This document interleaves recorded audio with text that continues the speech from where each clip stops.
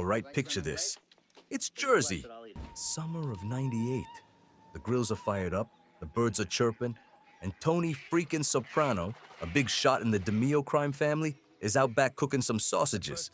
Then bam, out of nowhere, the guy hits the dirt. Goes down like a sack of bricks right there by the pool.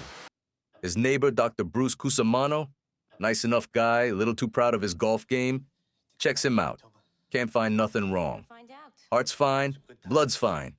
So what's the deal? Turns out our tough guy Tony Soprano's got panic attacks. Yeah, panic attacks. Cusimano sends him to see this shrink, Dr. Jennifer Melfi. Now, Tony walks in like he owns the joint. All attitude, no trust. He's sitting there breaking her chops about psychiatry, but Melfi's good. Cool, calm, doesn't flinch. So Tony starts talking. He's stressing over business, the whole operation. Says he feels like he came in at the end of something. That's vintage Tony. Half philosopher, half mob boss. Then he starts going on about these ducks that landed in his pool. Yeah, ducks. He fed them every day, watched them swim around like it was therapy. And when they flew away, just like that, boom, the guy breaks down. At home, things ain't any easier. His daughter Meadow's hanging around with this bad influence kid, Hunter. Carmela, Tony's wife. She's got opinions. Lots of opinions. And Tony's mother, Livia? Forget about it. Miserable old lady who hates everybody but still expects the world. Meanwhile, Tony's trying to break in his nephew, Christopher Moltisanti, a kid with too much ambition and not enough brains. They shake down this gambler, Mahaffey, over coffee. Sure, Tony, coffee. So the shrink's listening, taking notes, playing it cool. Tony's pretending it's all business talk, but she sees right through him. She says the ducks, the panic. It's all about family. The guy's terrified of losing what little good he's got left. Next thing you know, Livia's flipping out of the retirement home. Tony's on the floor again. Another panic attack. Back to Melfi. Gets some Prozac. Runs into her at a restaurant later. Pretends the decorating tips she gave him fixed everything. Classic Tony move. Meanwhile, his nephew Chris is out making a mess. Pops some Czech kid in the back of Satriale's over a garbage deal gone bad. Wants to dump the body in a company dumpster. Real genius move. But Big Pussy tells him to bury it instead. No body, no problem. Soon enough, the rival company folds, and Tony's crew keeps the contract. But not everyone's happy. His Uncle Junior is getting jealous, thinking Tony's getting too big for his tracksuit. Wants to take out a rival in Artie Bucco's restaurant, Vesuvio.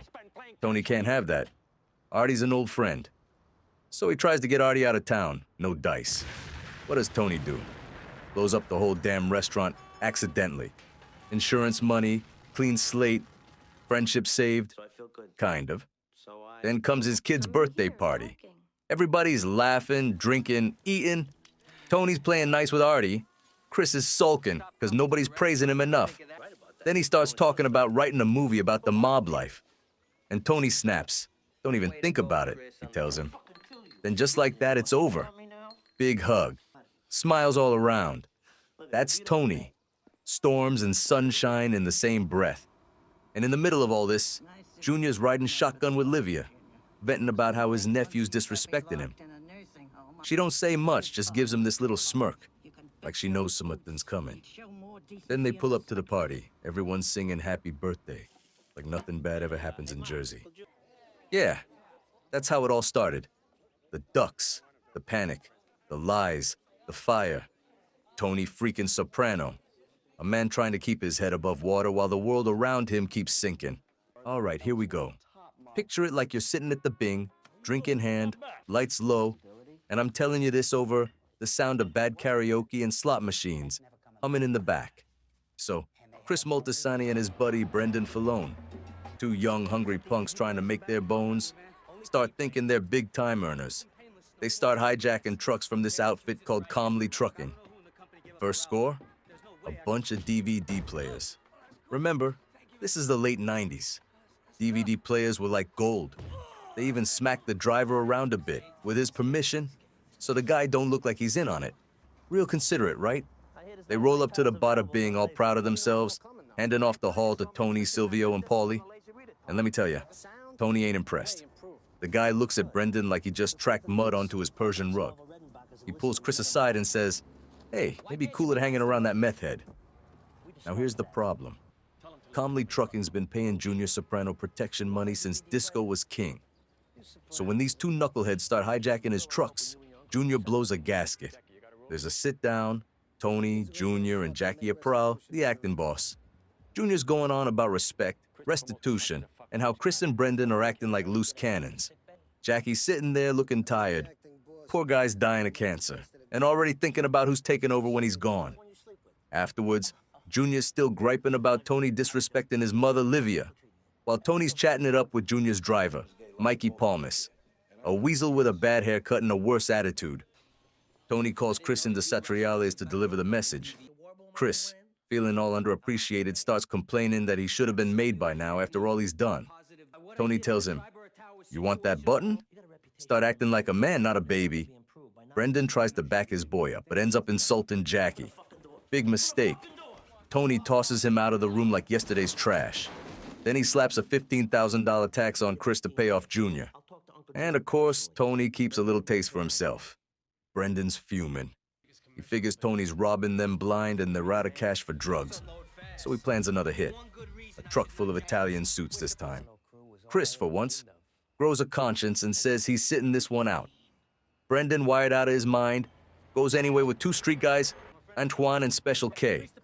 And wouldn't you know it, the whole thing goes sideways. Special K drops his gun, it goes off, ricochets, and kills the poor truck driver. Total chaos. They bolt. Brendan's left screaming in the dark, realizing he just crossed the line you don't come back from. Tony gets word, and now he's got to clean it up. He makes Chris and Brendan return the truck and pay Junior more restitution, but not before he and the boys snag a few of those suits for themselves. Business is business. Meanwhile, Tony's got other headaches. His son's teacher's car gets stolen, so he sends Paulie Walnuts and Big Pussy to handle it. They track down the punks who took it, but the car's already been chopped to pieces. So what do? They steal another one just like it. Drop it off at the school, paint's still wet, keys don't fit. Teacher's standing there all confused, while AJ's bragging his old man's a hero. Then there's Tony's mother, Livia. Jesus, the woman's a black hole of misery. She sets her kitchen on fire because she forgets she's cooking.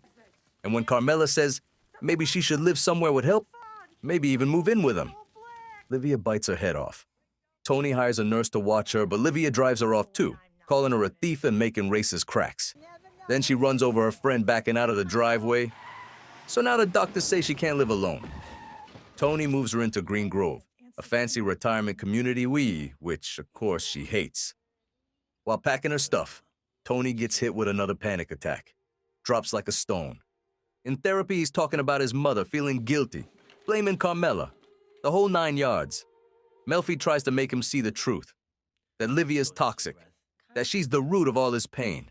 But Tony ain't having it. He can't admit he's angry at her. Can't even let himself say it. Melfi pushes and he storms out. And then you got poor Georgie, the bartender at the Bing, screwing up the phone system. Can't tell if he's talking to a person or a recording. Tony snaps, grabs the receiver, and beats him with it. Melfi said he'd displace his anger if he didn't face it. And wouldn't you know it, the doc was right. So yeah, hijacked trucks, family drama, dead drivers, and an old lady who could drive a saint to murder. Just another week in the life of Tony freaking Soprano. All right, now listen to this one. It's when things start heating up in Jersey. You got Christopher and Brendan still trying to stay on Tony's good side after that whole truck mess. They finally do what they promised. Return one of the stolen Comley trucks. No funny business. But Junior Soprano? Nah, he ain't satisfied. To him, respect's like oxygen, and these two kids just polluted his air. So Junior's sitting down to dinner with his pitbull of a driver, Mikey Palmas. They're talking about what to do with Chris and Brendan. Mikey, always itching to spill some blood, says they gotta make an example. Junior hesitates for about 5 seconds, then decides he'll think about it, which in mob speak means somebody's screwed. Meanwhile, Tony's got his own circus going on. Silvio comes to him with this Hasidic guy, Shlomo Titelman. Old man owns a nice little semi-luxury motel. Good cash flow, solid operation. Problem is, his son-in-law Ariel beats his daughter and wants a bigger cut of the business. So Shlomo says, Tony, you help me out, I'll give you 25% of the motel. Nice and clean, right? Except Hesh, Tony's old man's Jewish buddy, Dalte, tells him, don't deal with Hasidics, Tone. They're tougher negotiators than you are. Tony ignores him, of course. So Paulie and Silvio go rough up this aerial guy at the motel. They smack him around, threaten him, but he don't fold. Guy's got ice water in his veins, keeps talking about God and honor and all that. They grab him again later, take him to Satriale's, beat him some more. Still nothing. He's sitting there all bloody, talking about Masada, this ancient thing where a bunch of Jews chose death over slavery. Paulie and Silvio are looking at each other like, what the hell's a Masada? Finally, Tony gets dragged out of bed, literally pulled away from his Guma arena to deal with it himself. He tries his charm, tries his threats. Nothing works. So he swallows his pride and calls Hesh, who's probably laughing his ass off on the other end. Hesh gives him the magic word, threatened to cut off the guy's you know what. Tony does, and boom, Aprile folds. Divorce settled. But then Shlomo, this old fox, pulls a fast one. Says he ain't giving Tony the 25% after all. He's gonna pay him cash instead, and even give the son-in-law back 15% of the business. Says he don't approve of violence, and that Tony's created a golem. Tony asks what that means, and Shlomo says, you're a Frankenstein. Tony don't like that one bit. Back in therapy, Tony's talking about Jackie Aprile, his boss, his friend, dying slow from cancer. Melfi's trying to help him see how his head's full of negativity. But Tony ain't in the mood for philosophy. Says she's making him feel bad so she can bill him for more sessions, then storms out. Classic Tony. Still, he visits Jackie in the hospital, brings one of the Bing girls to give the poor guy a little private entertainment. Later, when Jackie's too weak to even talk business, you can see it in Tony's face. He knows change is coming. He tells Melfi he feels like a monster, and she asks if maybe he is one. That hits him deep. Over at Casa Soprano, Carmela's hosting some fancy silent auction for a hospital. She ropes in Artie and Charmaine Bucco to cater. Everything's all smiles, until Carmela starts acting like she's above everyone.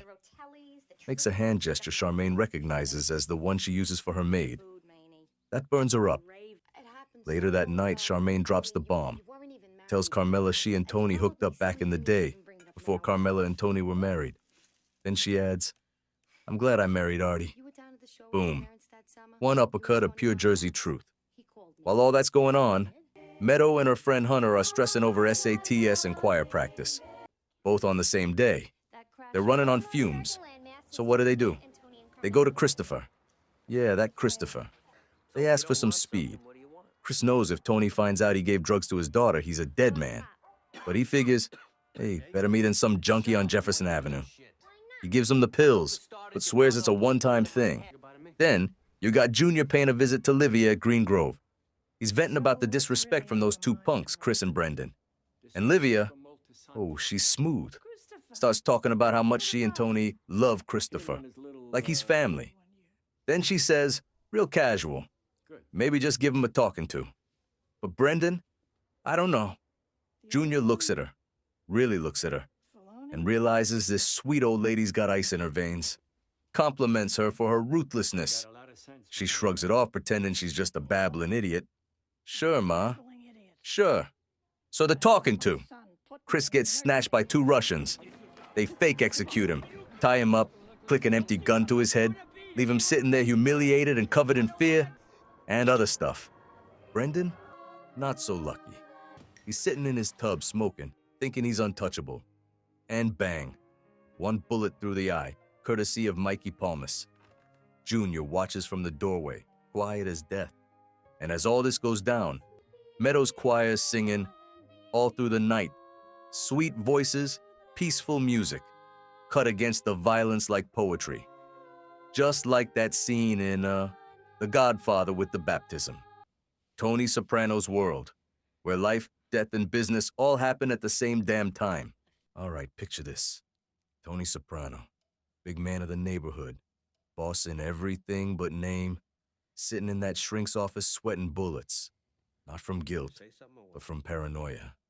He's starting to think the walls got ears. That any day now, One of his guys is gonna see him walking out of Dr. Melfi's office and start asking questions. One day he's leaving her suite and boom, there's Silvio freaking Dante right across the hall at the dentist. Tony damn near jumps out of his skin. He acts casual, but inside, he's thinking, Jesus Christ. If Silvio finds out I'm seeing a shrink, I might as well paint a target on my back. But here's the thing. Tony can't quit. Because somewhere between all the head games and the heartburn, he's catching feelings for Melfi. Yeah, feelings. He's sitting there talking about panic attacks and his mother, but he's really just staring at her lips, thinking things no mob boss should be thinking about his psychiatrist. And since Tony Soprano never does half of anything, he sends one of his crooked detectives, Vin Makazian, to Taylor, just to, make sure she's safe. Only Makazian gets the wrong idea. Figures she's Tony's side piece. So when he sees her out on a date with some poor schmuck, he flips. Pulls him over, says they crossed the double yellow, runs a sobriety test, then beats the guy senseless right in front of her. Tells her, "You got prime rib at home and you're going out for hamburger?" Real poetic, right? When Tony hears about it, he's half furious, half flattered. He starts thinking maybe this thing with Melfi's gone too far. Maybe he should quit. But Carmela, God love her, tells him he has to keep going. Says if he quits therapy, their marriage is finished. And she still thinks the doc's a guy. Meanwhile, his kid AJ's got his own drama. Gets into a fight at school, rips some kid's shirt, and the next day, the kid's handing him money to replace it. AJ's confused. Thinks maybe he's tougher than he thought. Meadow, who's always 3 steps ahead, tells him it ain't about him. Turns out the kid's old man met Tony the day before, in a nursery of all places, while Tony was buying pesticide for his corn, swinging an axe around like Paul Bunyan. Scared the guy half to death. The message was clear. Don't mess with a soprano. Later, AJ and Meadow find one of those mob websites. The kind that lists all the alleged gangsters in Jersey. And that's when it hits him. Their dad ain't just some waste management guy. Now over on the other side, Chris Moltisanti's a mess. He's still shaking from that fake execution, sleeping with a neck brace, jumpy as hell. Then he and Adriana find Brendan Falone, his partner in crime, floating dead in his bathtub, bullet through the eye. Chris loses it. Figures Tony had him whacked because of that whole thing with Meadow and the drugs.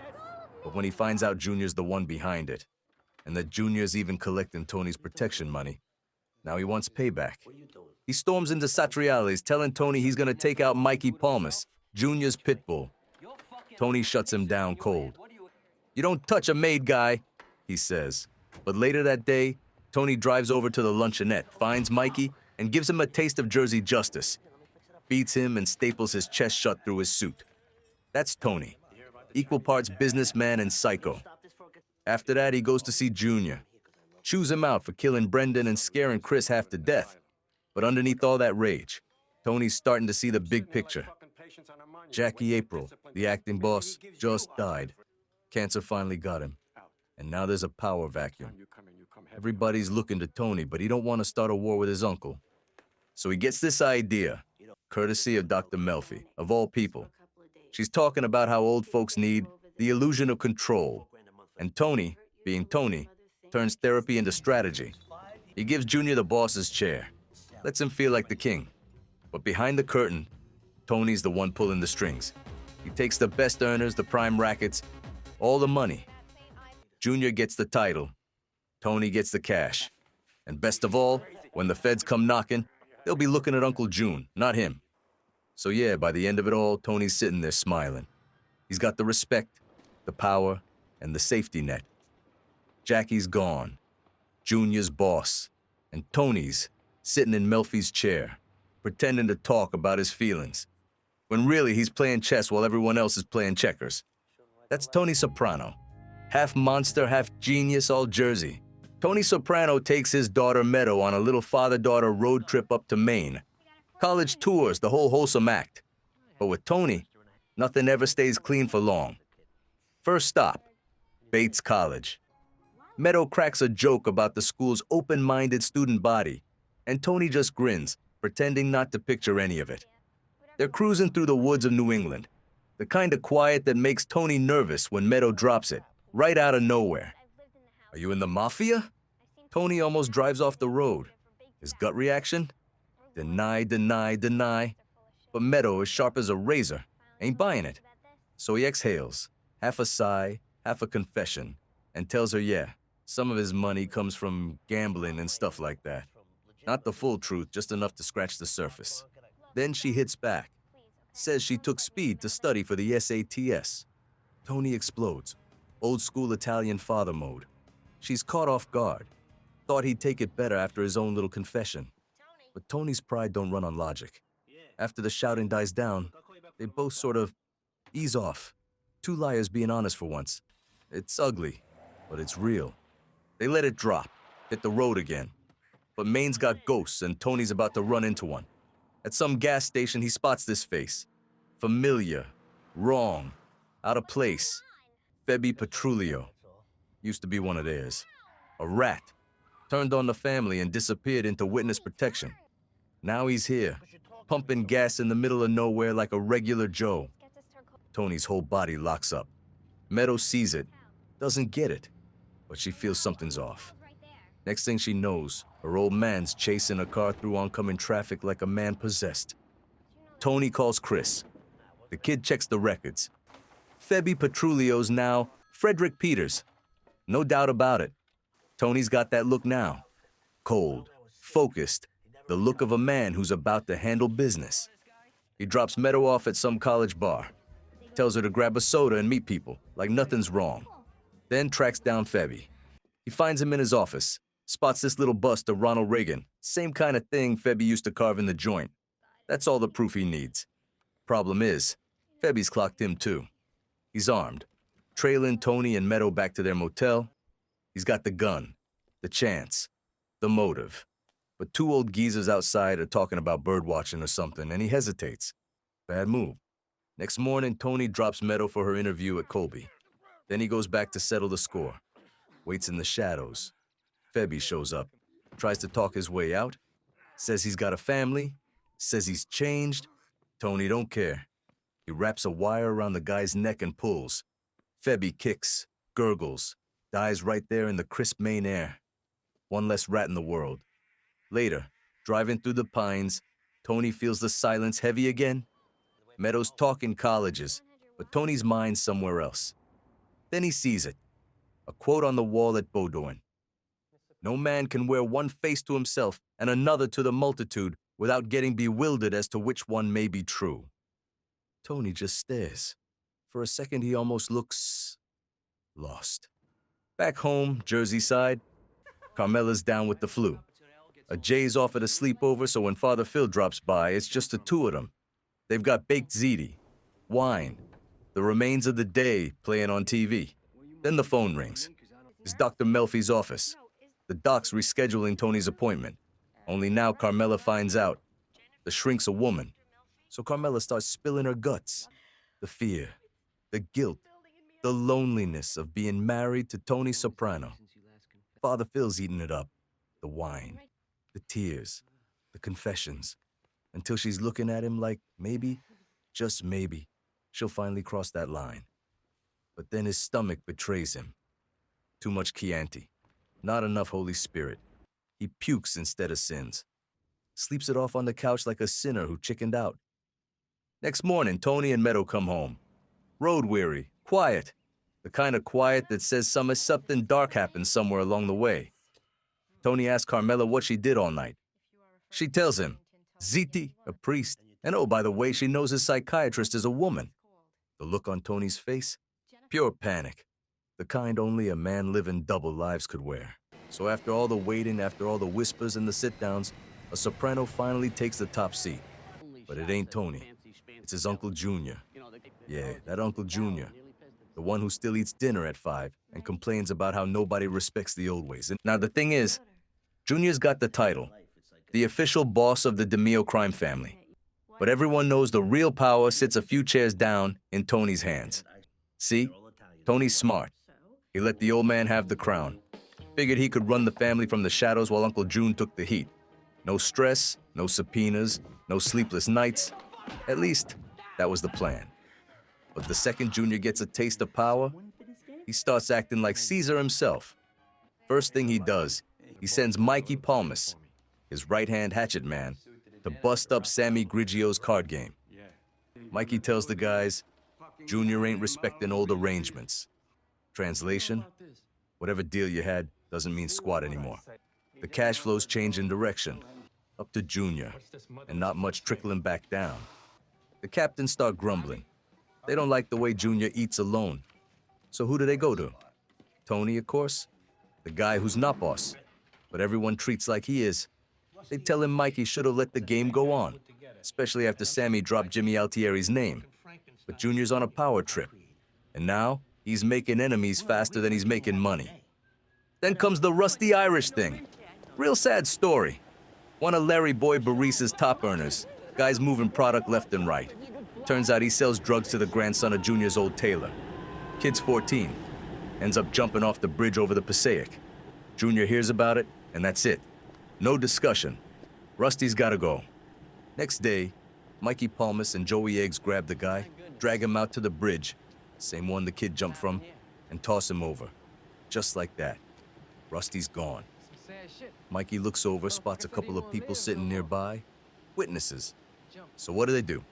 Pay him off. Say it was a suicide. End of story. Now, while all this is going on, Livia, Tony's mother, the puppet master herself, starts whispering in Junior's ear. Says he should start taxing Tony's Jewish friend, Hesh Rabkin. Never mind that Hesh's deal with the Sopranos goes way back, Solos, all the way to Johnny Boy, Tony's old man. Junior don't care. Livia's got him convinced Tony's keeping secrets. So Hesh goes to Tony, says he's had enough. He's ready to pack up and leave Jersey. Tony's not having it. He calls up Johnny Sack from New York, puts together this phony proposition that makes Junior feel like he's still in charge, while Tony and Hesh get to keep things just the way they've always been. Classic Soprano chess move. Then Tony meets Junior at this Little League baseball game. Nice, public, harmless. He starts talking about Augustus Caesar, about leadership, about how it's better to share the wealth than choke on it. He even reminds Junior about that old story he used to tell, the one about the two bulls on a hill.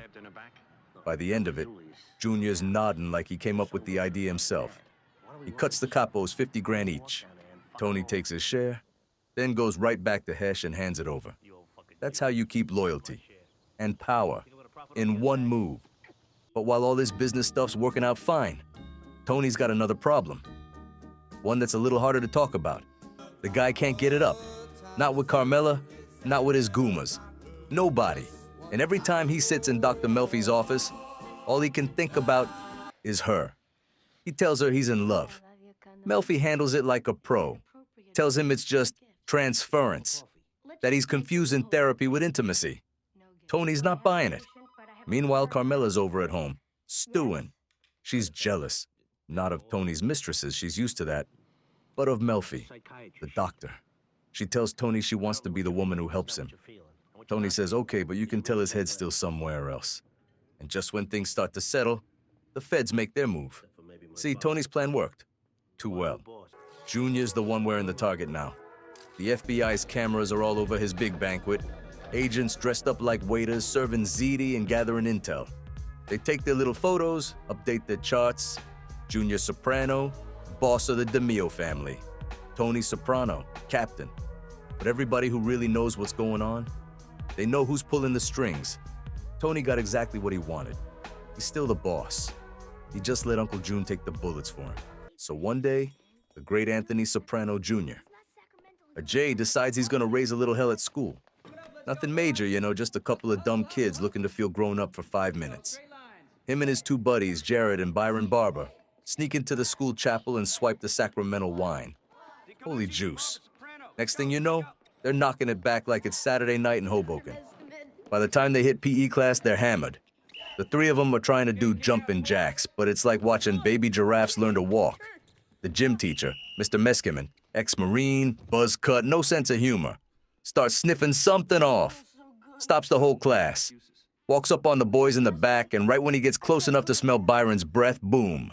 Kid pukes all over him. Just red wine and regret. Cut to Tony. He's on the construction site, minding his business, trying to keep up the appearance of a regular, hard-working guy. Phone rings. It's Carmela. Father Hagee wants a meeting. Now, you gotta understand, Tony's dealt with sit-downs that ended in shootouts, but nothing makes his blood pressure spike like sitting across from a priest talking about his kid. Father Hagee tells him a Jay's getting a 3-day suspension. The school shrink, Dr. Peter Galani, says maybe the kid's got ADD, wants to test him. Tony and Carmela nod like good parents, but you can tell, Tony's just trying not to explode. That night, the whole family's sitting around the dinner table. Uncle Junior, Livia, the works, when the news comes out. And instead of being mad, Junior and Livia go the other way. They're pissed off at the school, saying AJ didn't do nothing wrong, that boys will be boys. Then they start telling stories. Oh yeah, Tony, age 10, stealing cars, getting hauled into the principal's office every other week. Junior's laughing, Livia's smirking. They're remembering it like it's the good old days. AJ's sitting there, eyes wide, thinking his old man used to be some kind of legend. You stole a car, Dad. He's starstruck. Tony's face turns to stone. You can feel the heat coming off him. He slams his fork down, tells them all to shut it. That kind of behavior ain't nothing to admire. He don't want AJ thinking crime's cute. And then the kid mutters some smart-ass comment under his breath. Classic Soprano move.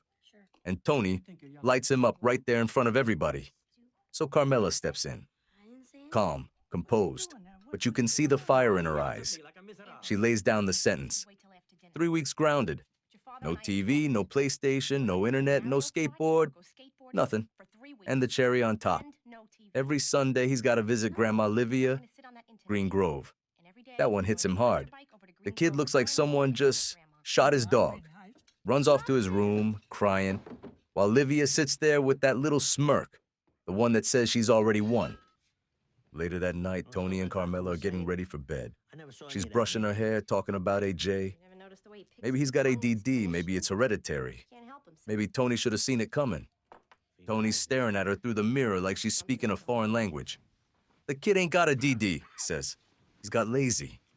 But Carmela's serious. She's been watching the kid, the daydreaming, the mood swings. She's worried. Then she shifts gears, starts talking about Meadow, how she's been acting strange lately. And Tony just sighs. You can tell, he'd rather face down a dozen FBI agents than deal with his own kids. It starts at Larry Boy Barise's daughter's wedding, a big fancy Italian affair. The band's playing, the wine's flowing, and all the maid guys are in their Sunday best, kissing cheeks and talking business between courses. But then Larry leans in with a face like death and drops the bomb. He's got a source in the bureau, some guy named Leon, and the feds are about to hand down indictments on the Jersey crew. That's all anyone needs to hear. Junior and Tony look at each other, real serious, and tell the captains, spring cleaning. That's mob speak for. Get rid of everything before the feds kick down the door. Suddenly, this wedding, this nice, respectable family moment, turns into a goddamn exodus. Capos start scooping up their wives and kids, whispering excuses, rushing for the exits. Plates of rigatoni still steaming on the tables. Cake untouched. The bride standing there crying as her guests scatter like rats off a ship. Tony and Carmela get home, and it's all business. They're moving fast, grabbing guns, stacks of cash, anything that might make the feds curious. Carmela's nervous. Tony's focused. He hides the cash and the heat in Livia's room at Green Grove. Nobody's searching an old lady's nightstand. But then he starts asking for her jewelry. Carmela freezes. What do you mean, my jewelry? Tony says he doesn't have receipts. The feds will take anything they can't trace. Then he asks for her engagement ring. That's where she draws the line. He lets her keep it, but you can tell. She's shaken. Meanwhile, Meadow and AJ are watching from the stairs, wide-eyed. Their parents are moving like criminals in a heist movie. Across town, Tony's guys are doing the same thing. Pussy and his wife tossing papers into the grill, smoke rising over the neighborhood. Silvio's at the Bing with Christopher and Georgie, crawling through the bathroom looking for bugs. The whole crew's on edge. All that money, all that blood. It's like the ghosts are coming to collect. Next day, Tony sits in therapy with Dr. Melfi. He tells her real casual that he might miss his next appointment. Might be going on vacation. She knows what that means. She's seen the news. At home, Melfi's ex-husband's going off about her Italian patient. He don't know it's Tony, but he's ranting about mobsters making Italians look bad. Says she should drop the guy, but she can't. She's too deep now. Tony's her white whale. Sure enough, Tony misses his next session. The reason? He's in handcuffs. The FBI's at his house, led by Agent Dwight Harris. They've got a warrant, and Tony's playing it cool, letting them do their job, until one of the agents, some guy named Frank Grasso, breaks a glass bowl. Tony clocks the name, hears the accent, and snaps. Figures, a fucking Italian. Carmela refuses to clean it up, so Harris makes Grasso sweep it himself. The family ends up eating Chinese takeout while the feds tear their house apart. Tony's fuming, complaining that Italians get singled out, starting in about Michelangelo and Antonio Mucci. A J chimes in that Alexander Graham Bell invented the telephone. Tony shoots back, bullshit. Mucci was first. That's Tony. Under investigation, still arguing about history. Next time he sees Melfi, she charges him for the missed session. That sets him off. He throws cash at her, storms out. He's angry, humiliated, but you can tell. He'll be back. Meanwhile, Christopher's losing it. He's having nightmares about the first guy he ever whacked, Emil Kohler. He drags poor Georgie out in the middle of the night to dig up the body, trying to quiet the guilt that won't shut up. But that ain't his only problem. He's still working on that screenplay, his big Hollywood dream, and he can't figure out the story arc. Says nothing important's happened in his life yet. The irony's thicker than blood. So one day he's at a bakery, waiting forever for a guy to serve him, and something just snaps. He pulls his piece and shoots the clerk right in the foot, just to make a point. That's Chris, trying to find meaning in life one bad decision at a time. Then Junior drops in on Livia. Big mistake. She starts talking and lets slip that Tony's been seeing a psychiatrist. Junior's eyes go wide. A boss in therapy. That's like leaving your confession taped to an FBI voicemail. Tony, meanwhile, tries to reach out to Chris. Tells him to talk about his feelings. Maybe even see somebody. Chris looks at him like he's nuts. Feelings. In this life, forget about it. Next day, Chris gets a call from his ma. His name's in the paper connected to a mafia story. She's upset, but he's thrilled. Finally, he's somebody. He drives to the newsstand, grabs every paper in sight, tosses them in the car, and speeds off grinning like a kid who just saw his name in lights. Thing is, in this world, that kind of fame don't end with applause. It ends with a bullet. All right, so picture this. The sun's out, the field's packed, and all the suburban dads are on the sidelines pretending they're watching the World Cup. And at the center of it all, Don Hauser, Tony Soprano's soccer coach. This guy's like Lombardi with a whistle. The team's winning, the parents are smiling, and Tony, Artie Bucco, and Silvio Dante, they're loving it. To them, this guy's a hero, a real stand-up citizen. After a big win, they invite him down to the Bada Bing for a few drinks. You know, a little thank you for making their daughters champions. Hauser fits right in, taking shots with wise guys like he's known them forever. The guy's on top of the world. But then boom. A week later, the Star Ledger runs a story. Coach Hauser's bounced into some fancy college gig. Just like that, he's leaving the girls, the parents, everyone, high and dry. Now the fellas don't take that kind of news lightly. They start leaning on him, the Soprano way. Paulie Walnut shows up at the guy's house with a 50-inch TV, tells him it's a gift, and won't take no for an answer. Christopher finds the coach's missing dog, probably the same one he snatched himself, and brings it back, wagging its tail like nothing happened. It's their own version of a contract negotiation. Meanwhile, the girls on the team, they're starting to crack. Word spreads that Coach Hauser's been messing around with one of the players, Allie Vandermeed. She's a good kid, Meadow's friend, but she's in way over her head. When she hears he's leaving, she loses it. Tries to take her own life while drinking with the other girls in the park. When Tony and Carmela get the call, they're sick about it. Meadow comes clean, tells him what's been going on between the coach and Allie. Tony's face goes cold. You can practically hear the gears grinding in his head. Now, while all this is going down in Jersey, Uncle Junior's down in Boca Raton playing his own game. He's been seeing this woman, Bobby Sanfilippo. Nice lady, likes her wine, likes her sunshine. and, apparently, really likes Junior's skills. Let's just say he's a generous lover. Only problem is, Junior doesn't want the world knowing he's, talented in that department. Says it's bad for his rep. Makes him look weak in front of the guys. But Bobby, she gets a little too chatty down at the beauty parlor. Next thing you know, it's floating through the grapevine, passing from hairdresser to housewife, until it lands right in Carmela's lap. And from there, straight to Tony. So the next time Tony and Junior hit the golf course, Tony starts busting chops, throwing little hints, cracks about eating out between swings. Junior picks up on it, fires back with digs about Tony seeing a shrink. You can feel the tension simmering. That night, Junior storms into Bobby's office, red-faced and ready to blow. She's terrified, thinking he's gonna hit her. But instead, he grabs a lemon meringue pie. Yeah, a pie. And smashes it right in her face. No words, no goodbye. Just meringue and silence. And that's the end of their little Boca romance. Back home, Tony's still stewing about the coach. The more he thinks about what that guy did to a kid, Meadows' friend, the angrier he gets. He's ready to have the guy clipped. Just wipe him off the map. But then he sits down with Dr. Melfi. She asks him, calm as ever, why he feels like it's his job to right society's wrongs. And it hits him. Maybe she's right. Maybe this ain't his cross to bear. Later, Artie Bucco pleads with him too. Says justice will come the legal way. So Tony backs off. He calls off the hit. The coach gets picked up by the cops instead. That night, Tony stumbles home, a few Xanax and drinks deep, feeling half proud, half numb. He tells Carmela and Meadow, who's listening from the stairs, hey, I didn't hurt nobody. And for once, that's true. So here's how it goes.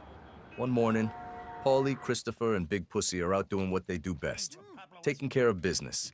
They hit up this Colombian drug dealer. Slick operation, high risk, big reward. Guns out, nerves tight. It's messy, loud. But in the end, they walk away with bags of cash. We're talking serious money, the kind of score you dream about but only hit once in a lifetime. Tony calls it exactly that. A once-in-a-lifetime score. He ain't wrong. Now Chris. He's riding high. Got money in his pocket, girl on his arm, feeling like the world's finally giving him a break. He and Adriana head out to meet this rapper. Massive genius. Yeah, that's his name. Big-time artist, mansion, gold everywhere, ego to match. Chris figures this guy's the future, maybe even a way out of the life. So he sets up a sit-down between Massive and Hesh Rabkin, Tony's old-school music guy. Massive says he's there on business. Claims Hesh ripped off the mother of some old black singer for $400,000 in royalties. Hesh, cool as ever, just smirks and calls bullshit. Says if Massive wants to play that game, he'll hit him right back with a lawsuit for sampling one of his tracks without permission. Massive plays tough, says, see you in court. The meeting ends, everyone's still alive, but the tension's thick enough to slice. After Massive leaves, Tony and the crew laugh about it. A gangster who settles beefs in a courtroom. What's next? Paulie says. Drive-bys with subpoenas? Now Adriana. She's got stars in her eyes. Says she wants to be a music producer. Says Massive can help her get in the business. Chris, feeling generous and flush from the Colombian job, agrees to bankroll a demo. The band? Visiting Day. Adriana's pet project. Only problem? Their lead singer's her ex-boyfriend, this schmuck named Richie Santini. They rent a studio. Everyone's pretending to be professionals. Only the band stinks. They're out of tune, offbeat, totally clueless. Chris starts losing patience, starts losing it, really. And when Richie starts talking slick, Chris grabs his guitar and smashes it over his back. Demo over. Hesh pulls Chris aside later and tells him straight. Kid, these guys, they suck. And he's right. Chris starts putting two and two together. Massive ain't helping, because he believes in the music. He's sniffing around Adriana. When Chris tells her, she flips out. Says he's jealous, insecure, trying to hold her back. Storms out. Classic. Meanwhile, over in domestic Jersey, Carmela's getting the itch. She starts wondering what happens if Tony's not around someday. The money, the kids, the house. The whole thing suddenly feels shaky. Then one of her friends gives her a stock tip. And wouldn't you know it, She actually makes a profit. For a second, she feels independent, like she's got her own thing going. And Tony, he's having one of his identity crises again. Gets invited to the country club by his neighbor, Dr. Cusimano. His doctor, golf freak, nice house, perfect lawn. Tony figures, hey, maybe it'll be nice to hang with the Medigans, white bread Americans who didn't grow up breaking kneecaps to make rent. But the whole time, these guys won't stop busting his chops. Ever whack anybody, Tony? What's a capo? How do you hide the bodies? Tony's sitting there smiling, but inside, he's boiling. Later, he tells Melfi it felt like he was a dancing bear. They didn't see him as a man, as just a sideshow attraction with a golf handicap. So what does he do? He gets even. Next time he sees Cusimano, Tony hands him a little package. Small, wrapped up tight, heavy. Do me a favor, Bruce. Hold on to this for me. Don't look inside. Cusimano goes pale, nods, stammers. You can see his perfect little suburban brain short-circuiting. What's in the package? Sand. Nothing. Just Tony having a laugh. That's Tony Soprano for you. Part mob boss, part prankster, part philosopher. And everyone else? They're just trying to figure out who the hell they are in his orbit. End of the day, it's just another week in Jersey. Easy money, bad music, fake friends, and a bag full of nothing. All right, picture this. Tony's crew is out and about, playing pool, cracking jokes, just another night in Soprano world. Then, bam, the feds come crashing in like a bad dream with flashlights and attitude. They bust in on Jimmy Altieri's pool hall and there's big pussy Bonpensiero, caught dead to rights. They pull back the pool table and, surprise, a whole arsenal of guns sitting underneath like a second prize. It's bad, real bad. Next thing you know, Pussy's crying about his back. Says the chase made it worse. That's his story anyway. Now Tony's trying to keep the wheels on, but Vin Makazian, this crooked cop who owes Tony a few favors, shows up by the docks, all out of breath and smelling like cheap whiskey in desperation. He tells Tony he's got an informant in his crew. Says it's Big Pussy. Drops it like it's gospel. But here's the thing. Makazian's a degenerate gambler, and he owes Pussy 30 large. So Tony's thinking, yeah, maybe Vin's judgment ain't exactly top shelf right now. Tony wants proof. Wants to see the paperwork. But before Makazian can hand anything over, the guy gets pinched in a whorehouse. And not just by himself either. He's in there with Raymond Curto, one of Tony's capos. It's a real circus. Next day, Vin's out on bail, face gray as cement. He gets in his car, drives to the Good Kind Bridge, and takes a header off the side. Just like that. No note, no goodbye. Just gone. Tony goes to the madam who ran the place, this lady who knew Vin better than anyone. And she tells him Vin looked up to him. Said Tony was one of the few guys who treated him like a person. You can see it hit Tony right in the chest. Guilt, sadness, the whole cocktail. Because under all that bravado and muscle, Tony knows what it feels like. That darkness, that weight. Vin jumped off a bridge, and Tony can't help but see himself in that fall. Meanwhile, Pussy's back home, literally, nursing his bad back, dodging calls, and not doing his collections.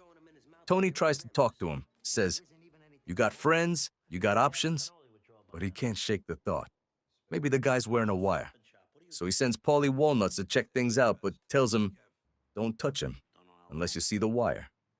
Paulie takes Pussy to a steam room. Perfect setup. But Pussy won't take his towel off. Says the doctor told him no heat. Bad for the blood pressure. Paulie don't buy it. But what can he do? Tony even brings it up with Melfi in therapy. Says his friend's got all these physical problems. She looks at him like she sees right through it. Tells him, maybe it's all in the guy's head. Maybe the guilt's eating him alive. Then, out of nowhere, Jimmy Altieri, the guy who got busted with Pussy, shows up at Tony's house. Too many questions, talking too fast, eyes darting around. Tony's radar lights up like Times Square. He starts thinking, wait a minute, maybe it's Jimmy. He tells Paulie and Silvio. It's not Pussy. It's Jimmy. Paulie's relieved. Says he didn't touch Pussy, and anyway, Pussy's disappeared. Just gone. While all this paranoia's bubbling in Tony's world over in the other corner of Jersey, Uncle Junior's getting his own ideas. He's sitting with Livia. Tony's mother, the queen of manipulation. And she drops a little poison in his ear. Says Tony and the other capos are having secret meetings at Green Grove, that retirement home she hates so much. Junior takes the bait, starts seeing plots everywhere. He's still sore about Tony embarrassing him over that whole pie-in-the-face thing with Bobby. Still humiliated, still angry about how Tony treats him since Jackie April died. So, with Mikey Palmas and Chucky Signore whispering in his ear, Junior makes a call. He's gonna have Tony whacked. And maybe that's the saddest part of all. Because in Jersey, blood's supposed to mean something. But when money, pride, and paranoia get mixed in, even family ain't safe. All right, picture this. It's a gray Jersey afternoon. Sky looking like wet cement, and everyone's wearing their best black suits for Marielina Capuano's funeral. You got the choir humming, incense in the air, and Junior Soprano sitting in the front pew sweating through his collar. See, the old man's got something heavy on his chest. He just put out a hit on his own nephew. Now, normally, Junior's the type who keeps his cool. But that day, he's jumpy, hands shaking a little, eyes darting around like he's expecting Tony to pop up behind the casket. It's funny. You can order a man's death, but waiting for it to happen? That's what really eats you alive. Meanwhile, Tony's slipping further into his own head. He's been taking these lithium pills, trying to get his brain chemistry in order. But instead, he's starting to drift. Then one day, he sees her. Isabella. Beautiful, mysterious, the kind of woman who don't belong in a Jersey cul-de-sac. She's in the Cusimano's garden next door, says she's a foreign exchange student from Italy. Tony's mesmerized. The way she talks about Avellino, his family's hometown. It's like she's singing him back to a place he's never even been. Next thing you know, he's taking her to lunch, sitting there with this soft smile on his face like he's 15 again. And in his head, he's seeing her holding a baby named Antonio. She's breastfeeding it, all this warm Italian sunlight around her. It's peaceful, beautiful, the kind of peace Tony Soprano don't ever really get in this life. But while Tony's lost in his dream, Junior's making moves. He gives the nod to have Tony clipped. Two hitters, Rasheen Ray and William Petit Claiborne, get the contract through this lowlife named Donnie Paduana. The plan's simple. Wait for Tony at a newsstand he hits every week, take him out clean. Only problem, Tony's got his own routine. He stops at a donut shop next door, then slips out the back to go see Dr. Melfi. And as fate would have it, Christopher, paranoid and loyal in equal measure, follows Tony that day. He pulls up right in front of the hitmen blocking their shot without even knowing it. Whole thing falls apart before it starts. Later, Donnie makes the mistake of cracking a joke about Tony's mother ordering the hit. Junior don't like that one bit. Gives Mikey Palmas the nod, and Mikey drops Donnie right there, no hesitation. That's how fast your life ends in Jersey. One bad wisecrack and you're feeding the worms. The next day, Ray and Claiborne take another swing. Tony's at the newsstand again, minding his business, sipping some OJ when he catches the guy's reflection in his car window. He ducks just in time. The bullet takes out the juice instead of his head. Tony reacts fast, wrestles one guy, and next thing you know, they're all over the street. Guns, blood, panic. One of the shooters ends up dead. The other's hanging off Tony's car as he floors it. Tony gets away, yeah, but he crashes hard. Messed up leg, ear grazed by a bullet, but still breathing. At the hospital, the feds swoop in like vultures. Agent Harris, trying to play it straight, tells Tony they can get him protection, new identity, the whole deal.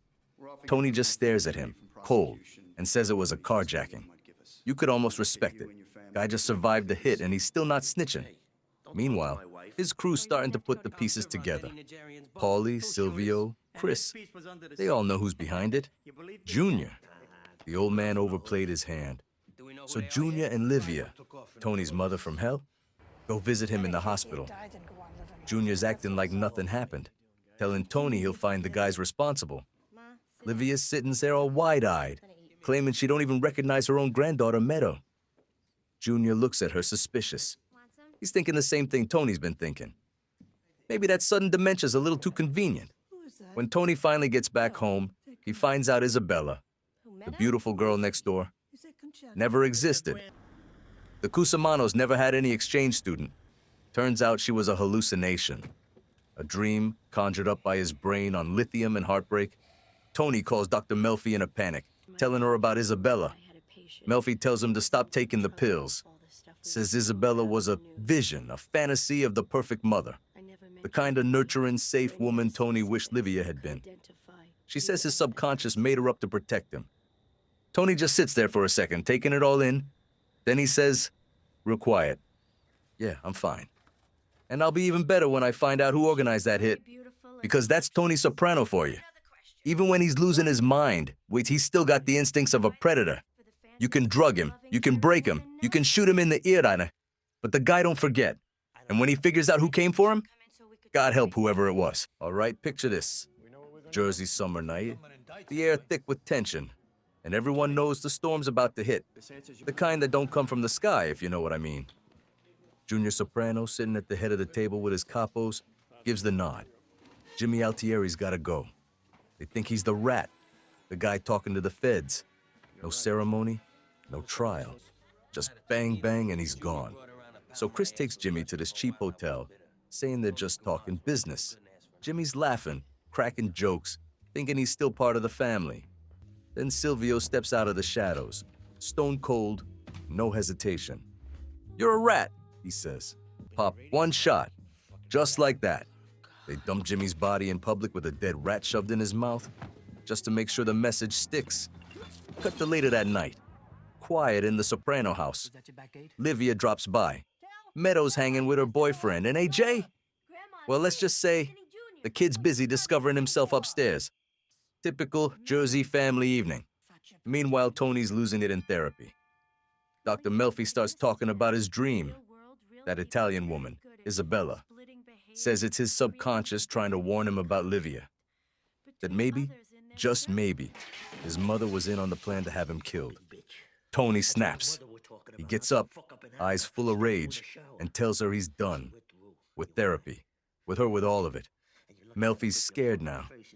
Soon as he storms out, she locks the door behind him. You can almost feel her heart pounding through the glass. Life goes on in Jersey, though. Carmela's having lunch with Rosalie at Artie Bucco's new joint, Nuovo Vesuvio. Father Phil swings by talking about how Rosalie gave him Jackie April's Rolex like it's communion wafers or something. Meanwhile, Tony's meeting with the feds, Harris, Grasso, Cubitoso, and they play him a tape. Junior and Livia talking about Tony, about his therapy, about killing him. You can see it in his face, that moment when love turns to hate. And just when you think it can't get worse, Livia goes and tells Artie that Tony burned down his restaurant, the one that's been in his family for generations. Artie shows up outside Satriale's with a rifle looking like a man who's lost his mind. Tony swears on his mother, that he didn't do it. Says Livia's senile, confused. Artie don't buy it. He drives off furious, leaving Tony there in the street, looking like he just swallowed glass. Back at the Bing, Tony gathers his guys. Paulie, Silvio, Christopher. He tells them straight. It was Junior. The old man tried to have him clipped. So now they gotta move quiet. Chucky Signore's first on the list. Tony and Silvio find Chucky down by the docks getting his boat ready. They start talking about fishing, laughing, real casual. Tony's got this big fish in his hand, showing it off, and suddenly, bam. He pulls a gun right out of the fish's mouth and drops Chucky on the spot. Beautiful move. Old school. They chain him up with cement blocks and dump him into the Atlantic. Jersey style. But underneath it all, Tony's broken. He goes back to Melfi, apologizing for losing his temper. Tells her she's got to skip town for a while. That things are about to get messy. She tries talking sense into him, but he tells her straight. You're involved, whether you like it or not. That's Tony. Even when he's trying to protect you, it sounds like a threat. Later, Tony opens up to the guys at the Bing, tells them he's been seeing a shrink. Paulie and Silvio. They take it surprisingly well. Paulie even admits he went to therapy once. Says it helped with his coping skills. Chris, though, he don't take it so good. Storms off, feeling betrayed. Artie, meanwhile, can't shake what Livia told him. Goes to Father Phil. Says he wants revenge, but can't tell his wife because it'll crush her. The priest, being the self-righteous hypocrite he is, tells him to confess everything and rat out Tony. But Artie can't do it. He's angry, yeah, but he ain't stupid. Carmela catches Father Phil later, whispering with Rosalie like a couple of teenagers. She don't say nothing. Just walks out, crushed. When he shows up later, she tears him apart, calls him a manipulator of spiritually thirsty women. He stammers, can't even defend himself. All he can manage is one little word: whoa. Then there's Mikey Palmas, Junior's lapdog, out for a jog in the morning, sweating, humming to himself. Paulie and Chris catch up to him. Mikey runs into the woods screaming, but there's nowhere to go. Chris shoots him in the leg and Paulie empties the clip. Brendan says hi. Chris sneers. That's how beef gets settled in this world. Fast, final, and personal. Before they can get to Junior, though, the feds swoop in. They round up the whole crew. Junior, Larry Boy, Beppy Sasso, 13 of them. Tony's name don't come up. He's clean on this one. Junior gets offered a deal. Give up Tony as the real boss. But the old man's stubborn, won't talk. So they throw him in federal lockup. Tony's got one more stop to make. Green Grove. He's done holding back. Walks into Livia's room with murder in his eyes and a pillow in his hands. He's ready to end it. But the nurse comes running. Says Livia's had a stroke. They wheel her out on a gurney. Tony's standing there shaking, staring her down. I know what you did, he growls. And maybe she can't talk. Maybe she can't move. But Tony swears he sees her smile. That twisted, satisfied grin. It's the last straw. He loses it, thrashing at the nurses before storming out. Melfi's gone by then. Skipped town like he told her to. Tony shows up, finds only the cleaning lady. No answers. That night, rain's pouring down. Tony and his family end up at Nuovo Vesuvio, riding out the storm. Paulie, Silvio, Chris, Adriana. They're all there, trying to pretend things are normal. Tony lifts his glass, looks around the table, at his crew, his family, what's left of his world, and says, enjoy the little moments that were good. And for one split second, you believe him. Because in Jersey, that's all you ever really get. Little moments between the chaos. All right, so picture this. It's been a few months since all hell broke loose in Jersey. Mikey Palmas is pushing daisies, Chucky Signore's swimming with the fishes, and Livia's laid up in a hospital bed. The smoke's finally starting to clear, and for a second there, it almost feels like things are normal again. Almost. Tony's off the lithium and the shrink, so he's back to doing what every wise guy does when his brain starts acting up. Self-medicating. A couple glasses of scotch here, a few late nights with the Guma there. Dr. Melfi, meanwhile, she's running therapy sessions out of some fleabag motel, still looking over her shoulder. Chris Moltisanti? He's pulling one of his classic stunts. Hires some poor schmuck to take his stockbroker exam so he can play Gordon Gekko without ever learning the job. Next morning, Tony goes out for the paper and sees this old Buick Riviera parked across the street. He freezes, thinking it's another hit, the kind of thing that starts with a windshield glare and ends in the obituaries. Then the door opens, and out steps Big Pussy Bonpensiero. Pussy says he's been in Puerto Rico, getting back surgery and fooling around with his acupuncturist. Says he couldn't tell his wife. Says he didn't feel safe in Jersey after all the heat. Tony don't buy it. He hugs him, pats him down for a wire mid-embrace. Pussy gets insulted, starts talking tough, so Tony gives him another hug, this time for real. That's Tony. Never let a guy know which hug's the one that matters. At the Bing, the crew welcomes Pussy back like he just came home from the war. Silvio's doing his Godfather impressions. Everybody's laughing, drinking, acting like things are fine. But Tony's got eyes on Pussy the whole night. Half friend, half suspect. Next thing, Tony decides it's time for a little house cleaning. Philly spoons. Parisi's been running his mouth, talking about Tony seeing a shrink and maybe wanting his mother gone. Not the kind of thing you gossip about when the boss is still breathing. So Tony gives Gigi Sestone the job. Says it'll look less obvious if it comes from one of Junior's own guys. Tony makes a call from a payphone, voice calm as can be. It's over, he tells Melfi. You can come home. Meanwhile, Chris finally gets his shot at being a big-time stockbroker. He's head of compliance, which basically means he's the crook in charge of keeping the other crooks in line. They're pushing some scam stock called Wabistics.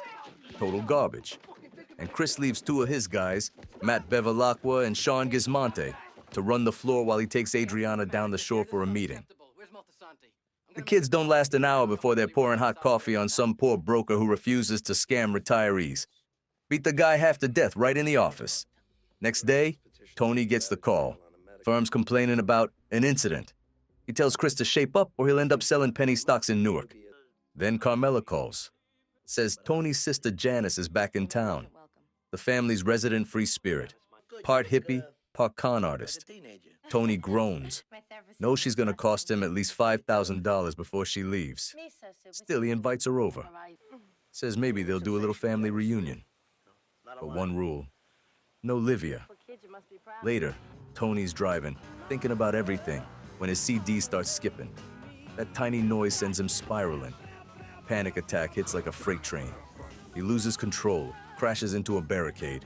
Airbag saves his life, but not his nerves. He tries seeing another shrink, using a fake name.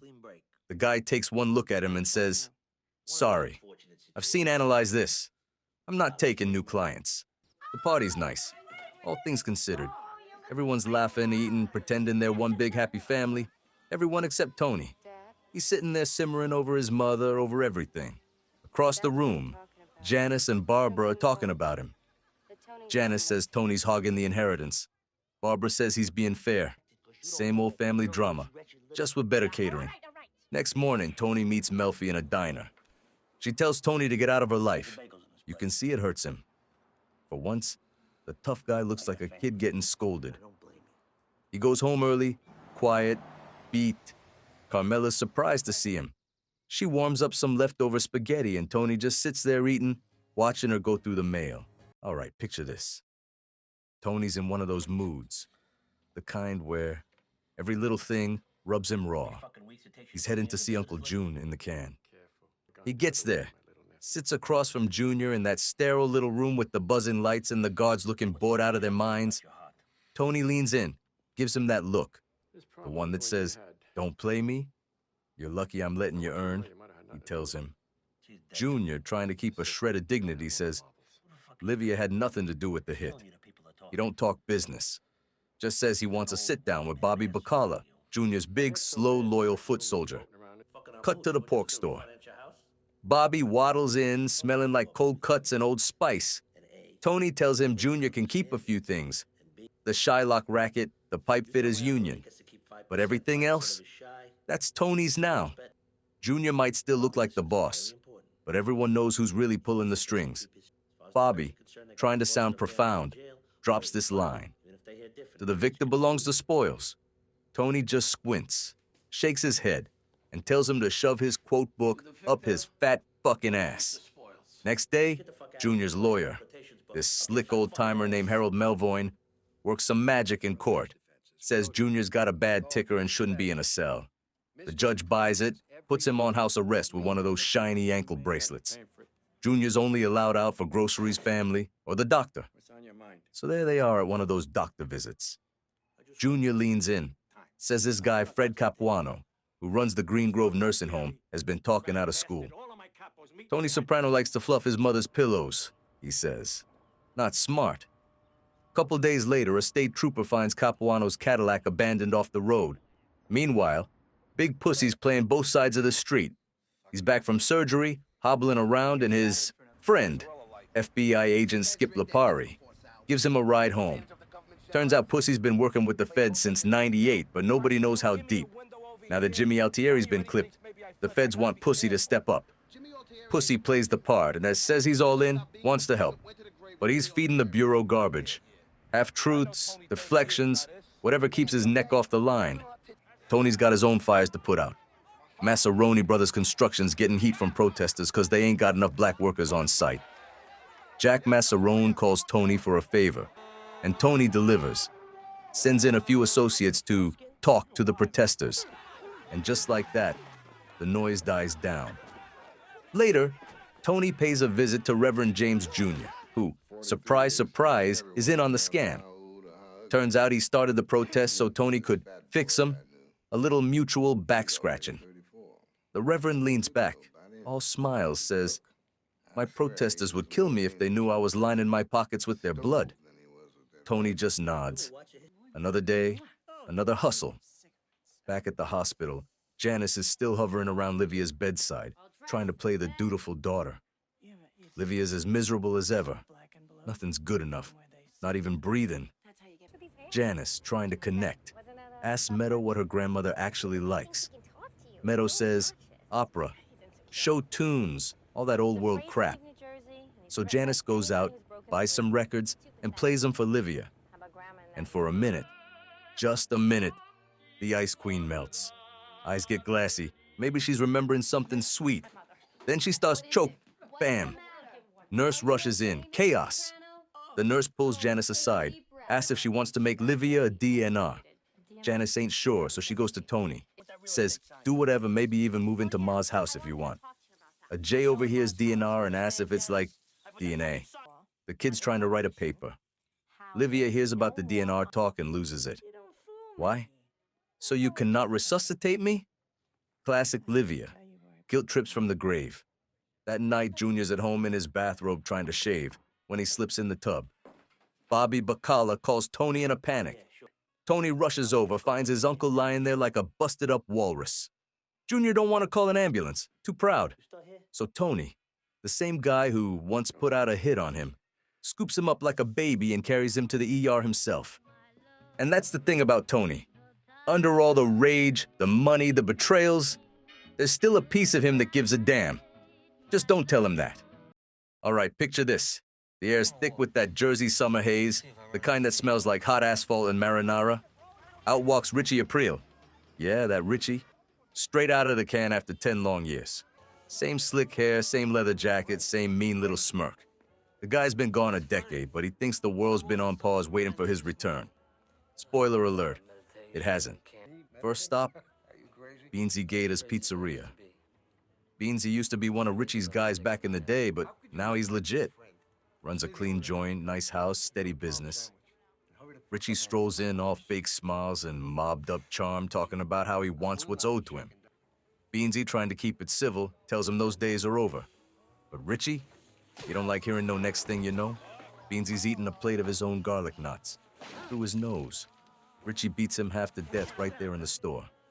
That's respect, Richie says. Welcome home, Richie April. Meanwhile, Tony's got a different fire to put out. His daughter, Meadow, threw a drug-fueled party at Grandma Livia's house. The cop on Tony's payroll drops the dime, and Tony's livid. Him and Carmela start going back and forth about punishment. Carm's thinking grounding. Tony's thinking murder. Then Meadow, cool as ice, plays it smart, says, take away my credit card for 3 weeks. Tony thinks, look at my kid taking responsibility. Turns out she's got cash stashed anyway. The little genius played both her parents like a pair of slot machines. Janice, of course, sticks her nose where it don't belong. At first, she defends Meadow, saying it's just her finding herself or some hippie crap like that. Carmela, all polite but deadly, tells her to butt out. Then Janice sees the wreck at Livia's house. Beer cans, puke stains, you name it.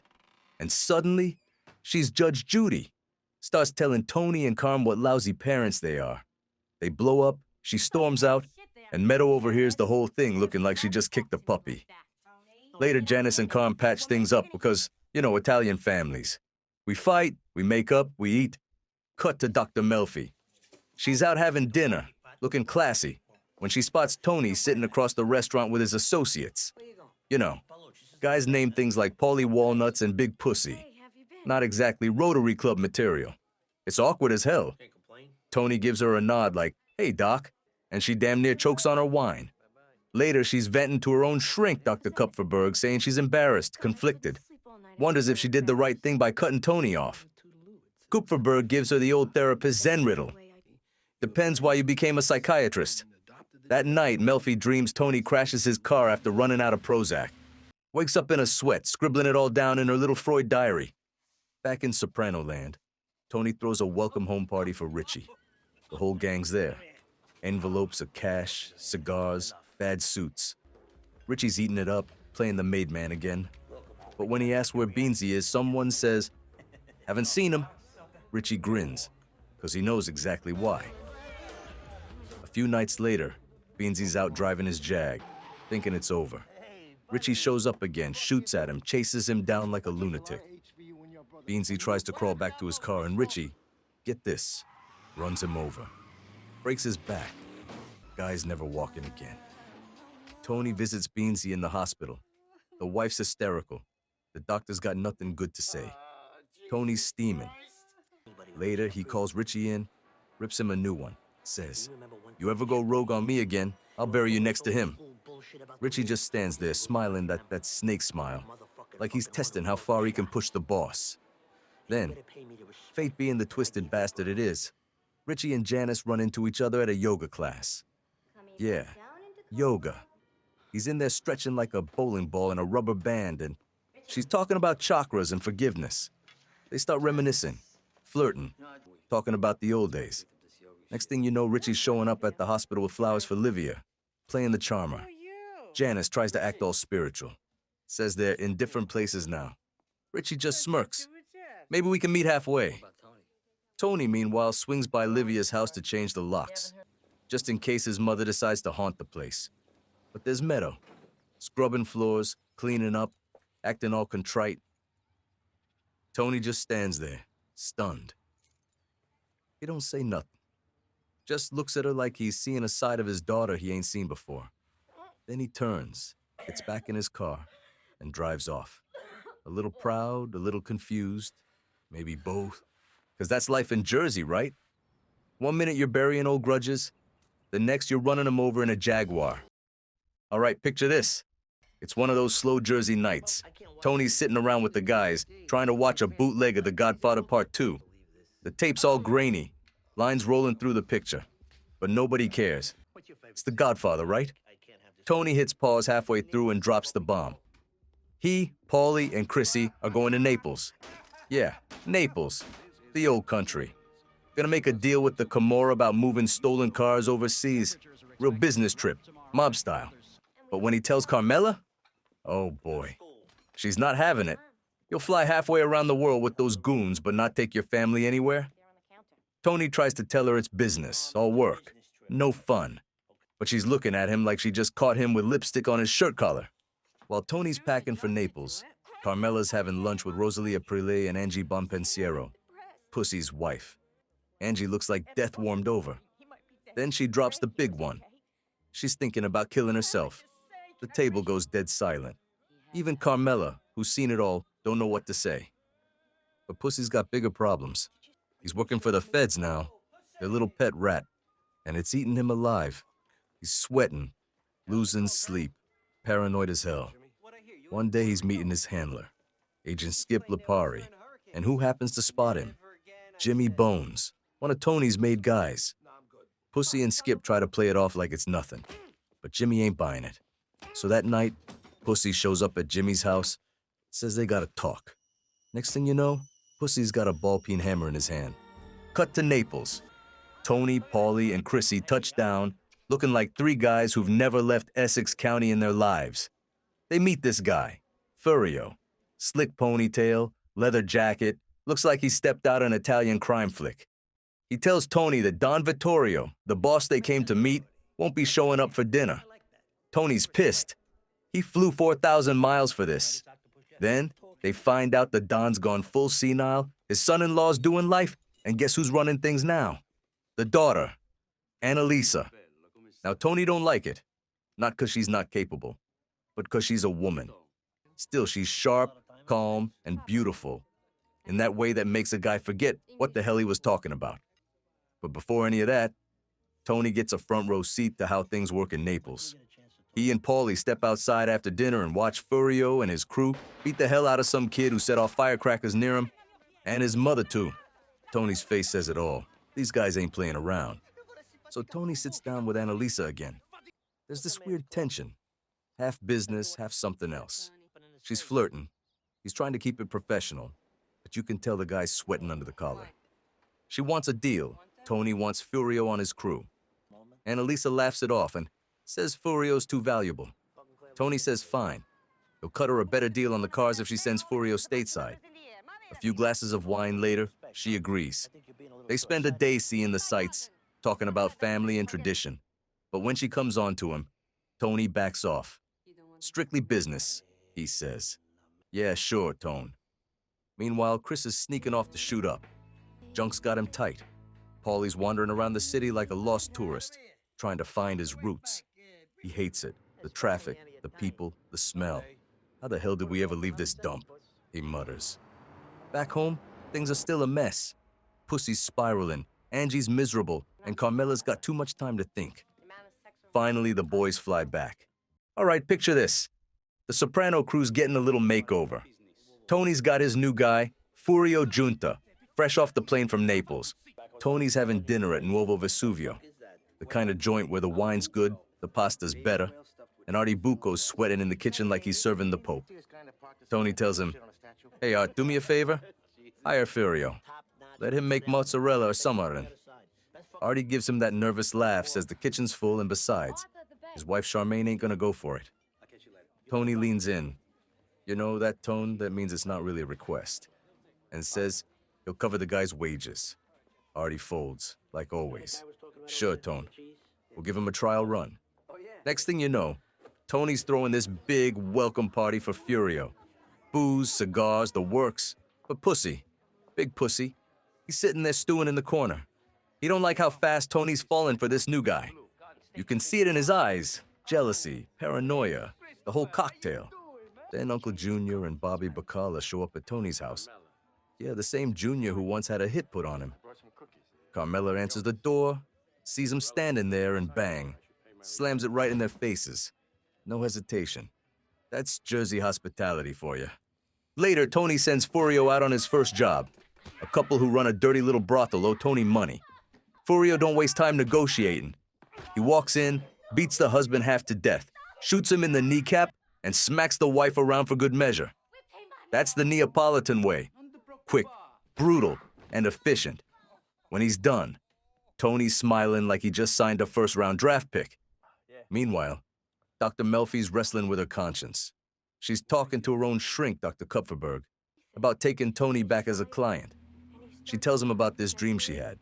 Tony crashing his car, blood everywhere. And she's starting to think maybe that was her guilt talking. She calls Tony, says she's got an opening if he wants it. At first he says no, claims he's doing fine without therapy. But you can hear it in his voice. He misses her. And sure enough, next day he's sitting back on that couch. Then you got Christopher. Poor kid's trying to find himself. Adriana signs him up for this acting class, says it'll help with his creative side. He goes, and right away he's hating it. The teacher's all artsy-fartsy, talking about truth and emotion. Chris tries to play it cool, but when he's acting out this scene from Rebel Without a Cause, something cracks.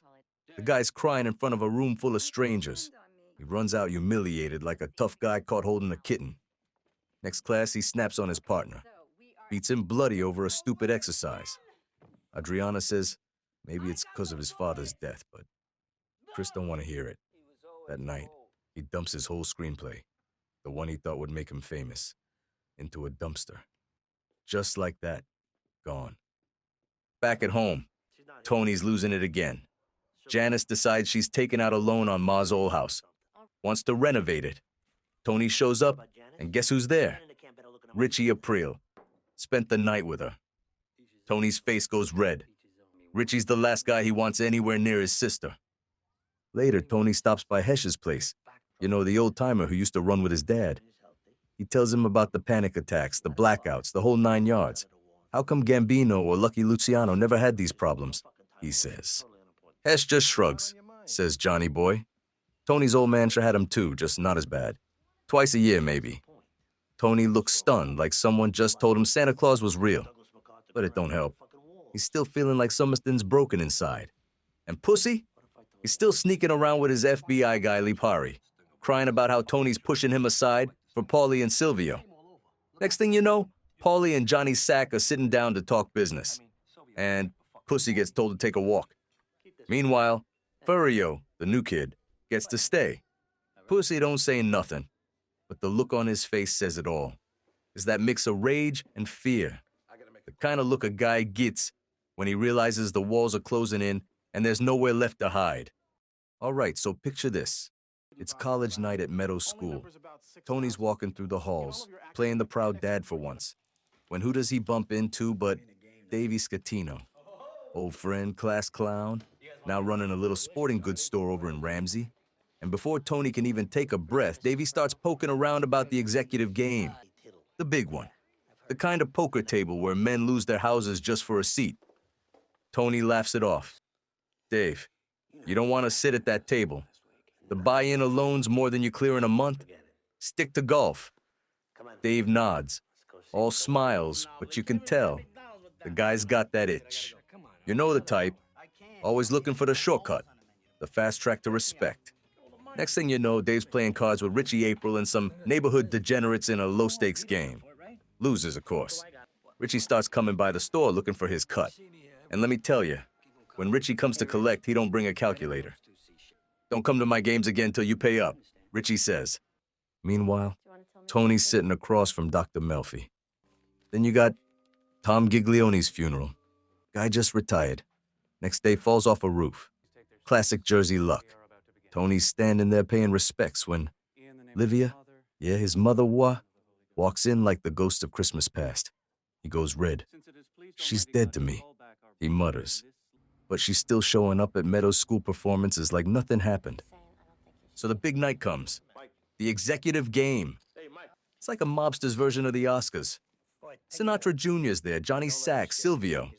Even Dr. Ira Fried, the sex doctor. The cigars are fat, the cards are flying, and everyone's losing big money with a smile. Then in walks Davy Scatino. You can see that gambler's gleam in his eye. Finally, Tony sighs. Lets him in for $5,000. And wouldn't you know it, Davy wins. He's smiling, laughing, drinking like he's Sinatra himself. But by sunrise, he's $45,000 in the hole. Turns out he borrowed against Tony while Tony was asleep. That's suicide with cards.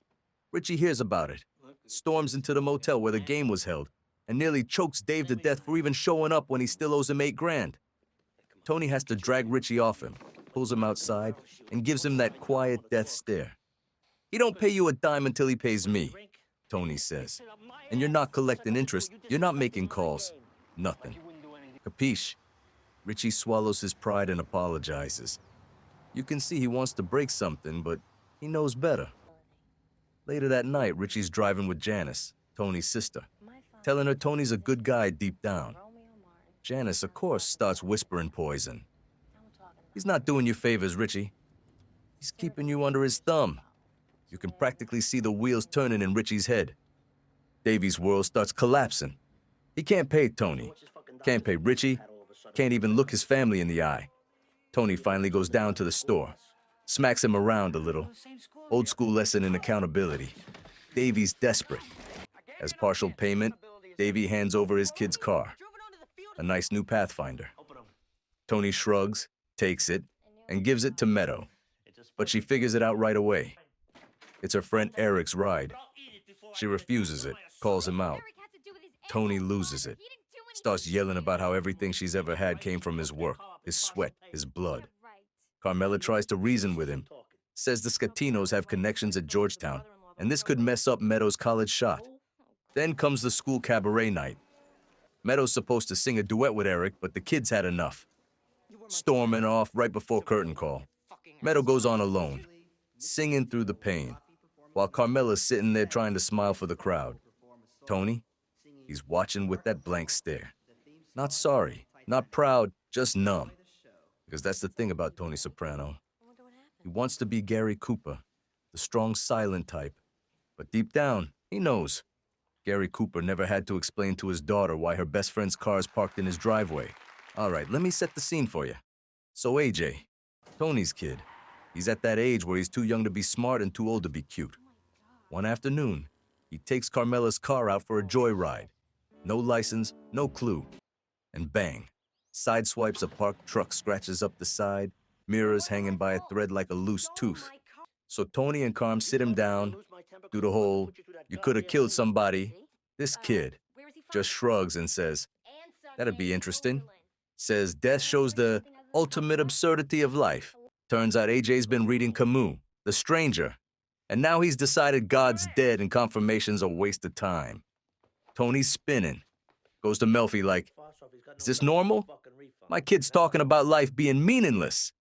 Melfi, calm as ever, says it's all part of being a teenager. Existential crisis, hormones, all that jazz. So they send the kid to Livia, yeah, Tony's mother, for wisdom. Big mistake. She tells him life is meaningless, says everybody dies alone in their own arms. The poor kid's looking for answers, and all she gives him is an emotional body bag. Meanwhile, Pussy's got his own demons. FBI's squeezing him, making him wear a wire at AJ's confirmation. Night before, he's in the bathroom shaving his chest for the wire, trying to keep Angie out. She busts in, throws a mirror at him. Full domestic warfare. He almost hits her before Matt walks in and breaks it up. And that's when Matt notices blood on his old man's chest. Next day, confirmation goes off more or less. Except later, AJ's caught in the garage smoking weed with his cousins. Tony and Carmela are fuming. AJ hides out in his room, and Pussy goes in to give one of those "your father's a good man" speeches. He tells this heartbreaking story about Tony sitting by his dying sister's hospital bed every night. Then he hugs the kid, wire and all. The signal cuts out. Upstairs, the feds are panicking like it's the moon landing. Downstairs, the family's taking photos, laughing, smiling. Except for Pussy. He's in the bathroom, crying his guts out. And while all this heavy stuff's going down, Christopher Moltisanti's getting stars in his eyes again. He's having dinner with his cousin Greg, and Greg's fiancée, Amy. Hollywood type. Knows Jon Favreau. She invites Chris to a movie set. Suddenly, he's the cool mob guy from Jersey who knows his way around a script. They all grab lunch, talk shop. Chris tells Favreau a story about a wise guy and a transgender hooker. Next thing you know, he's sleeping with Amy, whispering mob stories between takes while Adriana's home lighting candles for their future wedding. When Adriana brings up marriage, he blows up, storms out, and runs to Amy's place saying he was in the neighborhood. Morning after, Amy starts growing a conscience, says they gotta tell Greg. Chris shuts her down. Then he finds Favreau's new script. And what do you know? That story he told in confidence is right there on the page. When he confronts Amy, she flips the switch. All business now. Studio's not into mob stuff anymore, she says. That night, the family's back together at the confirmation party. Tony pulls Chris aside and gives him the talk. Says he's got 10 minutes to decide what kind of man he's gonna be. You walk out that door, I'll never see you again. You stay here, you're ours. Chris sits on the steps, thinking it over. 10 minutes later, he walks back inside. That's it. Choice made. All right, picture this. Christopher Moltisanti's got that look again. You know, the one he gets. Right before everything goes to hell. He and Adriana are at it. Screaming, slamming doors, that whole Jersey domestic symphony. Next thing you know, she's packing her bags, running back to her mother's house like it's witness protection. A couple days later, Chris shows up at her door. He tells her he messed up, abandoned her, treated her like crap. Then he pulls out a ring like it's supposed to erase all that. Adriana doesn't even think, just says, yes. Now, while all that love drama's playing out, two wannabe wise guys, Matthew Bevilacqua and Sean Gismont, they're working with Chris, cracking safes, boosting a few bucks here and there. Thing is, these kids got ambition, too much of it. So one day they go to see Richie Aprile, old school psycho fresh out of the joint, trying to introduce themselves. Richie cracks jokes about Chris's nose. The whole thing's awkward. Later at the Beta Bing, they spot Tony in the bathroom and figure this is their big moment. They barge in, start talking too much about jobs with Chris like they're in an interview or something. Tony looks at them and goes, "You shit-eating twat," because they didn't even think about the bathroom being bugged. Then Furio walks in to collect Tony's 10%, throws in a little extra for himself, and they get the picture real quick. This life's got a pecking order, and they're at the bottom. So they start talking. Maybe they gotta do something big, you know? Make a move.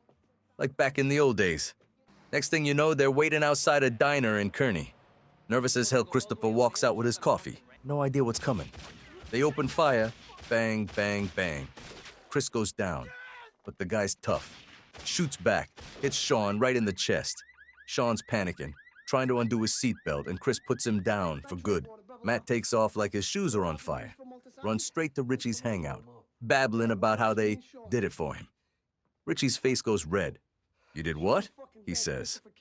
Next thing you know, he's chasing this idiot down the street with a baseball bat. That's the thing about Richie. You never know if he's gonna hug you or kill you.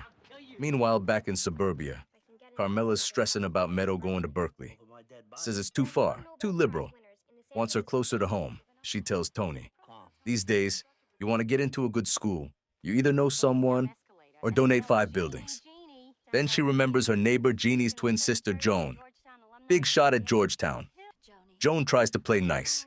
Says she can't do it.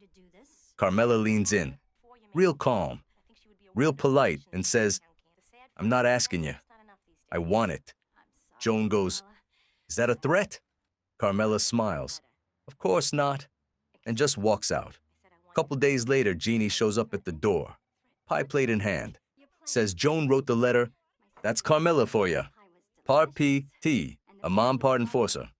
Elsewhere, Silvio and Paulie are trying to get Richie to help out Beansy Gaeta.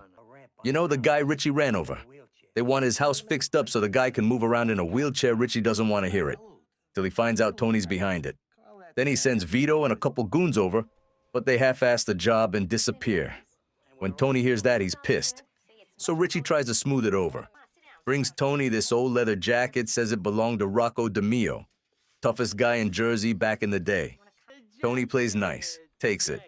Then later gives the jacket to his cleaning lady's husband, some Polish cab driver. Next time Richie comes over, he sees the guy wearing it.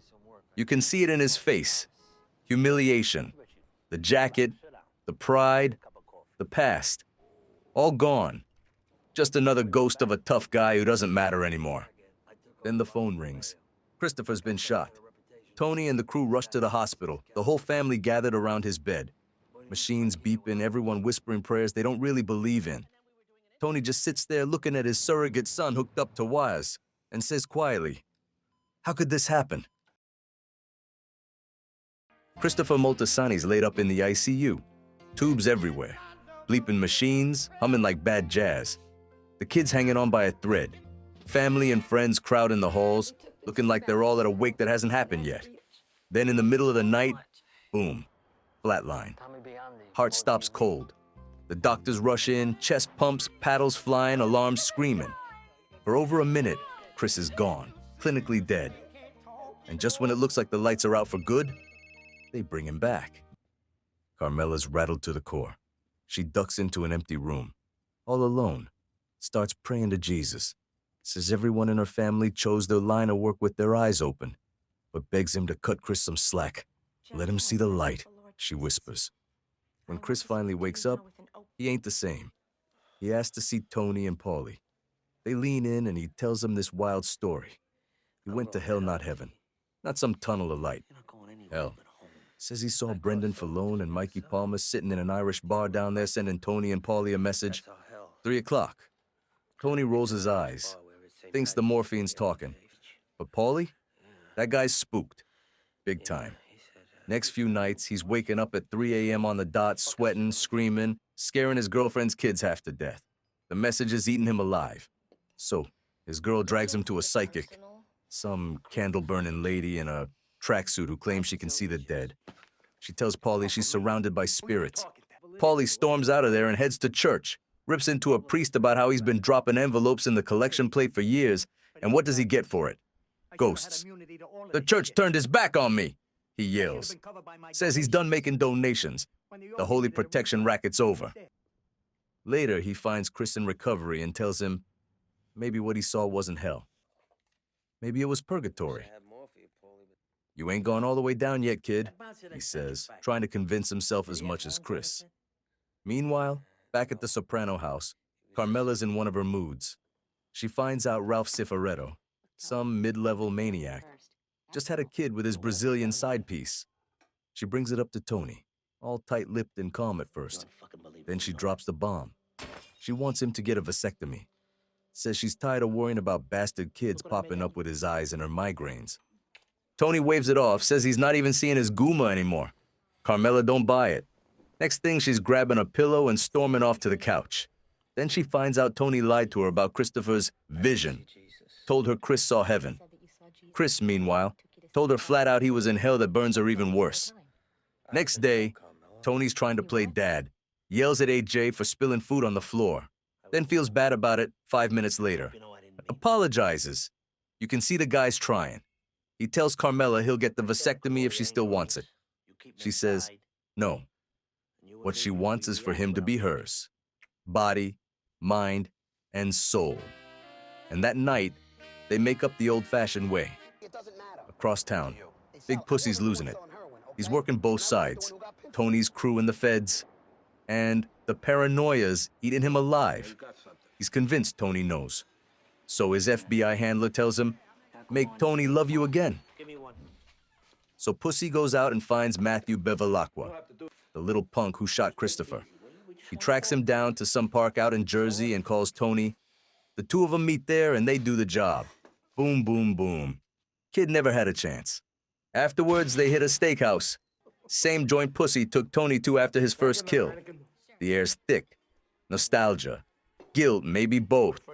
They drink. Crack a few jokes. Talk about how long they've been together. Then Tony looks across the table and asks, you believe in God? Pussy nods. Says, yeah. God's been real good to him. Tony raises his glass and says, yeah, me too. They clink glasses, blood still on their hands, both of them knowing damn well. They're already halfway to hell. So the cops, yeah, they find themselves a witness. Some poor schmuck who swears he saw Tony Soprano as one of the guys who whacked that punk Matthew Bevilacqua.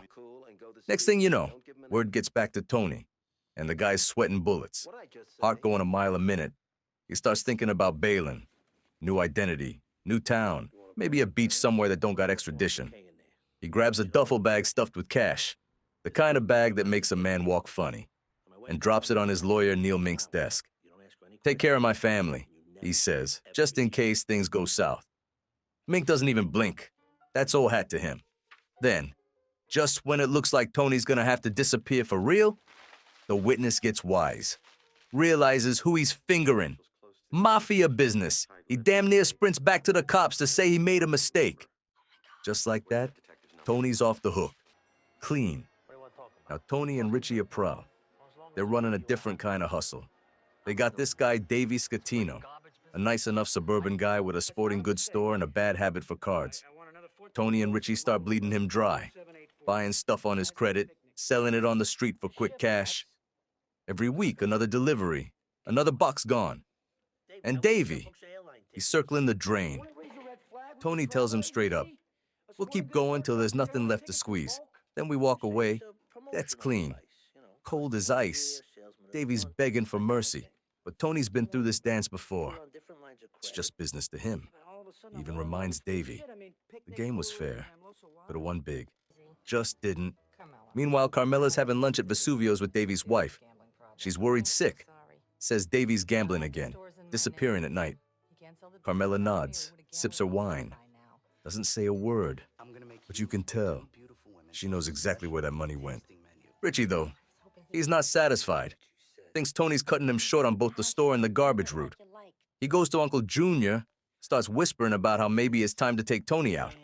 Junior shuts him down, says it's a bad idea.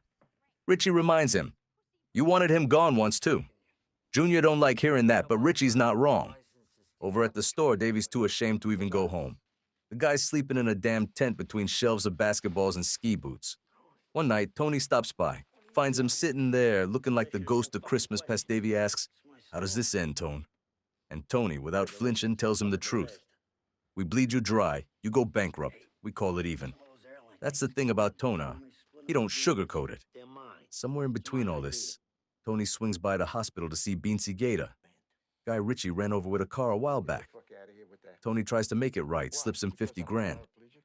But you can tell, it's more about Tony's conscience than Beansy's bills. And while all this is going down, Carmela, she's fighting her own temptations. There's this handyman, Victor Musto, brother of Davey's wife, niece guy, widower, soft eyes. He fixes her railing. She bakes him cookies, and before you know it, they're kissing in the foyer. Then they pull apart, both realizing how deep they just stepped in. Later, he calls her, says he wants to talk. She invites him over, cooks up a fancy dinner, but before he can show, Victor finds out Tony's the guy wrecking his brother-in-law's life. So he sends his assistant instead. Carmela's left sitting there alone, candles burning, table set for two. Tony, meanwhile, is trying to play Dad of the Year, taking Meadow out, hanging with AJ, trying to connect. Don't really click. Not until he takes AJ out on the boat. They end up capsizing a couple guys in a canoe by accident. And when AJ starts laughing, Tony does too. For a second, just a second, you see it. The guy's not a mob boss, not a monster, just a dad with his kid, laughing in the sun like everything's normal. All right, picture this. Jersey's humming in the summer heat, trash trucks rolling down the streets, envelopes changing hands, everything's business as usual. Until it ain't. See? Uncle Junior and Richie Aprile, two old school wise guys with more ego than sense, decide they're gonna juice up their profits a little. They start moving cocaine along the garbage routes. Nice and simple, they figure. Trucks are already rolling. Cash is already flowing. Who's gonna notice a few extra bags? But Tony hears about it, and he's not happy. He calls Richie in, gives him the stare. You know, that Soprano death glare that could melt the paint off a Buick. He tells Richie, no drugs on the routes. You bring heat down on my sanitation front, we're all screwed. Richie, being Richie, acts like he's taking it in stride. But the second he walks out of there, he's fuming. Then Junior finds out Tony pulled the plug, and he ain't exactly thrilled either. The guy's up to his eyeballs in legal bills and medical costs, and that extra cash was keeping him afloat. So he figures, screw Tony, he's gonna keep running product. That's the thing about these guys. Every one of them thinks they're the smartest guy in the room. Meanwhile, Tony's lawyer, Neil Mink, smooth as silk, no nonsense, tells him straight up, you got lucky with that Bevilacqua mess, but next time, don't count on it. The feds are watching. Maybe start looking like you actually work for that waste management company you're always talking about. So Tony tries it, puts on a tie, shows up at Barone Sanitation like some 9-to-5 stiff, but it's killing him. He's sitting there in that bland little office, bored out of his skull, surrounded by guys talking about tire contracts and trash routes. So what does Tony do? Starts banging the receptionist, this girl Connie, and running sports betting pools in the break room. The guy just can't help himself. And Melfi, she ain't doing too hot either. All those sessions with Tony, all that bottled up violence and charm, it's starting to get under her skin. She starts hitting the bottle between appointments. One night she's out at dinner with her son, Jason. Nice kid. And she gets into it with some guy smoking nearby. Starts yelling across the restaurant, slurring her words. Jason's mortified. Her own shrink, Dr. Kupferberg, sees the crack showing and ramps up her therapy. But you can tell, she's in deep with this soprano business, whether she admits it or not.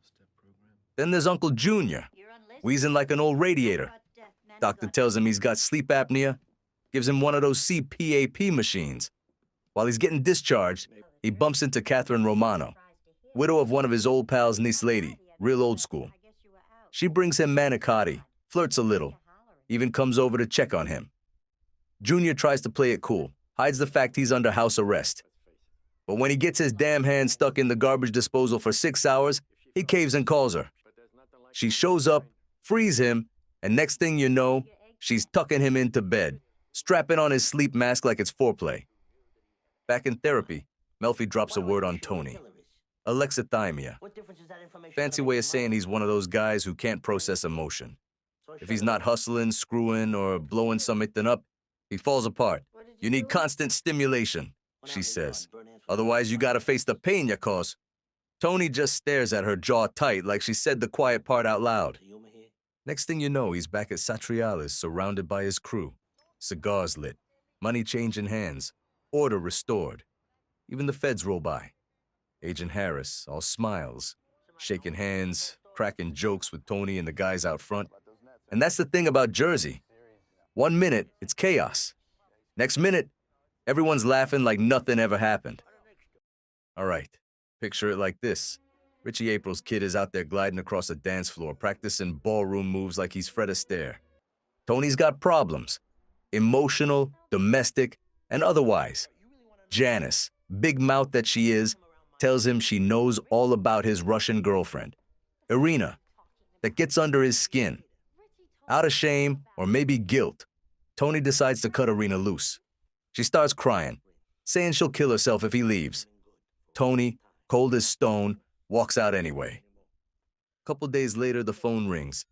It's Irina's cousin, Svetlana, telling him Irina actually did it. Tony shows up at the hospital, trying to look like the hero, telling her she needs help. And when Tony confesses it all to Carmela, trying to look like he's being honest, she explodes. You're putting me in a position where I feel sorry for the whore who fucks you. To smooth things over, Tony sends Silvio to Irina's place with a goodbye gift, 75 grand in cash. Silv and Svetlana convince her to move on. That little fire's out, but the one burning between Tony and Richie Aprile, that's still blazing. Now Richie's playing dangerous. Him and Junior are moving coke on the trash routes, and Tony ain't having it. And when Tony cuts him off, he starts thinking maybe it's time for new management. Meanwhile, Carmela's playing the suburban wife routine at a bridal shop with Janice. Janice is gushing about her upcoming wedding to Richie. And Carmela, with that sharp soprano tongue, tells her all marriages end up the same way. Later, she runs into Vic Musto, that painter she almost cheated with, at a hardware store. She thanks him for not showing up to that lunch they planned. Says she would have done something she'd regret. The two share a moment, quiet, sad, unfinished. Then there's Pussy. Poor bastard. He's wearing a wire now, working for the feds, and it's twisting him up inside. He's starting to think he's some kind of special agent, following Chris around like he's in the Untouchables. He tries tailing him to a hijacking, crashes his car, ends up in the hospital. His FBI handler tells him to knock it off. You're not on payroll, Pussy. Just stick to snitching on Tony. Janice tells Richie that Tony don't even want the kids around him. Says he's poison. Richie loses it. Goes to Uncle Junior. Pitches the idea of taking Tony out. Junior hesitates. He's been down this road before. But Richie keeps pushing. Says he's got support from the other crews. Junior says, fine. Maybe they think about it. Richie runs to Albert Baris, tries to rally him behind the hit. Albert practically laughs in his face. No dice. Junior takes one look at that and realizes Richie's got no pull, no respect, no brains. He calls Tony, gives him the heads up. Richie's plotting something. Tony brings it to Silvio, says, what do we do? Silv shrugs, calm as always. He's a problem, Tone, and problems get solved. Only the solution comes sooner than anyone planned. That night, Richie's at home, sitting at the dinner table with Janice. They're talking about his kid, Richie Jr., who's into ballroom dancing. Richie calls him soft. Janice defends the kid, says she don't care if he's gay. Richie sneers, calls her stupid, and then, bam, cracks her right across the mouth. Janice gets up, walks into the next room, quiet, comes back holding a gun. Before Richie can even register it, she shoots him square in the chest. He gasps, tries to say something, but she puts another one in him. Done. Panicked, she calls Tony. I need help, she says. Tony shows up, calm as ever handles it. Brings in Chris and Furio. They take Richie's body to Satriale's and carve him up like a side of beef. Then Tony buys Janice a one-way bus ticket to Seattle. Says goodbye, no hugs, no tears. Just another problem off the board. Later, Tony and Carmela are sitting around talking. She asks where Richie went. Tony gives her that look. Says, he ain't coming back. Carmela gets it. You can see the chill run down her spine, but instead of pushing, she pivots. Says she and Rosalie are going to Rome. Maybe we'll see the Pope. She smiles, half serious. Then, with that Carmela bite, she adds, unless, of course, I just might commit suicide. In the life of Tony Soprano, the hits don't stop. They just get personal.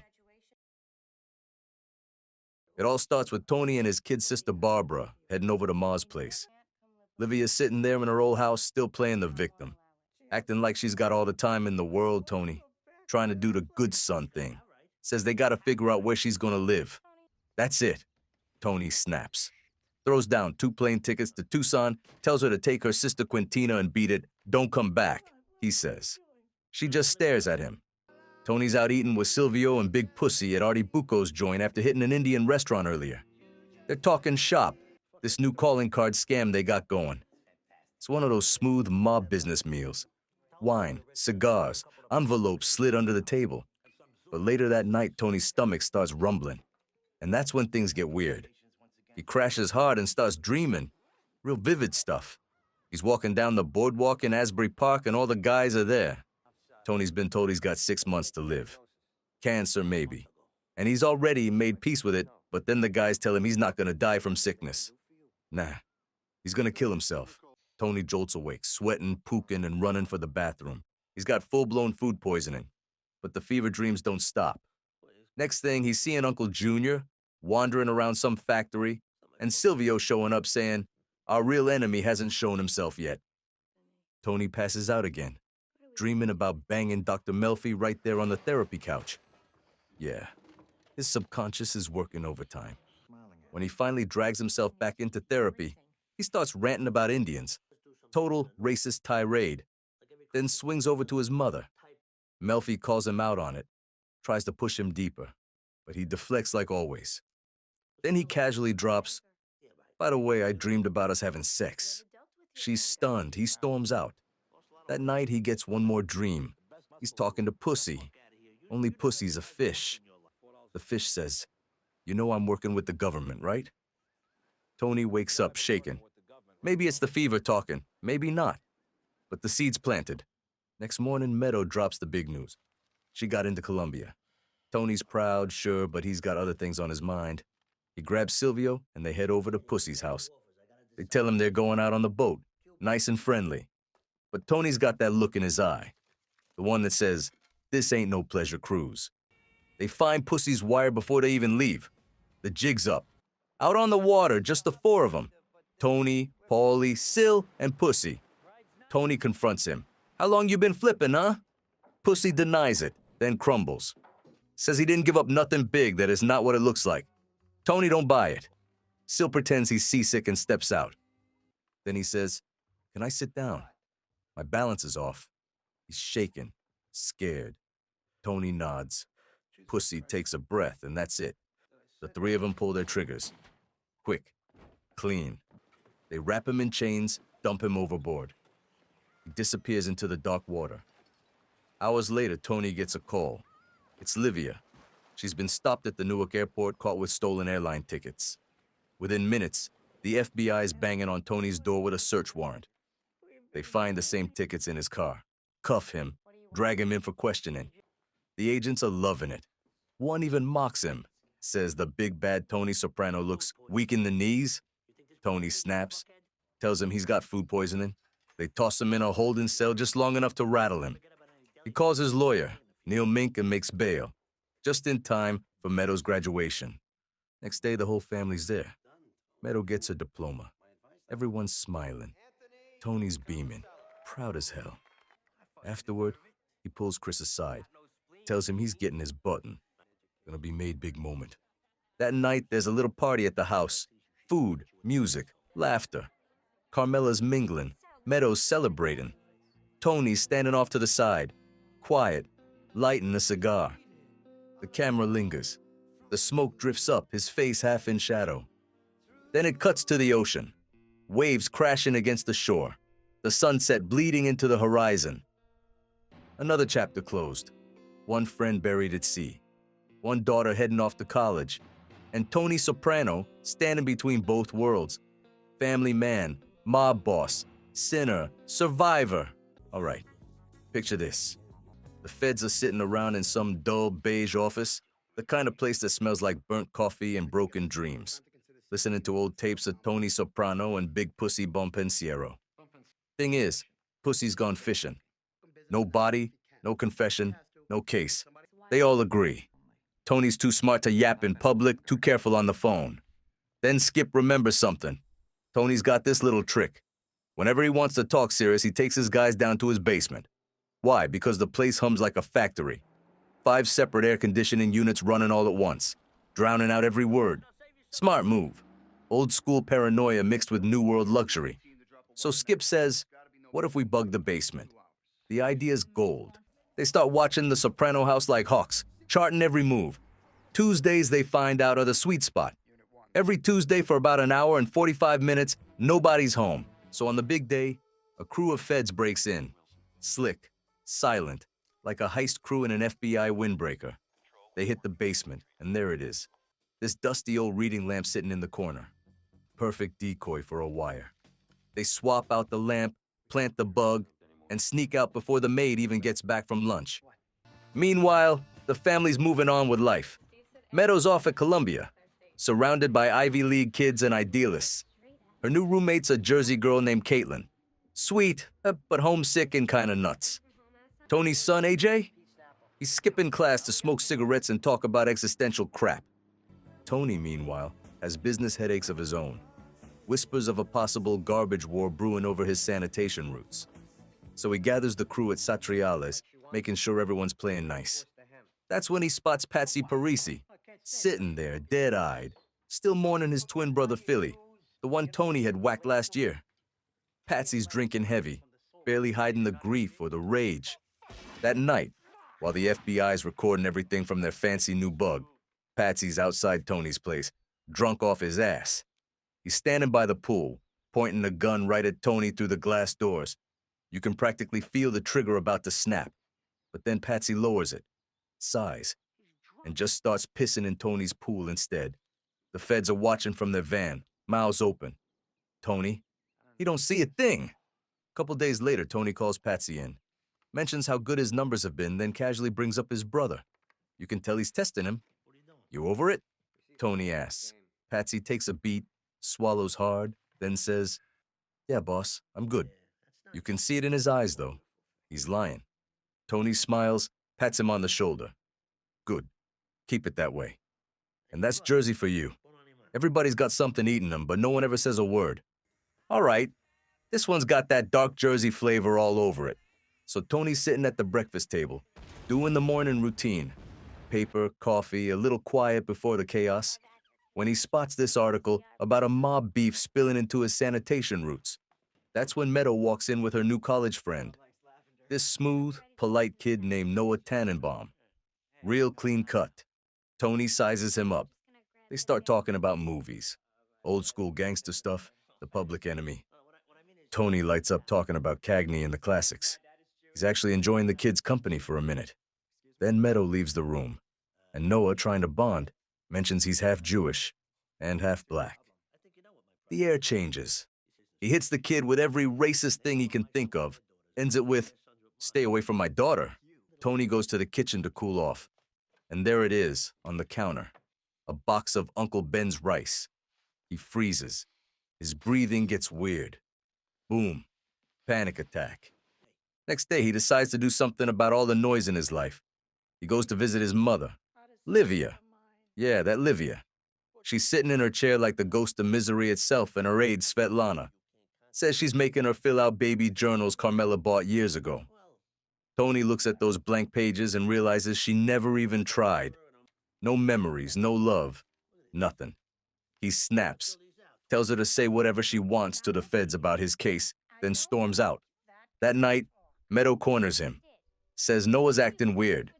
Tony plays dumb. Then, just when he's trying to calm his nerves outside with a cigar, Carmela, Meadow, and AJ come out. They look pale. Carmela says it straight. "Your mother's dead. Died in her sleep." Tony just stands there frozen. No tears. No relief. Just the quiet, eerie silence that comes after a lifetime of tension. A little later, Ralph Cifaretto shows up. That smirking hothead from Richie's old crew, along with Patsy, Gigi, Vito, and Albert Baris. Tony wastes no time, gets right into business. He tells Ralphie to cut the crap with the sanitation racket. Ralphie says he's just doing what his crew needs, acting like he's a capo now. Tony gives him that cold stare and says, "You're a capo when I say you're a capo." Then he tells Ralphie and Albert to end their little garbage war. Of course they don't. That night, Ralphie's boys, Eugene and Zanon, beat a guy half to death with baseball bats. Janice finally shows up, acting like she's the star of the show. She's talking about how their mother deserves a grand funeral, even though Livia didn't want one. Tony's rolling his eyes. Later, Janice breaks into Livia's house looking for sentimental stuff. But Tony shows up mid-heist. The two of them stare at an old picture of Livia when she was young. Beautiful, cold eyes even back then. Janice mutters that all the good family keepsakes somehow ended up with Tony. At the wake, all the familiar faces show. Everyone's paying respects in that mobbed-up way. Half grief, half gossip. Next day, at the burial, Janice starts beefing with Svetlana over Livia's record collection. Back at the house, Janice pulls everyone into a remembrance circle. Tony's groaning. He wants no part of it. She puts on Livia's favorite song, all sentimental, and calls on people to share memories. Tony slips out the back. Outside, Artie Bucco's waiting for him. Turns out Livia told him Tony burned down Vesuvio for the insurance. Artie's slurring, saying he'll tell everyone. Tony stares him down. But before things explode, Carmela comes in, also drunk, and cuts through the bullshit. Says the whole eulogy's a joke. That Livia was cold, cruel, and didn't want a funeral because she thought nobody'd show up. The room goes quiet. And then, people start nodding. It's the first real truth of the night. Later, the house is empty. Tony's alone in front of the TV, drink in hand. On the screen, The Public Enemy. That old movie he loved. Cagney's mother is smiling, making the house nice for her boy's return from the hospital. Tony just stares. His eyes get glassy. You can't tell if he's crying for Livia or for the mother he wished he had. All right, so this one starts with Christopher finally getting the call he's been dreaming about since forever. The big one. He's gonna be made. Official. Part of the family for real. You can see it in his face. That mix of pride, nerves, and that, holy shit, it's actually happening look. Later, Tony throws a party for him at Vesuvio's. Paulie gives him a congratulatory gift. His sports book. Sounds good, right? Except Paulie's smirking as he says, "But remember, kid, I get my taste every week. It's not generosity. It's business."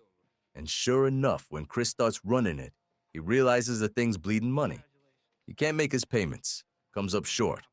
Paulie don't want to hear excuses. He gives Chris a deadline. Tells him next time it'll cost extra. You can see it. Chris's dream's already starting to feel like a nightmare. Tony's dealing with a different headache. Jackie April Jr. The kid's acting up, disappearing from dinner, talking slick to Carmela. So she sets up a little chat between Jackie and Tony. The kid shows up late, disrespectful, acting like he's untouchable.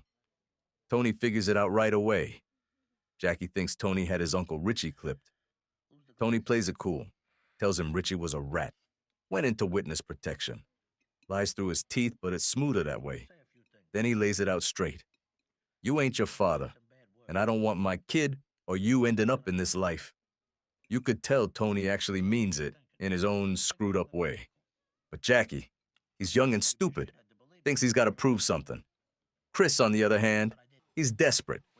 Paulie's breathing down his neck for cash. So when Jackie brings up this half-assed plan to rob a benefit concert at Rutgers, Jules playing of all things, Chris takes the bait. Dino, Jackie's partner, gets pinched. So Chris takes charge of the job himself, letting Jackie drive the getaway car. It's messy, but it works. Chris pays Paulie his cut. Dead tired, strung out, but relieved. Paulie, maybe seeing some of himself in the kid, tells him to take it easy, then hands the cash off to Tony and mentions Jackie's part in the heist. That hits Tony like a brick. Grabs the phone, calls Chris, but the kid's not answering. Tony's furious, not just because it was reckless, but because it proves he's losing control of the people around him. While all this mob drama's happening, Tony's got his own personal circus going on. Melfi's still trying to fix his head, suggesting he see a behavioral specialist for those panic attacks. Then she brings up Janice. Turns out she stole Svetlana's artificial leg after fighting over their mother's record collection. They start talking about Tony's first panic attack. He flashes back, says he was just a kid. Saw his parents cooking together, laughing, acting normal for once. Right before his old man chopped off some guy's pinky for skipping out on a bet. Family and violence, mashed together like Sunday dinner. Melfi says it's a breakthrough. Says maybe the meat, the smell of it, is a trigger. Tony shrugs it off. Coincidence, he says. But you can tell it's sticking in his head. On the home front, AJ's playing football now. And for once, Tony's proud. The kid's got some spark, recovers a fumble, makes his old man beam like it's the Super Bowl. Then AJ starts getting dizzy, anxious. Says he doesn't even want to go to college. One day at practice, he gets named defensive captain. Everyone's clapping and the kid just drops. Faints right there on the field. So Melfi, trying to steer the ship away from another blow-up, asks what's new. She suggests maybe he bring Carmela into therapy, get the family talking. Tony practically laughs in her face. My wife in this room? He'd rather face down a hit squad than that. Meanwhile, across town, Johnny Sack sucks one of the New York guys. Just up and moves to Jersey. No heads up, no how you doing, nothing. So Tony, being Tony, pays him a visit. He's polite, but you can tell he's pissed. Why didn't you tell me you were moving to my backyard? Johnny waves it off, says Ginny wanted to be closer to her sisters and that he's not looking to step on Tony's toes. Then, boom, the story takes a dark turn. Dr. Melfi's leaving her office late one night. The parking garage empty except for that hum of fluorescent lights. Out of nowhere, she's attacked. Brutal, ugly, no mercy. She wakes up in the hospital, face cut up, body bruised. The cops tell her they caught the guy. Some creep named Jesus Rossi. Her ex-husband and her son show up. The kid wants revenge. The ex says, let the system handle it.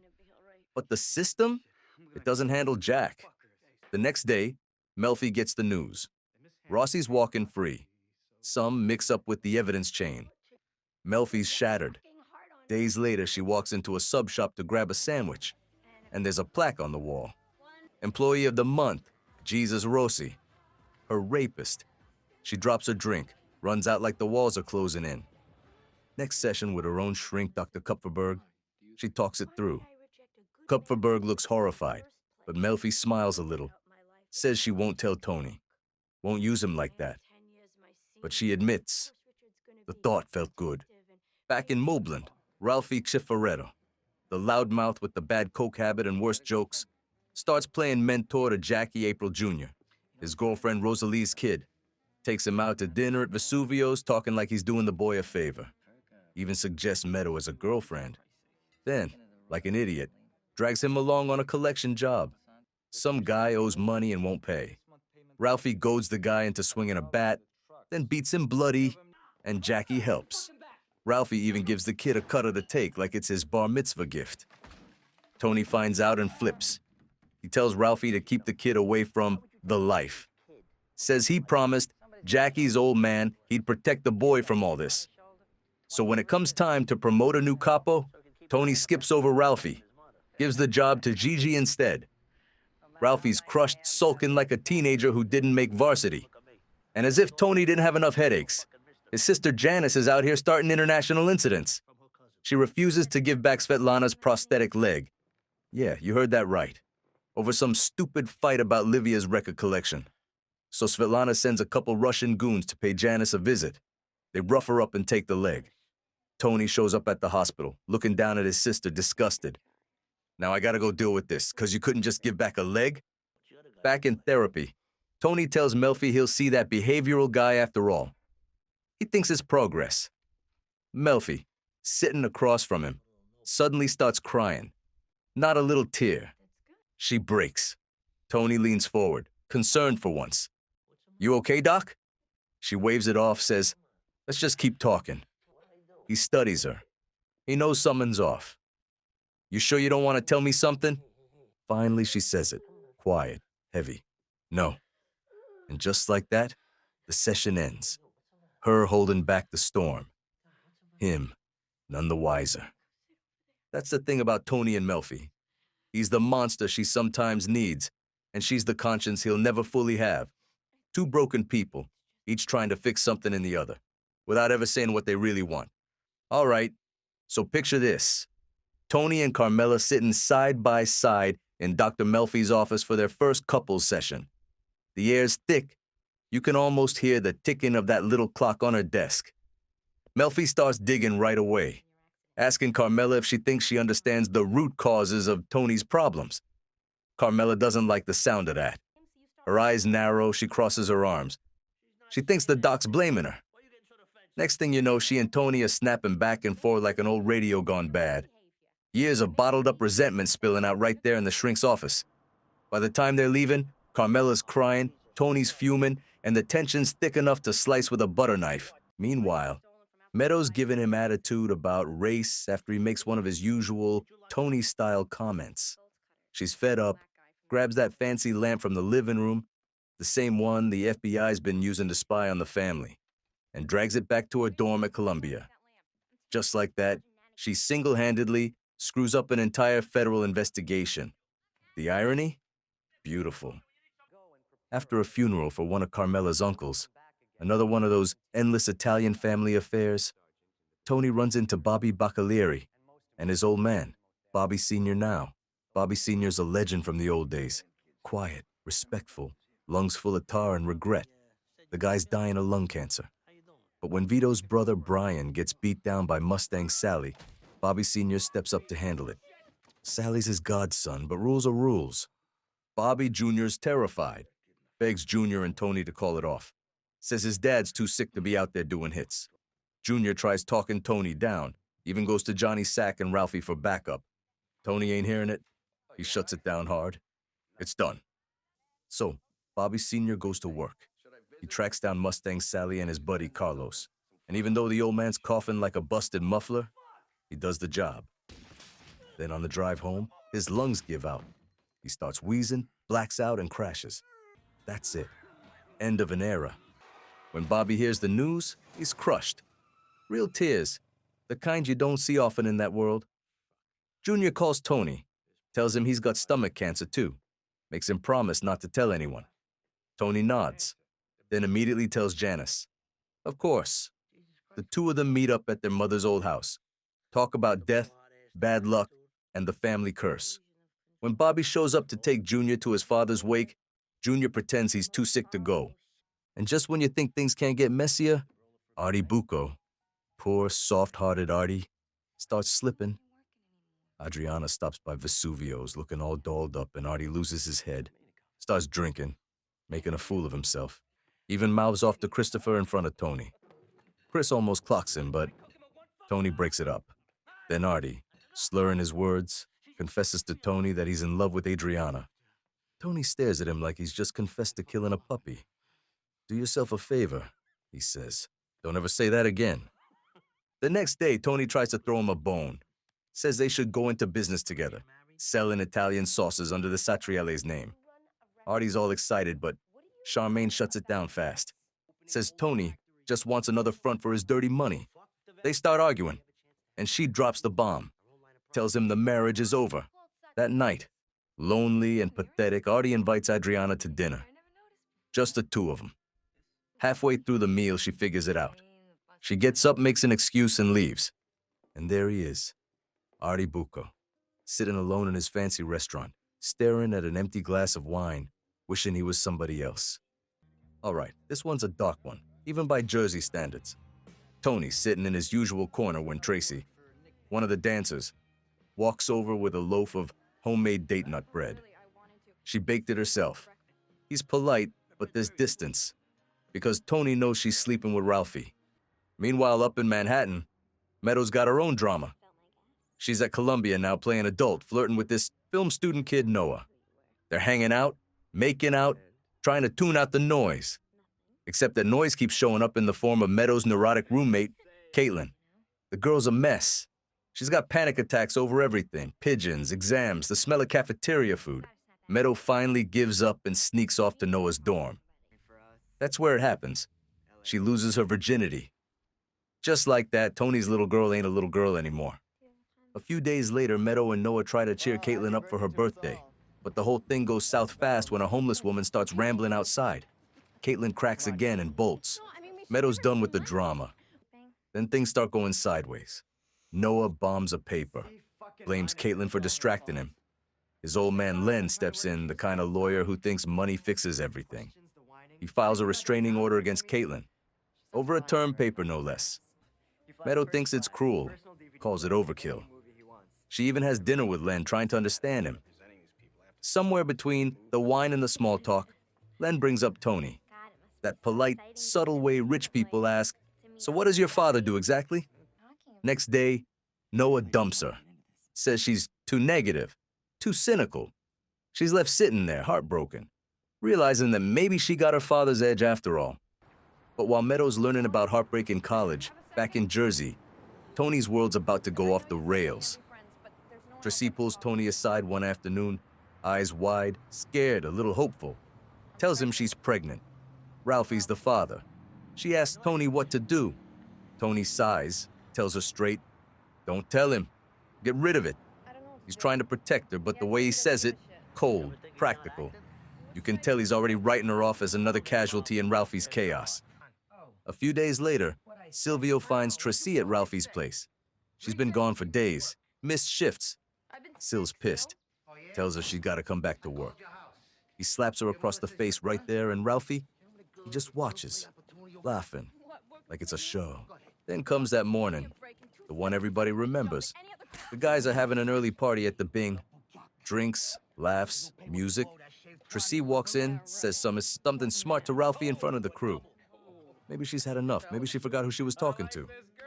Whatever it was, Ralphie snaps. They take it outside, into the parking lot. The sun barely up. The asphalt still wet with dew. She yells something. Something that hits him right in the pride. And Ralphie loses it. He grabs her, starts hitting her. Hard. Then he slams her head against a metal guardrail. Once, twice, until she's gone. Just like that. Everyone freezes. Even for them, this is too much. Tony comes storming out, sees what happened. And that's it. The switch flips. He doesn't care about rules, about made men. He lunges at Ralphie, starts pounding him. In their world, that's sacrilege. You don't lay hands on another made guy. But Tony can't help it. He's not thinking like a boss. He's thinking like a human being. Later in therapy, Tony's broken up. Not crying exactly, but close. He's sitting there between Melfi and Carmela, talking about Tracy like she was a daughter instead of a dancer. You can see it. The guilt, the disgust, the realization that somewhere along the line, he stopped seeing people as people. All right, so it starts off in the hospital, with Uncle Junior laying on the operating table, half drugged, half dreaming. His surgeon, Dr. John Kennedy, yeah, that's his actual name, is in the OR, rushing through the procedure like he's got a tea time coming up. Cuts a corner or two, doesn't take enough tissue. The guy's got Junior's life in his hands and he's thinking about the back nine. When it's all over, Kennedy walks out, smiles that fake doctor smile, and tells Tony and the crew, "We got it all. Clean margins, total success."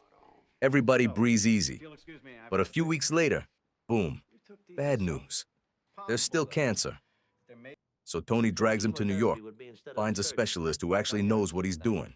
So Junior starts chemo. And it's rough. He's losing weight, losing hair, losing patience. Meanwhile, Kennedy ain't picking up his calls. The guy's ghosting him like an ex. Tony gets fed up. So one afternoon, he and Furio track Kennedy down. On a golf course, no less. Tony strolls right up to the guy in his little cart.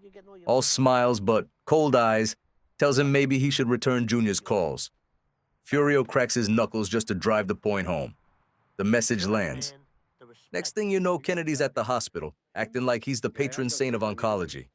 He hugs Junior, pats him on the shoulder, says he's in it for the long haul, gives him his home number. Junior's over the moon, thinks it's a personal friendship. While Tony's babysitting doctors, Carmela's trying to figure out her own life. She goes to see Dr. Melfi alone. No Tony this time. Starts talking, really talking, about what it's like living with a man like that. And halfway through, she cracks, starts crying. Years of denial finally catching up. Melfi listens, tells her she needs to see someone full-time, recommends a colleague, Dr. Krakawa. Krakawa listens, then says, "Leave him." Just like that. No soft landing, no maybes. His income is blood money, he tells her. Take what's clean, raise your kids, and go. Carmela just stares at him like he's speaking another language. A few days later, she visits Meadow, who's still pouting over Noah and blaming Tony for everything wrong in her life. Carmela tries to defend him, says her father's not the monster she thinks he is. Then Carmela meets with the dean at Columbia, talking about a donation. She's smiling, playing the proud mob wife role, but Tony loses it when he hears the number. $50,000, he shouts.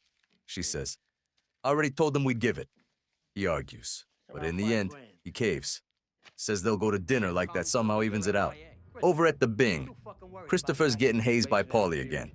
They're shooting pool when Paulie suddenly asks, You wired up. Chris laughs it off, but Paulie ain't joking. Makes him strip, right there in the back room, checking for a wire. Then he cracks a joke about Chris's junk. Real classy. Later that night, Paulie and Patsy show up at Chris's apartment at 2 a.m., going through his stuff like it's a yard sale. Adriana's clothes, the furniture, nothing's off limits. Chris is fuming. Next day, he tells Tony what happened, thinking he'll get back up. Tony shrugs. Handle it yourself. So Chris does, or tries to. Paulie warns him. Next time you go crying to the boss about me, it's gonna be worse. They end up making up, kinda. Bonding over one of those big-mouth Billy Bass toys Paulie's given Tony. Two psychos laughing at a singing fish. Then there's Carmela's little run-in with Angie Bonpensiero, Pussy's widow. Angie looks beat. Tells Carmela her dog's sick and she can't afford the vet. Tony goes over to Angie's place to check in and sees a brand new Cadillac in the driveway. He loses it, smashes the headlights with a baseball bat, dents the hood. You can't afford dog food, but you're buying caddies? He shouts. Then he tells her real quiet, next time you need something, you come to me, not my wife. So Tony walks into Dr. Melfi's office one afternoon. Only this time, there's a hitch. Melfi's looking flustered. She double booked. There's another patient in the waiting room. Tony glances over and sees her. This knockout brunette, put together, confident. Got that look like she's seen some things, but won't tell you what. Her name's Gloria Trillo. Works at a Mercedes-Benz dealership. Tony notices her and let's just say, he's interested. Meanwhile, outside that cushy therapy office, things are still tense. Ralphie Cifaretto, the coke-snorting, wisecracking maniac, is still breathing Tony's air. And every time he does, Tony's blood pressure goes up a few points. Problem is, Ralphie's a moneymaker, one of the best. You don't just throw away an earner in this life. Over at Columbia, Meadows falling deeper into a thing with Jackie Jr. You know Jackie, Richie April's nephew, got that same smirk, that same I'm smarter than everyone attitude. They're parked outside Hunter Scangarello's house one night, doing what college kids do when they think they're in love. Meadow tells him not to get his hopes up. This isn't going anywhere. Jackie nods, pretends he gets it. Later, she gets a little drunk, takes his car, and crashes it. Doesn't even flinch. Typical Soprano. Wrecks the car, walks away clean. Meanwhile, Ralphie's running his mouth again. Bad-mouthing Tony to Eugene and Vito, saying the boss is soft. Johnny Sack hears about it and steps in. Johnny's that calm New York guy who knows how to talk both sides. He tells Ralphie, look, you screwed up. You want to fix this? Go apologize. Then he tells Tony, you should make him capo. Tony just laughs. This guy? The animal who beat a girl to death. No chance. But Ralphie tries anyway. Shows up at Nuovo Vesuvio. All smiles and fake humility. Says he's sorry for everything. Tracy, the coke, the attitude. Says he's cleaned up, ready to make amends. Tony doesn't even look at him. Just sits there, cold as stone. Ralphie finally gets up and leaves, humiliated. Later, he whines to Johnny Sack, who tells him not to take it personal. It's all part of the game, Johnny says. Ralphie ain't buying it. Then, like fate's got a sense of humor, Gigi, the guy currently running Ralphie's old crew, drops dead of a heart attack while taking a dump. I mean, literally, keels over on the toilet. Tony shows up at the funeral, looking around the room, wondering who's gonna take the reins next. Vito? Eugene? Donnie K? Or the devil he knows? Ralphie. After thinking it over, Tony does what bosses always do. He swallows his pride and makes the practical move. At Vesuvio, over a nice plate of pasta, he tells Ralphie he's getting bumped up to capo. Ralphie grins like a man who just got away with murder. Again. Now here's where it gets interesting. Tony shows up at Gloria's dealership pretending he's looking for a new car. She smiles that little dangerous smile, asks if he wants to take one for a test drive. Next thing you know, they're out on the open road, then out on his boat. And yeah, they do what you think they do. Gloria calls Melfi to cancel her next session. You can hear a man's voice in the background, Tony's voice. Melfi doesn't say a word, but you can see the look in her eyes. She knows. She knows exactly what kind of mess Tony's walked into this time. All right, so it's Carmela's birthday, the big day. At the party, just as everyone's singing happy birthday, in strolls Jackie Aprile Jr., late, smirking, looking like he just rolled out of bed. He's got that charm, that little April swagger. Carmela forces a smile. Tony grinds his teeth, and Meadow's staring at Jackie like he's James Dean. Later that night, Tony's in bed telling Carmela why he didn't buy that Mercedes SL he was eyeing. Says driving that thing would make him look like a douchebag. The irony? He's already banging the Mercedes saleswoman. That's right, Gloria Trillo. She's beautiful, sharp, got that classy but dangerous energy.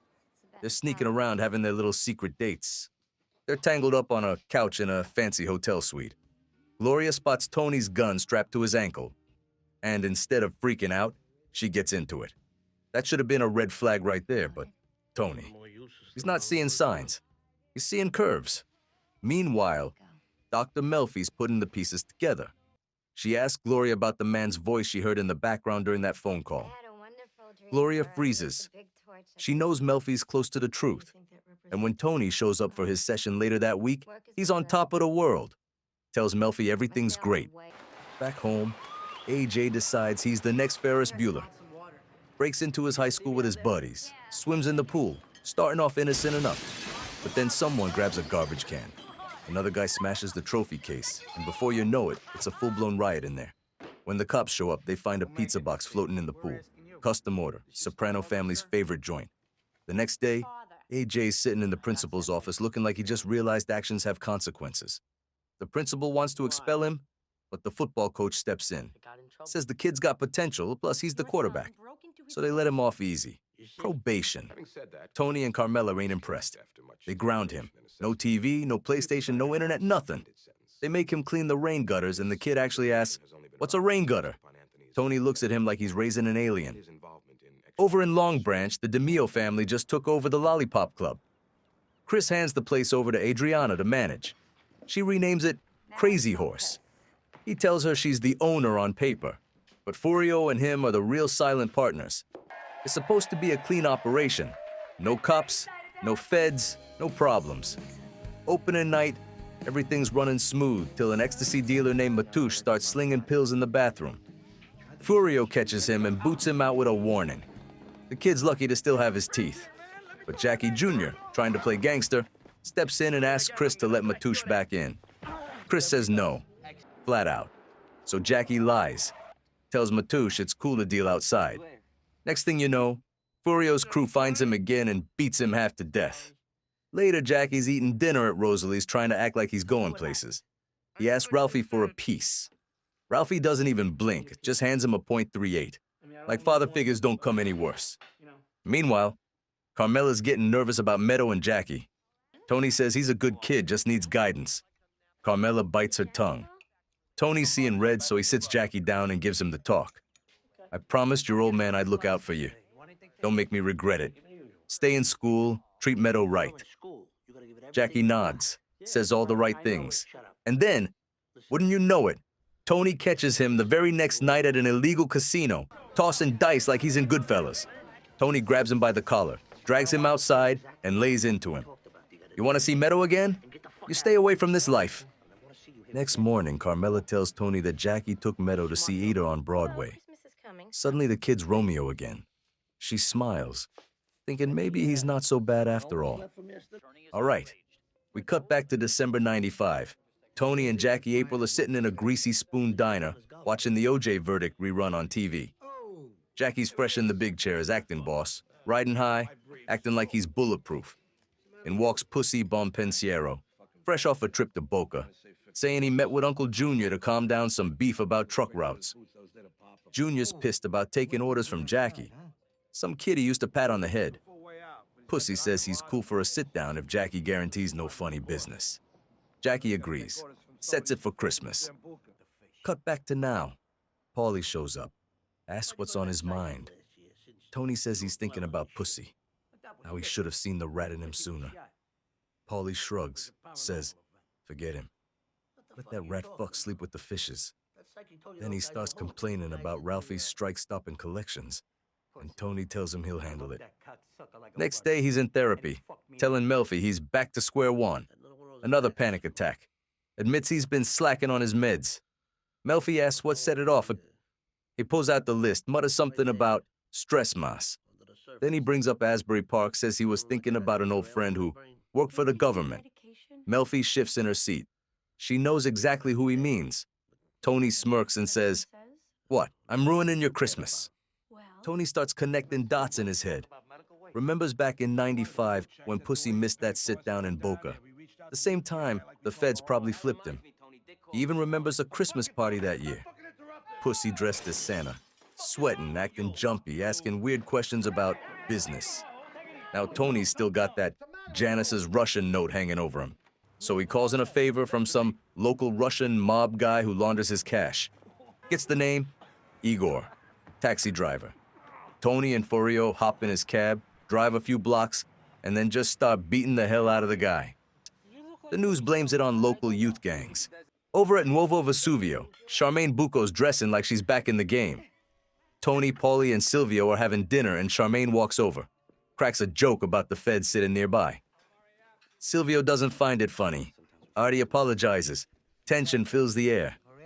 Next day, Charmaine tells Tony she doesn't want his boys hanging around anymore. Says he ruined her marriage. Tony snaps, storms out.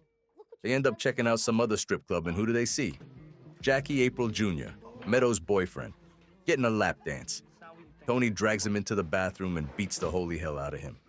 Blood, snot, everything. Takes his gun, knees him in the nuts, and growls, "You bottomed out." Christmas morning rolls around.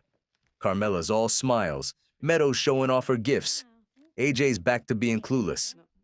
Jackie shows up with presents, acting like nothing happened. Gives Meadow a necklace engraved, "To MS from JA. I will always be true." Tony just stares at him, trying not to explode. Then Jackie pulls Tony aside, confesses he flunked out of Rutgers. Says he wants to go into men's fashion. Tony looks like he's about to have another heart attack. Jackie leaves, saying he's taking his mom to visit her grandma. So it starts with Tony out on the Stuggets, enjoying a little quiet when his phone rings. It's Irina. Yeah, that Irina. The vodka-soaked ex who just can't let go. She's drunk dialing again, crying about something or nothing. But before Tony can even handle that mess, Gloria Trillo, the current disaster in his life, picks up the phone. Tony panics, lies through his teeth, says it's AJ's school calling. Then, feeling guilty, he fesses up. Now, Gloria's not the type to take that lightly. She goes from 0 to hurricane in 2 seconds. Starts screaming, throws Tony's Christmas present straight into the marina, and storms off. But like every one of Tony's toxic relationships, they're back in bed 2 days later. She gives him this Moroccan robe thing, a djellaba. They make up, and next thing you know, the robe's on the floor. Meanwhile, back in the world of actual business, Silvio's down with the flu. So Tony sends Paulie and Christopher to make the collections. One of them's from this Russian guy, Valeri. Big dude. Lives out in Fair Lawn. Real quiet type. When they show up, Paulie's already in a mood. Pissed that he's got to pick up for Sil. Valeri gives him a look. Paulie starts breaking stuff. Drops his remote. Pretends it's an accident. Valeri calls him a name. And next thing you know, Paulie's choking the guy with a lamp while Chris is trying to break it up. Now the Russian's out cold, maybe dead, maybe not. And the two of them start panicking. They roll him up in a carpet, toss him in the trunk, and head out to the Pine Barrens, that icy wasteland near Atlantic City. Paulie says it's perfect. No one around, easy to bury a body. So they get out to the woods, pop the trunk, and guess what? Valeri's not dead. The guy chewed through duct tape like a wolf and staring right at him. Paulie hands him a shovel, tells him to dig his own grave. But when they turn their backs, Valeri clocks Chris in the head, kicks Paulie in the balls, and bolts into the trees. They chase after him. Paulie actually shoots him in the head, but the guy gets back up and keeps running. I'm talking full Terminator mode. Now they're lost, cold, hungry, and losing their minds. Paulie calls Tony, but the signal's garbage. Static, half words, half curses. Later, Tony checks with Slava, the Russian boss. Turns out, Valeri used to be special forces back in the old country. Killed 16 Chechen rebels single-handedly. But Tony's message doesn't come through clear. Paulie tells Chris. Tony said he killed 16 Czechoslovakians and he's an interior decorator. Chris goes, his house looked like shit. You can't make this stuff up. Meanwhile, it's freezing out there. They can't find the car, no food, no heat. They stumble on an old van, crawl inside like two raccoons. Paulie rips up the carpet for warmth, and they're squeezing packets of frozen ketchup like it's a five-star meal. Chris tries to start a fire with sticks, ends up smoking himself out. By now, Tony's dealing with Carmela's family drama. Her old man's got bad news from the doc, so Tony's stuck playing husband of the year. He finally heads out to dinner with Gloria, thinking maybe he can relax. But right as the food hits the table, Paulie calls again. He and Chris are freezing, starving, thinking they're gonna die. Tony tells Gloria he's gotta go. It's an emergency. She loses it. Chucks a piece of London broil at his head. Tony just laughs, brushes it off, and bolts. Behind him, she's flipping tables like a banshee. Over at Columbia, Meadow's nursing a cold, and Jackie Jr.'s nursing a lie. She says no to sex. He leaves early, then ghosts her. Meadow gets suspicious, grabs a friend, drives to his place, and catches him strolling down the street with another girl. She jumps out, calls him out right there, tears streaming. The friend drives off. Jackie's standing in the snow like an idiot. Later, Meadow ends up in the campus hospital, dehydrated, heartbroken, surrounded by friends telling her she's better off. She doesn't believe a word. Back in the woods, Paulie and Chris are at each other's throats. Chris accuses Paulie of blaming him to Tony. Paulie snaps, starts choking him. Chris pulls a gun. It's chaos. Then, out of nowhere, they start laughing. Two idiots freezing to death, laughing in a van like it's a slumber party. Tony finally calls in Bobby Bacala, the only guy who actually knows the outdoors. Bobby shows up dressed like Elmer Fudd on steroids, all decked out in hunter gear. Tony cracks jokes till Junior tells him to shut up and let the man help. Out in the woods the next morning, Bobby and Tony are calling their names when they hear gunshots. Paulie just shot his own shoe out of frustration. They follow the sound, find the two of them half dead, frostbitten, babbling. They drag him into Tony's Suburban, hand him water and snacks. Tony's pissed. The Russian's gone. The money's gone. And now Slava's gonna want answers. Paulie lies through his teeth about what happened. Chris backs him up. Tony just stares at him. You can tell he's thinking. These two morons almost froze to death over $5,000. He tells Paulie to handle whatever fallout comes from Valeri's disappearance. Paulie nods, pretends he's in control. Everyone just wants to go home. Back in therapy, Tony's talking to Melfi about Gloria, saying she's impossible. Hot one minute, crazy the next. Melfi leans in and says, "Does she remind you of any other woman in your life?" Tony pauses, stares at the ceiling, and just shrugs. Because deep down, he knows. Gloria, Livia, Carmela, it's all the same story. Different faces, same storm. And somewhere out there, in those frozen pine barrens, there's a Russian with half a head missing, still walking. So it starts with Carmela. She's walking through some fancy art museum with Meadow. Real mother-daughter day stuff. Everything's quiet, cultured, until Carmela starts feeling off. She spots a little blood, asks Meadow for a tampon, ducks into the ladies' room. When she comes back, Meadow's staring at some paintings like she's already got tenure at Columbia. Then Carmela stops. She's looking at this old painting, the mystical marriage of St. Catherine. And for whatever reason, hormones, guilt, the weight of it all, she just breaks down right there. Tears in her eyes, a crowd around her, and she's realizing something she can't even put into words. Later, she's sitting at home, watching TV when a dog food commercial comes on. Pedigree. She starts crying again, then catches herself. What the hell am I doing? It's just a commercial. So she does what Catholic guilt tells you to do. She goes to confession. The priest's a young guy, getting his PhD in psychology, which means he's basically a shrink in a collar. Carmela spills it. Says she's scared she's got ovarian cancer. Tells him about Dr. Krakauer calling her out on her marriage. The priest asks, "Do you love your husband?" And she says, "I do." So he gives her the good old spiritual shrug. Then stay. Help him grow. Be the light. Yeah, sure, father. Easier said than done when your husband's Tony freaking Soprano. At lunch with the mob wives, Carmela breaks the news that she's fine. No cancer, no baby, just a thyroid thing. Rosalie Aprile starts going on about how Hillary Clinton's her role model. Not for her politics, but for how she handled Bill's cheating. She made it work for her, Rose says. Carmela nods, thinking, yeah, maybe I can do that too. It's the kind of denial that comes gift-wrapped with a side of denial. Meanwhile, Tony's still tangled up with Gloria Trillo, the car saleswoman with more baggage than Newark Airport. She's volatile, she's seductive, she's exactly what he doesn't need. They meet outside Melfi's office. She's apologizing for losing her temper, and Tony reminds her, if you were a guy, I'd have to tell you where you'd be right now. She apologizes again, and somehow they end up back together. Tony tells Melfi about it. Says he loves her, hates her, can't stop seeing her.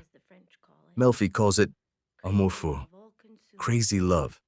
She loves you, Tony, she says, but you can tell she's not sure if that's good or terrifying.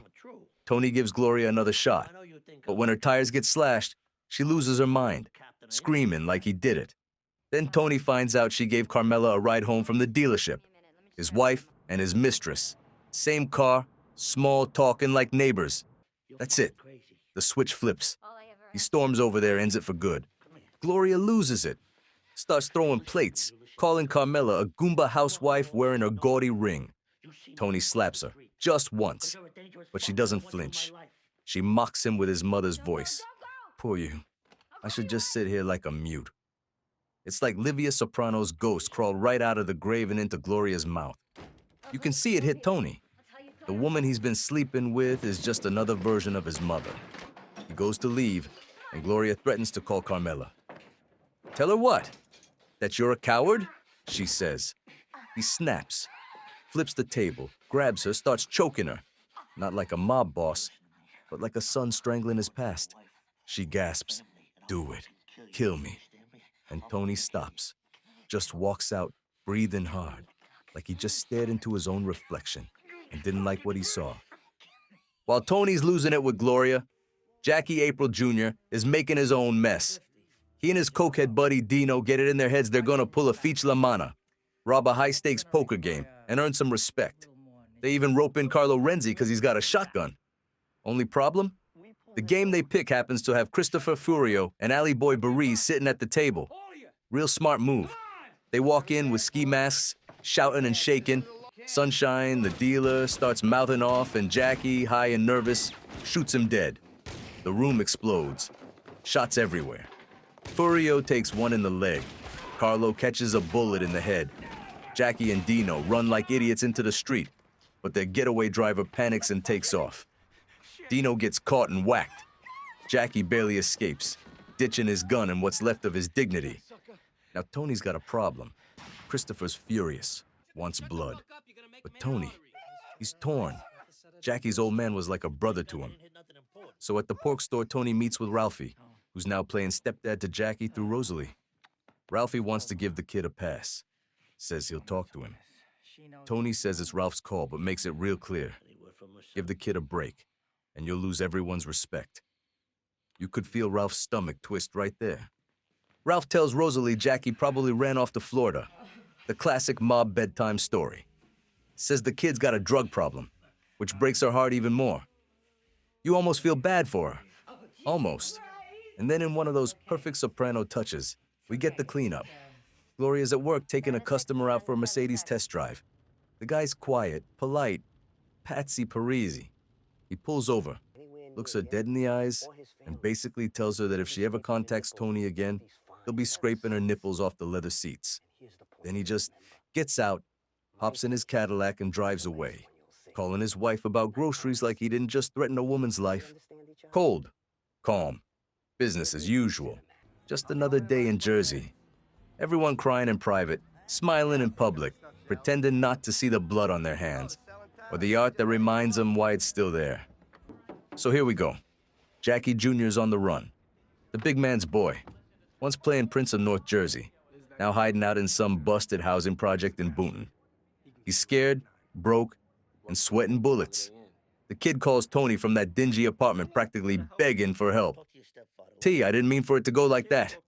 Tony listens, stone-faced, says to stay put, talk to Ralphie. He's the one making the call. And right there, you can tell, Tony's done. No more favors, no more fatherly talk. Then he meets Ralphie. Ralph's squirming. Can't make the call, can't pull the trigger. Tony tells him to make his decision in a timely fashion. In other words, stop stalling and finish the job. Ralph nods, pretends to think about it. But deep down, he already knows what's got to happen. He sends Vito Spatafor down to Boonton to keep eyes on the kid. And when Jackie finally steps outside to get some air, maybe think about making a break for it. Bang. One shot to the back of the head. Just like that. The prince of the Aprile family, gone. Now, while this is happening, AJ, Tony's own idiot heir, is stealing geometry test answers with his buddies at Verbum Day. Gets caught, cracks under pressure, rats himself out, expelled. Tony's losing kids left and right in different ways. Then Carmela gets a call from Marie, Rosalie's sister. Jackie's been shot. Drug dealers. That's the story. The lie they tell so nobody has to admit what really went down. Tony uses it as a life lesson for AJ. You see? He says. Like that one word's supposed to make it all make sense. But things keep grinding. Paulie wants to sit down with Ralphie. Says he gave him a tip about a job that scored $100,000 and he's owed half. Tony listens, bored, then splits the baby. Orders Ralph to hand over $12,000, not 50. Paulie's face drops like he just got mugged. He starts whining, but Silvio cuts in. Tony made his decision. Boom. End of story. Paulie's stewing, though, and you can feel him starting to drift. Elsewhere, Uncle Junior's cancer's in remission. The old man's suddenly healthy enough for a RICO trial. No more house arrest. Great timing. The feds, meanwhile, realize their bugs are dead. Pussy's gone. And Meadow took that lamp with the wire to a college dorm. So the Bureau needs a new angle. They pick Christopher, young, hungry, and stupid, as their way in. They send Agent Deborah Ciccerone undercover, tell her to cozy up to Adriana, play best friend, and report back. The trap's already setting itself. Then comes the military school talk. Tony takes AJ to the Hudson Military Institute, where this guy Major Zwingli lays out the plan. 5:30 wake-ups, drills, no TV. Carmela's freaking out, says they're training him to be a professional killer. Tony tells her it's about discipline, respect, all the things he never learned. When the day comes, AJ puts on the uniform, stiff as a board. Tony tells him to wear the hat. The kid refuses. Tony gets up menacing, and AJ finally puts it on. He looks at himself in the mirror. Tears up, says he doesn't want to go.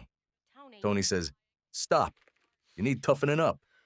And then the kid drops. Full panic attack, just like his old man. Collapses on the floor. In therapy, Tony tells Melfi it's the Soprano gene. Says his great-grandfather back in Italy once had a panic attack, lost control of a donkey cart, and fell off a cliff. Tony laughs, but he's shaken. He knows it's real. This thing runs in the blood. So AJ flunks out before he even starts. Medically unfit, they call it. And Tony's left staring at the ceiling, wondering if his son's doomed to the same fate. Not crime, not jail, but that thing in the chest.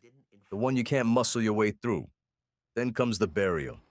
Christopher and Silvio get arrested for illegal gambling at the funeral. You can't make it up. Junior sees it happen, panics, and bolts back to his car. Almost leaves Bobby Bacala behind. Classic. Later, everyone gathers back at Rosalie's house. Meadow and Kelly get into it. Kelly says the mafia killed her brother. Meadow defends her family. Says it was the drug dealers. Both kind of right, both kind of wrong. They move the wake to Nuovo Vesuvio, where Paulie's still bitching to Johnny Sack about Tony's ruling. You tell Carmine if he needs a guy, I'm around.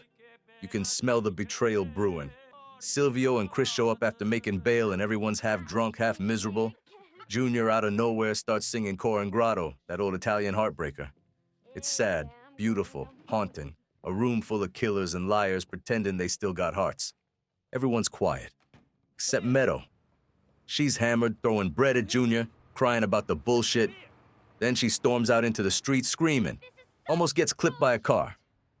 Tony chases after her, but she's gone. running off back to her dorm, back to her bubble.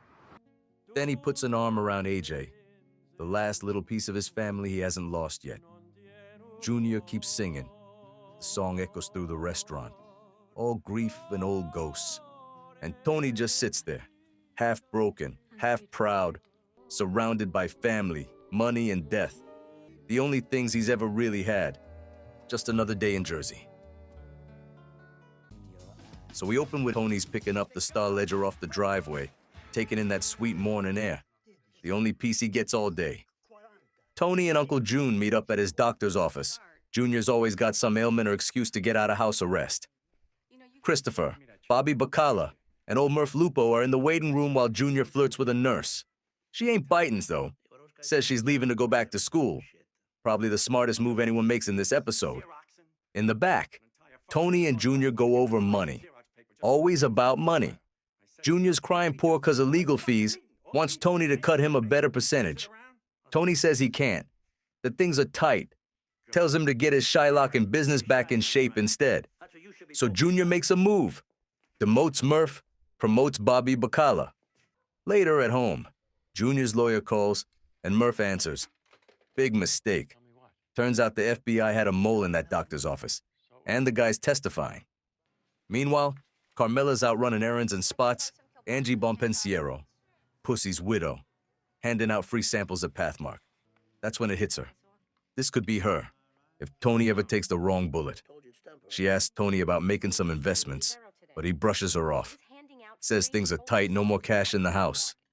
Then, the second she's not looking, he's dragging a duffel bag full of bills out of the car and hiding it under the pool house floor.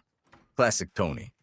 Next thing you know, Tony's at the Bing beating Georgie the bartender half to death for wasting ice.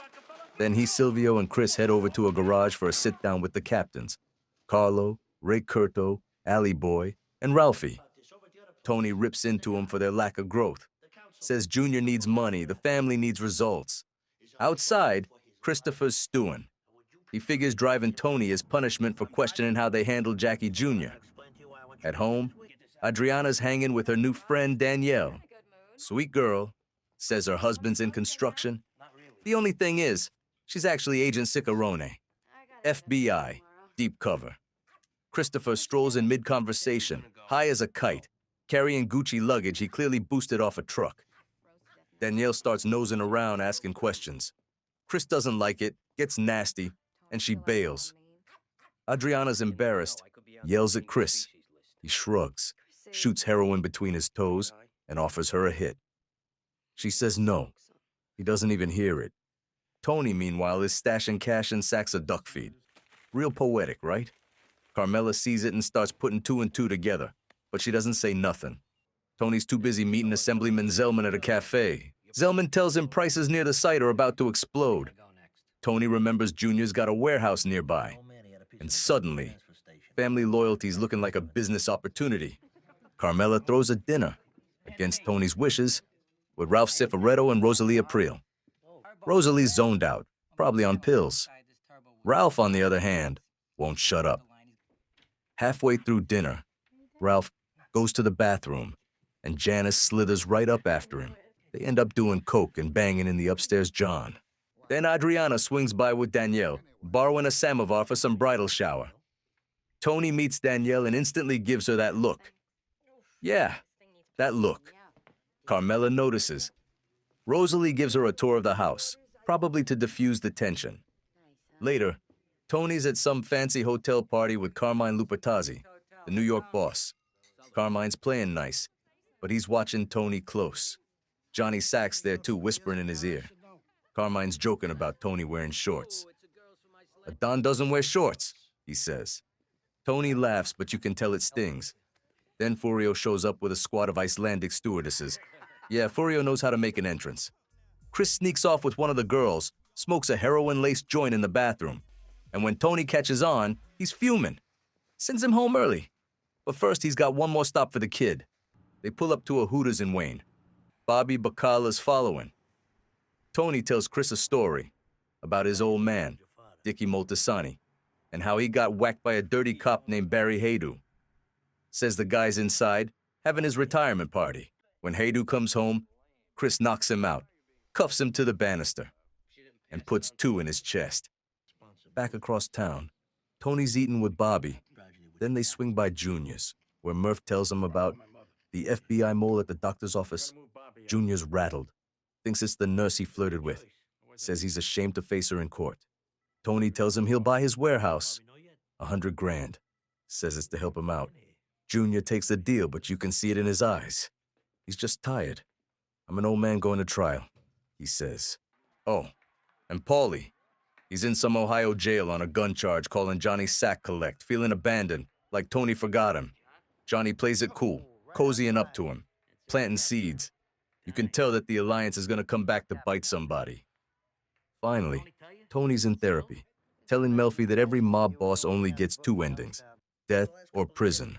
She asked why he doesn't just quit.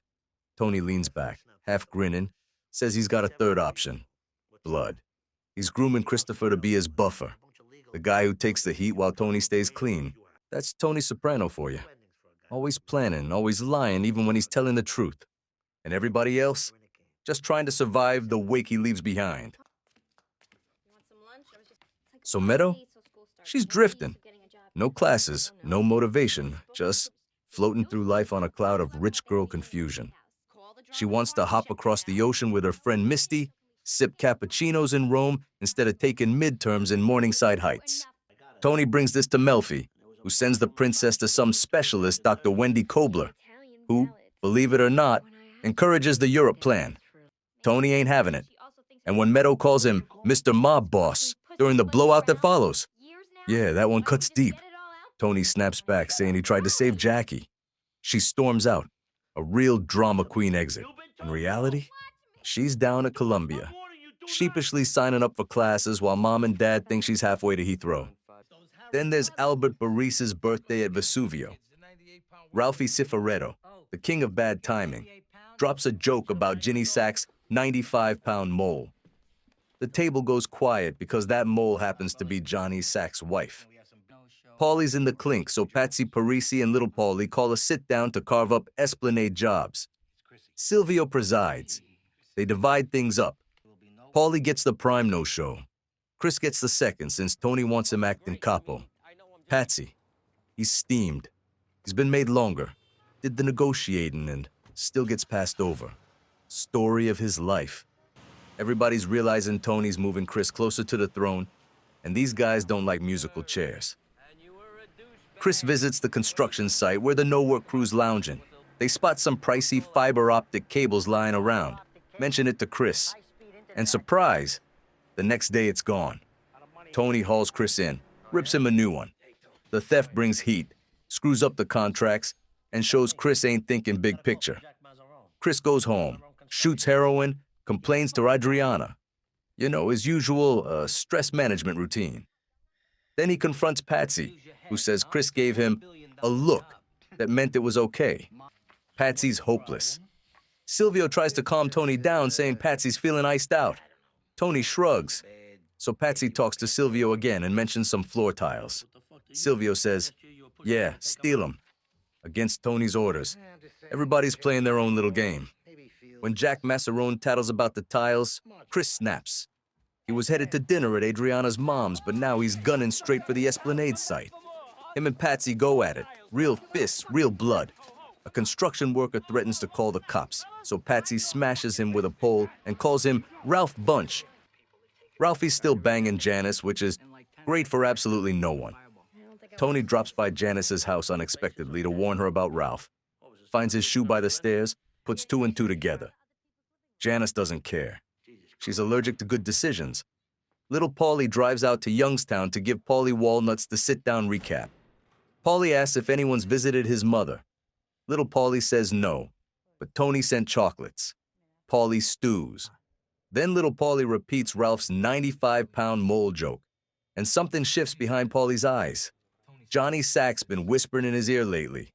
Adriana's still chatting away with her new BFF Danielle, also known as undercover FBI agent Deborah Ciccarone. Chris and Adriana are making out, and Chris grabs Danielle's thigh, either drunk, high, or just being Chris. Adriana flips, Danielle bolts, and Adriana buys Chris's story that Danielle touched him. She stops taking Danielle's calls, tells her not to come around anymore. That's when the FBI pulls the plug. Danielle's cover's blown useless, so they grab Adriana, drag her into a room, and drop the truth on her. Your best friend? Federal agent. Your boyfriend? Made guy. Your future? 25 years. Or your talk. Adriana can't process any of it.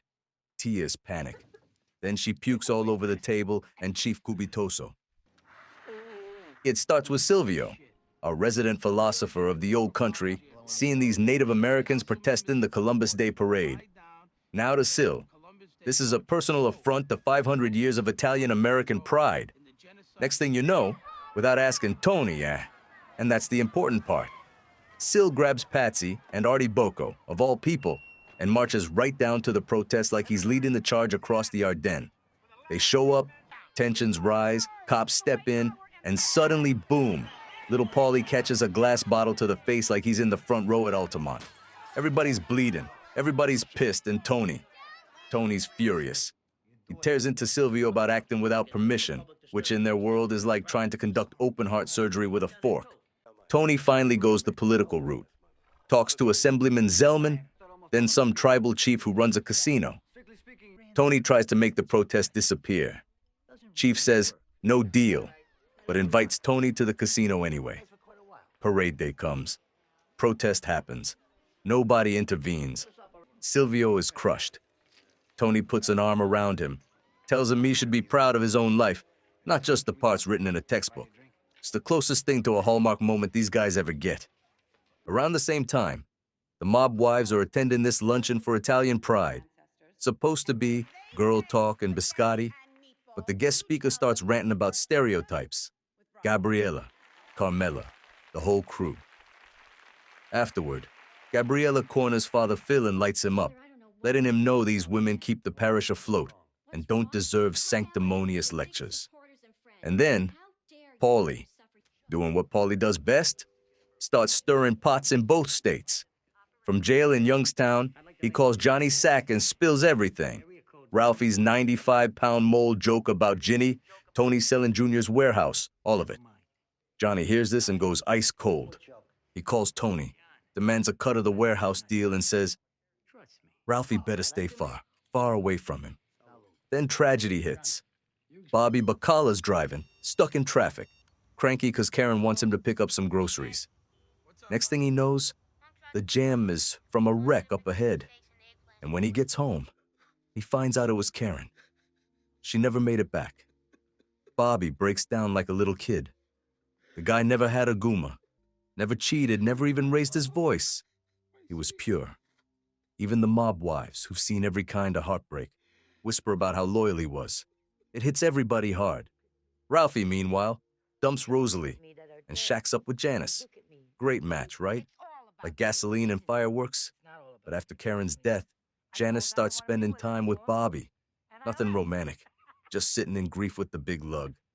And suddenly, her heart's beating for someone who ain't a twisted, violent, coke-addicted man-child. Her therapist tells her straight up, stop picking men like your father or your brother. So Janice bolts, breaks up with Ralphie cold. Ralphie, being Ralphie, turns their argument into a circus. Janice pushes him, and boom, he goes tumbling down half a flight of stairs like a sack of rancid laundry.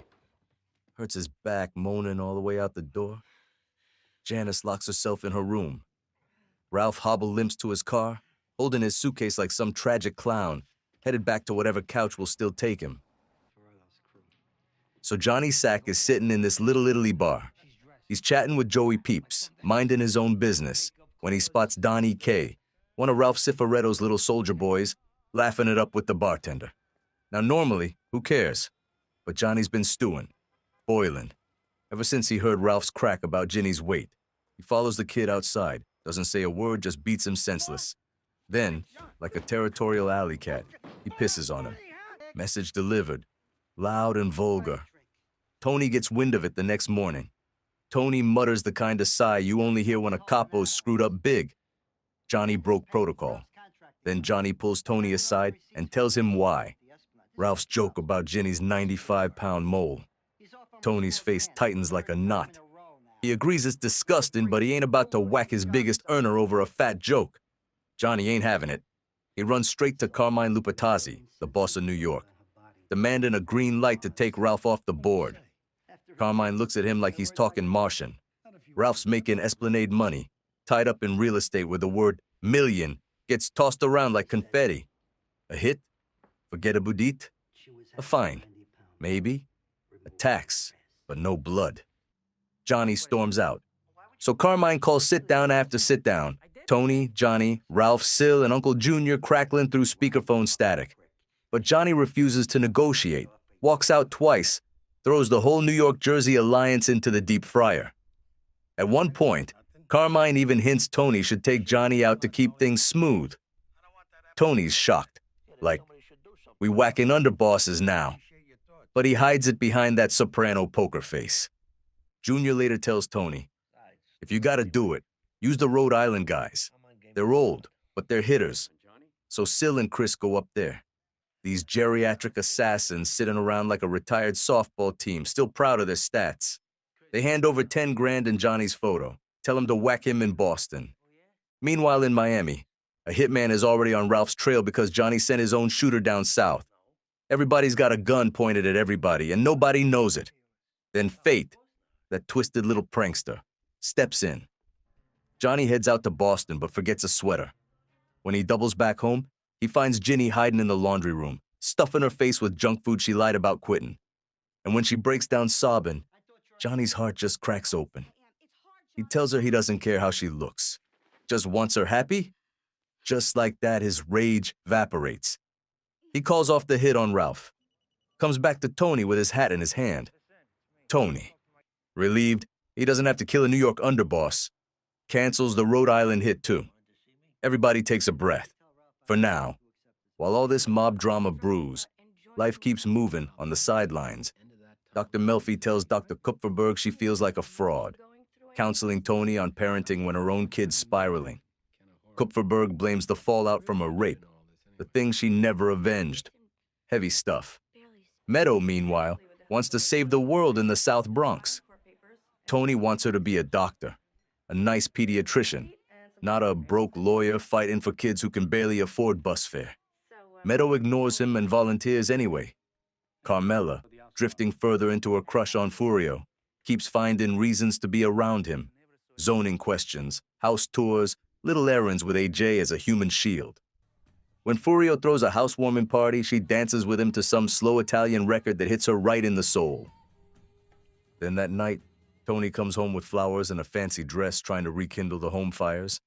They start fooling around, but from the next room, Meadow starts playing that same Italian love song. Carmela freezes. She pounds on Meadow's door, tells her to cut it out, but when she gets back to Tony, that music's still echoing in her head. And not because of the song, because of the man who played it. And that's the thing about this world. The mob wars get headlines, the hits get whispered in hallways, but the real battles, they're in the hearts and homes of the people trying to survive it. So Ralphie's got this racehorse, Pi Oh My. Cute name, right? Except this ain't no carousel pony. She starts winning, and not just winning, crushing. Belmont Stakes Derby, the whole nine. She's bringing in cash like a broken ATM spewing 20s. Ralphie, being Ralphie, kicks a little taste up to Tony. Tony starts falling for this horse like she's some kind of four-legged daughter he never had. But the more Ralphie hands Tony that envelope each week, the more Tony starts thinking his cut ought to be bigger. So the tension builds, slow, steady, like a pot about to boil over. Back at home, Carmela's shuffling papers at Tony like an accountant with a grudge. Financial forms, insurance stuff. This trust she wants him to sign that basically hands her the keys to the kingdom, if anything ever happens to him. Tony's accountant waves red flags. Don't do it. Divorce bait, legal trouble, bad idea. Carmela's furious. Tony tries smoothing it over by throwing money at her for some stock investment she'd mentioned. She hits him with the truth. It already split. They missed the wave. He's too late like always. Meanwhile, Adriana's living in this private hell only she can see. The FBI's on her like a shadow she didn't ask for. New handler, new meetings, new lies. They tell her straight. Richie didn't disappear into witness protection. Pussy didn't either. Translation: these guys get whacked, not rescued. Adriana starts crumbling. She tries talking to Chris about moving to California. Start fresh, sunshine, no mobsters, no backroom deals. Chris brushes her off like a lint on a jacket. She gives the feds a little nugget, Patsy pushing stolen suits. Then goes home and shoots heroin between her toes just to quiet the panic. Janice? Oh, Janice is circling Bobby like a hawk that spotted a grieving rabbit. She inserts herself in every conversation, every casserole, every candlelit moment. She even hijacks a meal Jojo Palmas made for Bobby and hands it off to Junior like it's nothing. Bobby's lost, heartbroken, shuffling through life like a zombie. Janice puts her hooks in deeper, takes credit for Carmela's lasagna, tells Bobby the best cure for grief is work. So the big guy hauls himself up, dusts off the sadness, and roughs up some union steward Junior needed, motivated. Then, the horse. Vet bills pile up. Pie. Oh my gets sick. Tony goes flying down there in the middle of the night, pays the vet, storms into that stall like a worried father. He strokes Pie Oh My's neck, talking to her in that soft, private voice he only reserves for animals, and certain memories he'll never admit he has. He tells her everything's gonna be okay. But the way he says it, you know he's saying it as much for himself as for her. Christopher Moltisanti is riding that horse again. Not Pie Oh My, the other horse, the one you cook on a spoon. He's half nodding into dreamland when the phone rings. It's Tony. He stumbles into Tony's place, pupils doing the tango, and Tony clocks it instantly. Chris blames it on wine, the oldest trick in the junkie handbook. Tony lets it slide and tells him he's moving up. From now on, Tony's giving orders through him. Chris hears that and stands up straight, trying to look like he ain't sweating heroin through his pores. Meanwhile, AJ and his dopey little entourage, they're hanging out talking mob movies. They ask AJ if his dad really does all that stuff. AJ says Tony owns the Bada Bing, so naturally, these kids want to go see some neon lights and fake breasts. They pile in and end up at Satriali's instead. Wrong family business, wrong kind of pork. Later, Tony and Carmela are in bed talking about Furio. Yeah, that Furio. And Carm's got stars in her eyes like a teenager with a crush on the new substitute teacher. She wants to set him up with her hygienist. Tony grunts, probably imagining smashing Furio's head into the bathroom mirror. Then Carm drops a bomb. Gloria Trillo, the Mercedes girl, hanged herself. Tony goes pale. In therapy, he snaps at Melfi, blaming her for Gloria's death until he finally admits he's guilty because he bailed on Gloria when she needed him most. Artie Bucco? Oh boy. He's got himself a new French hostess, Elodie. Real Paris perfume energy. And his marriage to Charmaine is hanging by a thread. Elodie's brother Jean-Philippe pitches Artie on this Armagnac liquor hustle, and Artie bites like a starving fish. He tries borrowing from Ralphie, who basically tells him, if you don't pay me back, I can't break your legs. So, no. Tony finds out and feels insulted that Artie didn't come to him. He gives Artie the money himself, takes a bottle of Armagnac, walks outside, and starts chugging it like he's trying to drown his conscience. Brian Camerata stops by, the financial guy, and Tony signs the new trust, making Carmela glow like she just hit the lotto. Ajay and Devin try to get frisky on the couch. Carmela busts them and the kids peel out of there. They take car service to Meadows' volunteer gig in the South Bronx for a quiet place to hook up. And the look on AJ's face in that neighborhood is priceless. They ask Meadow for her dorm room. She shuts that down quick. Ajay, in a rare moment of clarity, realizes how lucky he is. Then he sees Devin's actual house. Picasso paintings, private security, Beatles vinyl worth more than most cars. And suddenly, he's the poor kid in the relationship. Tony keeps playing good guy. So Carmela invites Furio and Jessica. And Carmela immediately regrets it because watching Furio flirt with anyone is like twisting a knife she can't admit she's holding. Then Artie's deal blows up. Surprise, surprise. Jean-Philippe disappears with the money.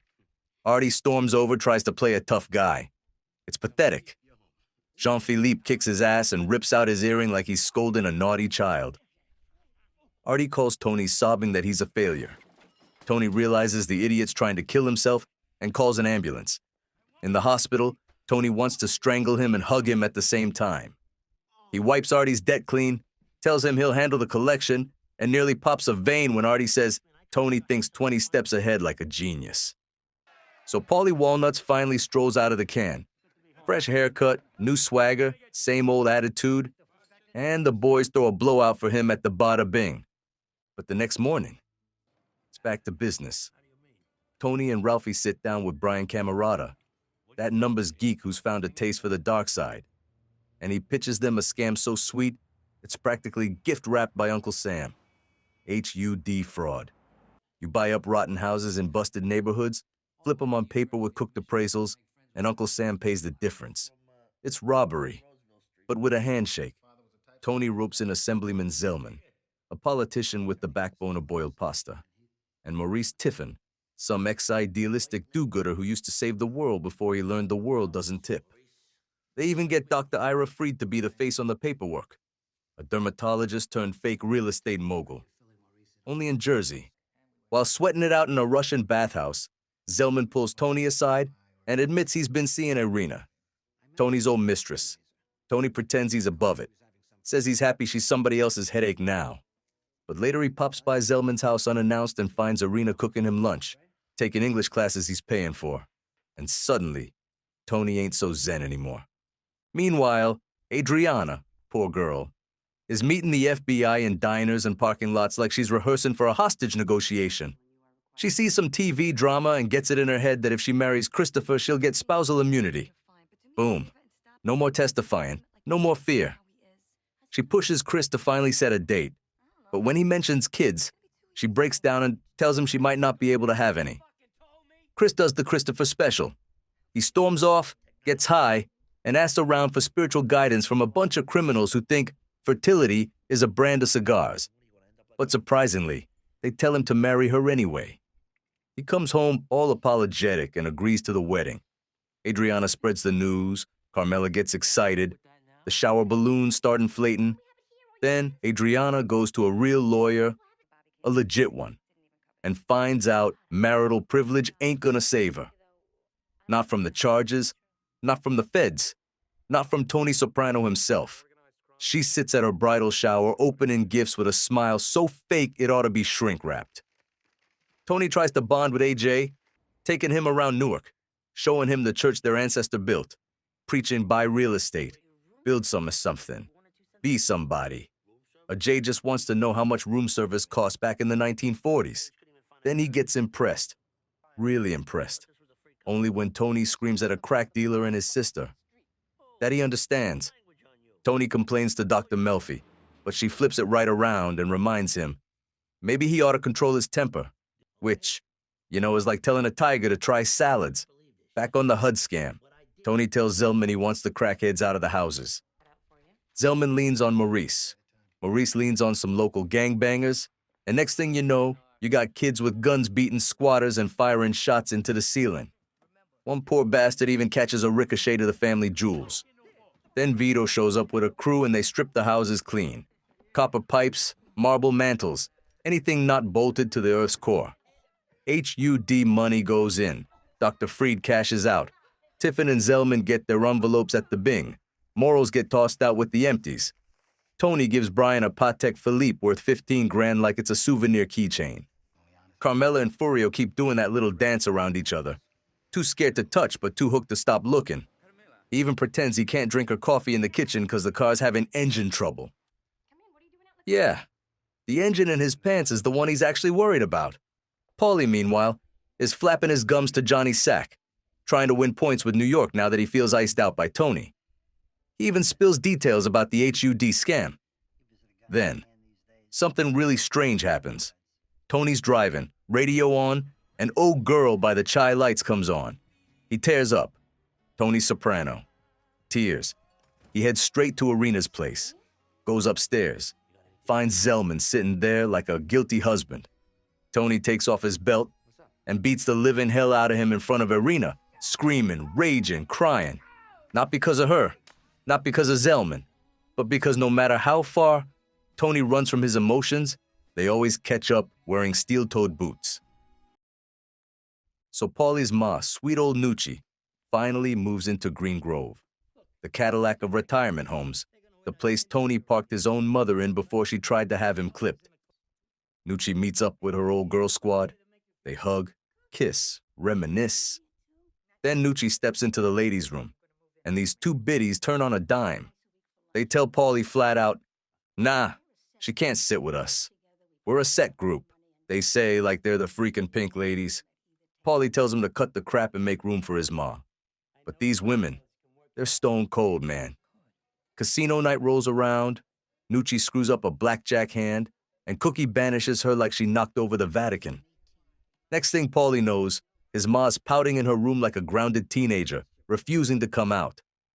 And Paulie, he storms into the director's office at Green Grove, demanding justice, integration, respect, whatever the hell old ladies want.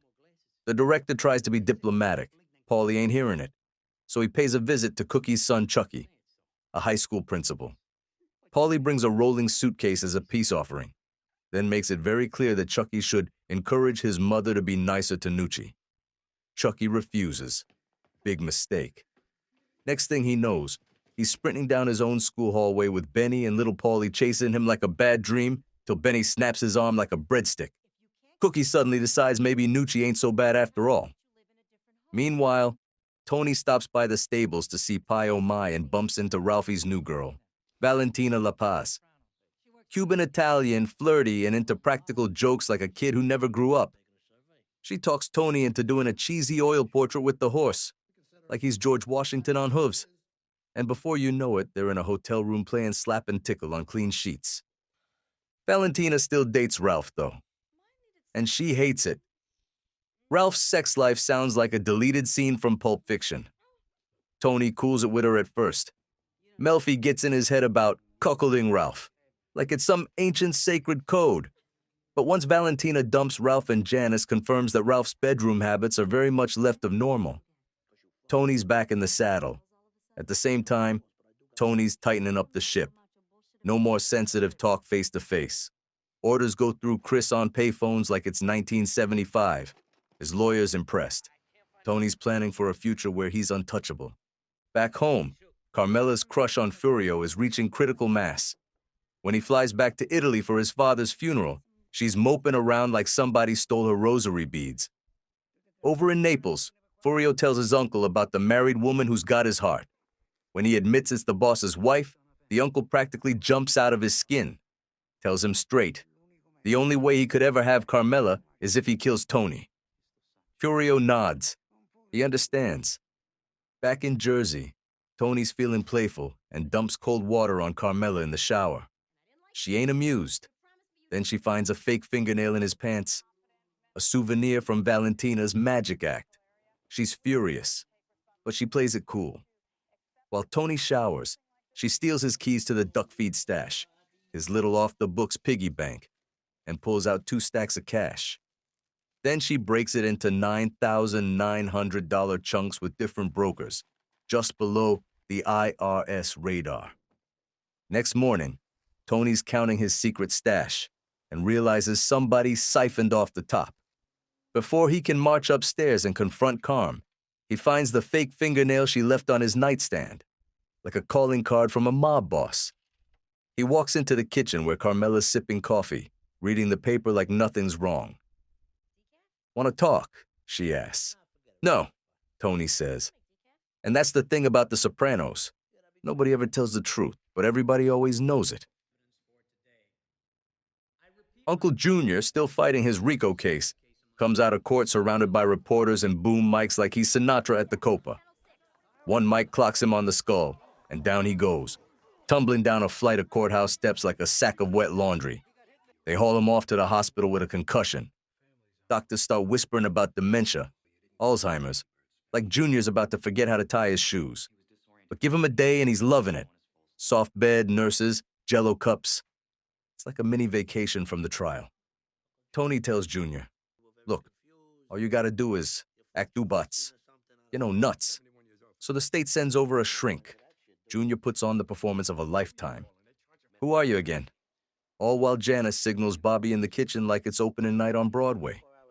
But here's the kicker. Later that week, the feds stake out Junior's place and watch him actually wander off to the neighbors to get ice cream. Turns out, the act might have become the reality. Or maybe he just really wanted ice cream. With Junior, you never know. Then everything goes sideways.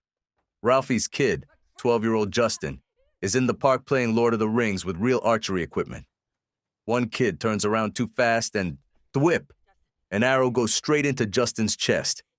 Ralph hears the maid banging on the door, bursts out of his bubble bath like a wet gorilla, and sees his kid on the ground bleeding. Kid gets rushed to the hospital, ends up in a coma. Ralph loses it. His ex-wife, her new husband, the other kid, everybody catches a verbal beating until Tony grabs Ralph and tells him to calm the hell down. "We pulled the same stunts when we were kids," Tony says. He's not wrong. The next few days, Ralph does this whole crisis of conscience tour. Visits Father Phil, apologizes to Rosalie about Jackie Jr., throws money at charities, even proposes marriage. Rosalie shuts him down, but takes the apology. He's like Scrooge after the ghost, except he still sucks. One night at the Bing, Ralph cracks in Tony's arms, sobbing about his son. And Tony, feeling almost human, tells him he's been seeing Valentina. Ralph's surprised, but he shrugs it off. He doesn't even care. That's when you know the guy's spiraling. Then the bomb drops. Fire breaks out at the stables. Pie oh my, the horse Tony adored like a third child, gets caught in the smoke and flames. She's not burned, but she's so mangled the vet has to put her down. Tony arrives in time to see her dead, wrapped in a tarp, dragged off like garbage. And he knows. He doesn't need proof. He knows Ralph set the fire to collect the insurance money. So Tony marches into Ralph's kitchen the next morning. Ralph's cooking eggs, acting casual, telling Tony about Justin waking up. Not a tear about the horse. Tony brings up the fire. Ralph denies it. Tony pushes harder, mentions Corky the arsonist. Then Ralph cracks. "You care more about a effing horse than you care about people?" He sneers. He pokes. He hits the wrong button. And Tony snaps. They tumble across the kitchen, smashing pans, knocking over chairs. He gets on top of him, choking, smashing Ralph's head into the floor until... silence. Ralph is gone. That's it. One of Tony's captains, dead on the tile next to his eggs. Now Tony needs cleanup. He calls Christopher, who's half dead from heroin, nodding off like a junkie Gumby. Even so, he helps. They cut off Ralph's head and hands, bowling bag special. They toss the body in a quarry, bury the rest on a frozen farm. Next morning, Tony wakes up in the empty strip club, hollers for Chris. No answer. Then he sees it. A picture of Tracy, the dancer Ralph beat to death years ago. And suddenly, Tony's standing in the doorway of the club, stepping from the dark into the blinding light of day, like a man who knows exactly what he did and exactly why. It's been about a week since Tony turned Ralph Cifaretto into a homeowner's worst nightmare on a kitchen floor, and the boys are back at the Bada Bing, pretending they don't feel that big, Ralph-shaped silence in the room. Meanwhile, at dinner, Alley Boy Barise leans in and says what everyone's thinking. Tony killed Ralph over a horse. Says if Tony really did it, Silvio would be first in line to pull the plug. Silvio plays it cool, but the temperature in the room drops 10 degrees. Tony, for his part, is rattled. He visits Ralph's kid, still in a coma, looking like a man who wants to feel human again. Furio's finally back from Naples, and he brings gifts. One for AJ, one for Meadow. Nothing for Carmela. That silence says more than a bag from Gucci ever could. Carmela can't help herself. She drops by Furio's place under the old decorating advice routine, dragging AJ along as emotional camouflage. Furio gives her a jar of fresh balsamic from Italy, and Carmela melts like fresh mozzarella in a hot pan. She tells Rosalie she wants him. Rosalie tells her she's out of her mind and that if she hasn't slept with him yet, she sure as hell shouldn't, unless she wants Tony to send Furio back to Italy in small boxes. Over in the business world, Johnny Sack demands a piece of the HUD scam. Tony says no. Johnny says, "You sure you want to go down this road?" Translation: somebody's about to get clipped or taxed. Tony: Sensing the room shifting, calls a meeting at the Bing. He tells the guys Ralph ain't coming back, and he's convinced Johnny Sack had him killed over money. Then there's Adriana, still dancing between secrets and panic attacks. Her FBI handler keeps asking for more, but Adriana's running on fumes. When Christopher, blasted out of his skull, sits on her tiny dog and kills it, she breaks down. And Chris, he's falling apart like wet cardboard. He gets carjacked trying to score heroin, comes home beaten. Adriana hands him a rehab pamphlet. He beats her instead. Carmela sees the bruises and something inside her shifts. So Tony organizes an intervention. Yeah, that Tony. A room full of murderers, liars, cheaters, and degenerates, sitting in a circle with folding chairs, reading feelings off note cards. It goes about as well as you'd expect. Accusations fly. Christopher insults everybody, even his own mother. Paulie takes offense, Silvio cracks, and suddenly, the intervention turns into a beatdown. Christopher ends up in the ER with a skull fracture. But Tony visits him afterward, soft for once. You're alive because you're my nephew, and I love you. Then he sends him off to rehab with Patsy Parisi, stationed nearby to kill him if he tries to leave. Family love, Italian gangster edition. While Chris detoxes, Tony stops by Junior's and finds Svetlana there. The one-legged Russian philosopher with a spine of steel. They talk, they kiss, they do what Jersey adults do when no one's looking. Tony asks to see her again. She says no. He hates hearing it, but respects the hell out of it. Tony Soprano dreams he's riding in the back of his old man's Cadillac. Carmela's behind the wheel, Ralphie up front, a caterpillar turning into a butterfly on the guy's bald dome like nature itself can't stand him. Next to Tony sits Gloria. Then suddenly, she's Svetlana. So he goes to Melfi, lays it out. She does what she does, stirs the pot, says Carmela's got the wheel, Ralph's changing, and Tony bristles like someone insulted the cut of his suit. They're not friends, he snaps. It's business.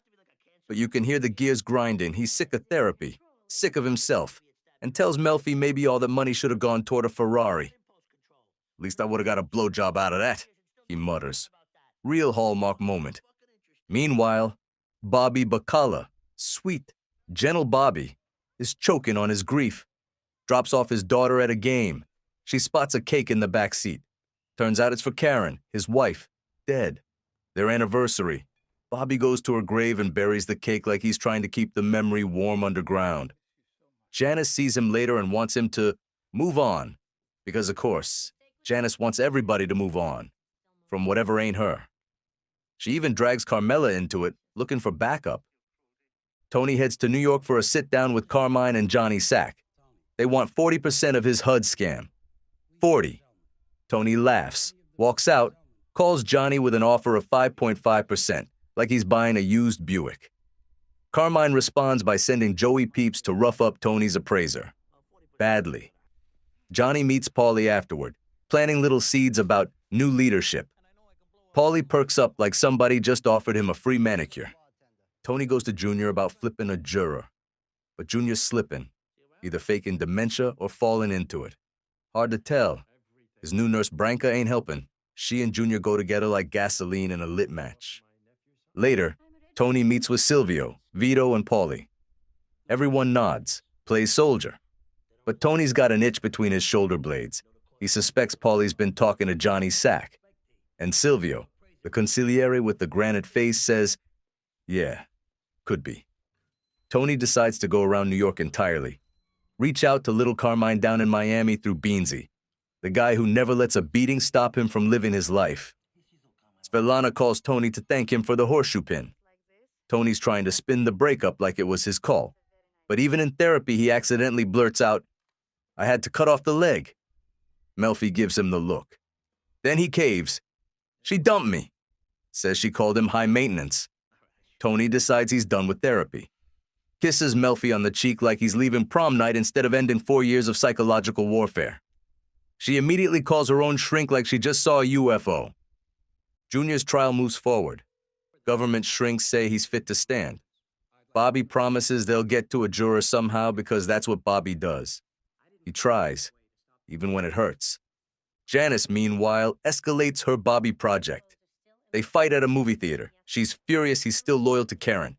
So she goes full paranormal warfare, gets on the internet, guides Bobby's kids into another Ouija session, freaks them out, then swoops in pretending to be the hero. She tells Bobby he needs to move on, eat the last frozen ziti Karen ever made. Guilt, manipulation, therapy. Janice is like a Swiss Army knife of dysfunction. Bobby finally caves. Down in Miami, Tony meets with Beansy and little Carmine. Little Carmine, half philosopher, half sunburned rich kid, says he'll talk to his father about the HUD mess. Tony warns him, if New York doesn't deal fair, things will get loud. That night, Tony dreams again, following Ralph to an old house. Inside waits a shadow of his mother, Livia, staring down the stairs. He wakes up gasping, sweating, like he finally touched something hot buried deep in his conscience. He steps onto the balcony of the Fontainebleau, the Miami night wrapped around him. Ocean dark as ink. Even down there, the ghosts follow. So Junior's trial is wrapping up, and Tony's boys, Eugene and Dogsy, lean on a juror hard enough to make him rethink his civic duty. Meanwhile, down in Jersey, little Carmine sails back up from Miami in his gold chains and linen shirts, ready to mediate the beef between Tony and Big Carmine over the HUD scam. Johnny Sack and little Carmine float a plan, all smiles, until Carmine starts praising Tony a little too much. Little Carmine's ego goes off like a car alarm. He trashes Tony, torpedoes his own pitch, and Johnny's standing there realizing little Carmine couldn't negotiate a pizza order.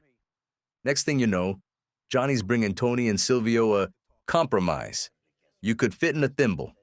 Tony ain't having it, especially since Carmine won't even meet him in person. So he sends little Paulie and the B-team, Petey and Alfie, to go Picasso Carmine's brand new restaurant with baseball bats. Carmine fires back by shutting down the whole warehouse job, flexing his union muscles like it's 1978 again. Tony decides to wait him out. Figures money talks, and nobody in New York leaves millions sitting on a table for long. Then Johnny Sack shows up and whispers the one thing Tony wasn't expecting. Maybe we clip Carmine.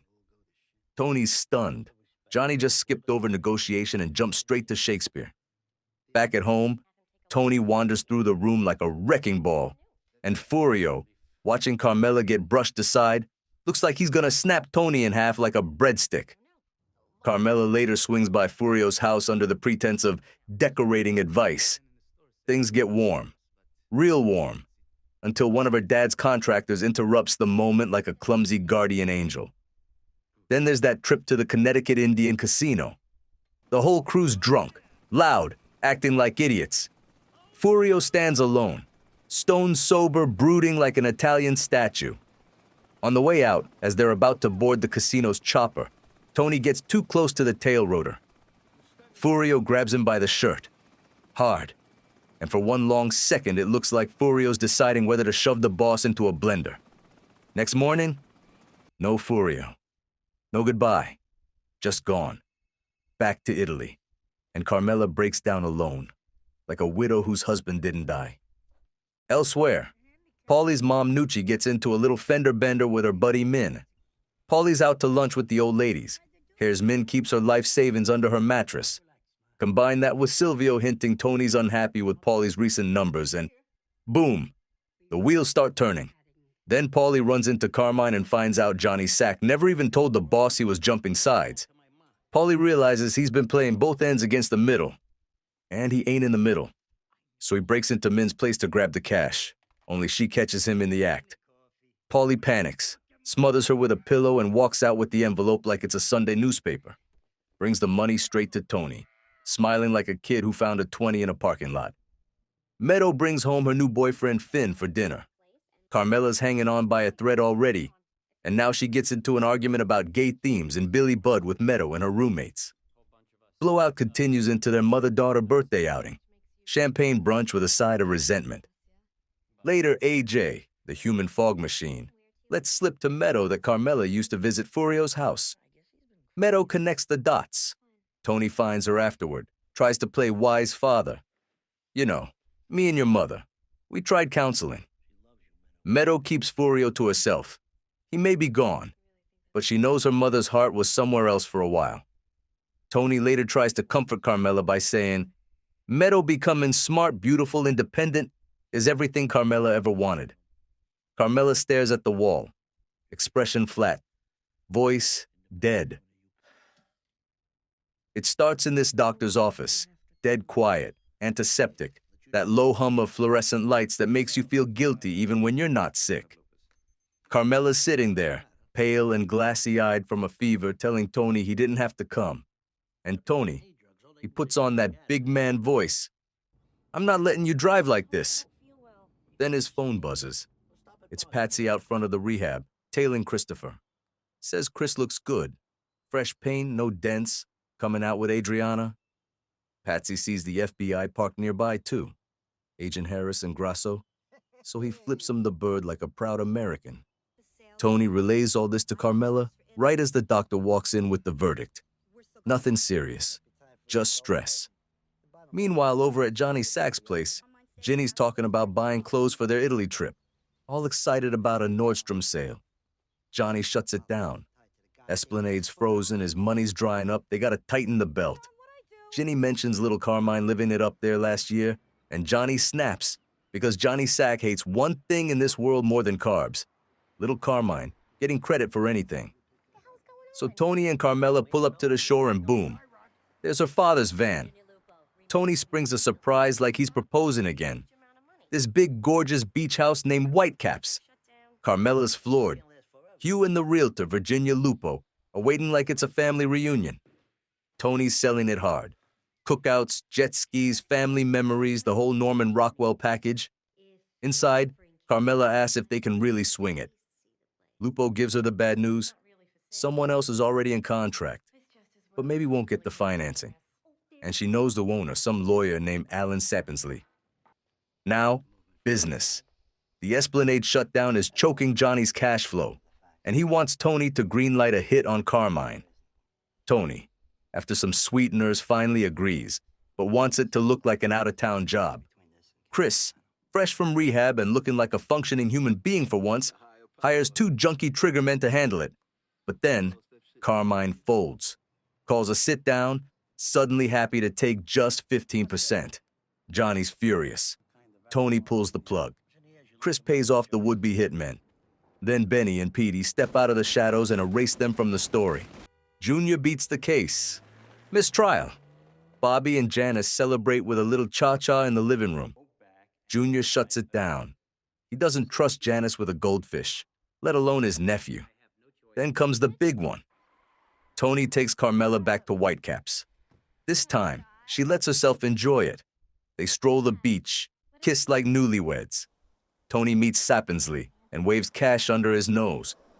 Sapensley calls the current buyer, leans on him like a seasoned racketeer and wriggles out of the contract. Whitecaps are theirs. For 5 minutes. Carmela's home when the phone rings. It's Irina, drunk, and she unloads it all. Tony slept with her, with Svetlana, with anyone whose name ends in a vowel. Carmela's whole world detonates. Tony walks in to find his wardrobe doing a swan dive out the window. He storms off to Irina's. Svetlana's there, cool, detached, explains Tony humiliated Zellman and that whole relationship died instantly. Tony spends the night at Whitecaps, alone with a bottle and a dream going up in smoke. Next day, he tries to ditch the deal. Sapensley politely tells him to shove it. Contract's a contract. Back home? Tony comes back. Carmela tells him to leave. He gets violent. She threatens lawyers, restraining orders. Ajay helps him move into the home theater like he's packing his dad off to college. By the pool, they fight again. Carmela finally confesses. I've been in love with Furio. Tony loses it, charges her, stops his fist an inch from her face, and puts it through the wall instead. She calls him a hypocrite as she walks away. Tony tries calling Dr. Melfi. Can't even talk. Blocks her number by accident or on purpose, who knows. Then the finale. Sapensley calls Tony. He'll release him from the sale, but he's keeping the $200,000 deposit. Tony refuses to negotiate. So Benny and little Paulie take Tony's home theater speakers, mount them on his boat, and anchor offshore from Sapensley's house. Lunch, Dean Martin at concert volume. Nighttime, Dean Martin at concert volume. Mrs. Sapensley finally breaks. Honey, just give him the money. And that's how Tony Soprano gets his deposit back. A year after the split, Tony Soprano's living in his mother's old house. One night, the family's at dinner with Janice and Bobby, now officially married, watching the news like it's background noise. Then the TV lights up with parole headlines. Old names, heavy names. Feech Lamanna, Angelo Garip, Phil Leotardo, and Tony's cousin, Tony B., finally walking free. Later, over at Junior's, Feech talks about getting back into action. Loans, betting, the classics. Tony and Junior exchange looks. Sure, they tell him, as long as he remembers the new rules and doesn't step on anyone's shoes. Back at Carmela's place, trouble comes with fur. A Jay's in the backyard when he spots a big black bear like it owns the joint. He panics, calls his mom. Carmela grabs her nerve, scares the thing off, and calls it in. When Tony hears about it, the conversation goes sideways fast. Carmela lays into him for spoiling a Jay out of guilt. Tony fires back with something darker. Admits he's been threatening Furio's life. Got hitters waiting if he ever resurfaces. Word about the bear spreads, and suddenly, it's a neighborhood watch, Soprano style. Benny and little Paulie get assigned backyard duty. Elsewhere, Christopher and Paulie are busting balls, rehashing the Pine Barrens like it's a comedy routine. Until it isn't. Jokes turn into jabs. Jabs turn into grudges. Chris sticks Paulie with the dinner bill. Paulie doesn't forget. Next morning at Satriale's, Paulie demands payback, plus interest. Tony steps in, lays down tradition. Chris pays. Respect costs money. Atlantic City makes it worse. Paulie orders like a king on Chris's dime. The argument spills into the parking lot where a waiter complains about the tip. Chris loses it, throws a brick. The guy drops, starts convulsing. Panic. Paulie ends it with a gunshot. They grab the cash and disappear. The next day, they make peace the only way they know how. Split the bill, bury the body, move on. On a golf course lunch, Tony's sitting with Johnny Sacangelo and Carmine Lupertazzi when Carmine suddenly drops. Stroke hits him like a hammer. He's rushed out. Johnny calls his son. At the hospital, Johnny reminds Tony, quiet but sharp, that he never forgot Tony backing out of that hit last year. Later, Tony's watching The Prince of Tides with Valentina, feeling sentimental, maybe stupid. He decides he wants Dr. Melfi back in his life. Tony takes another shot, then another. Cruise tickets, big gestures. Melfi finally lays it out.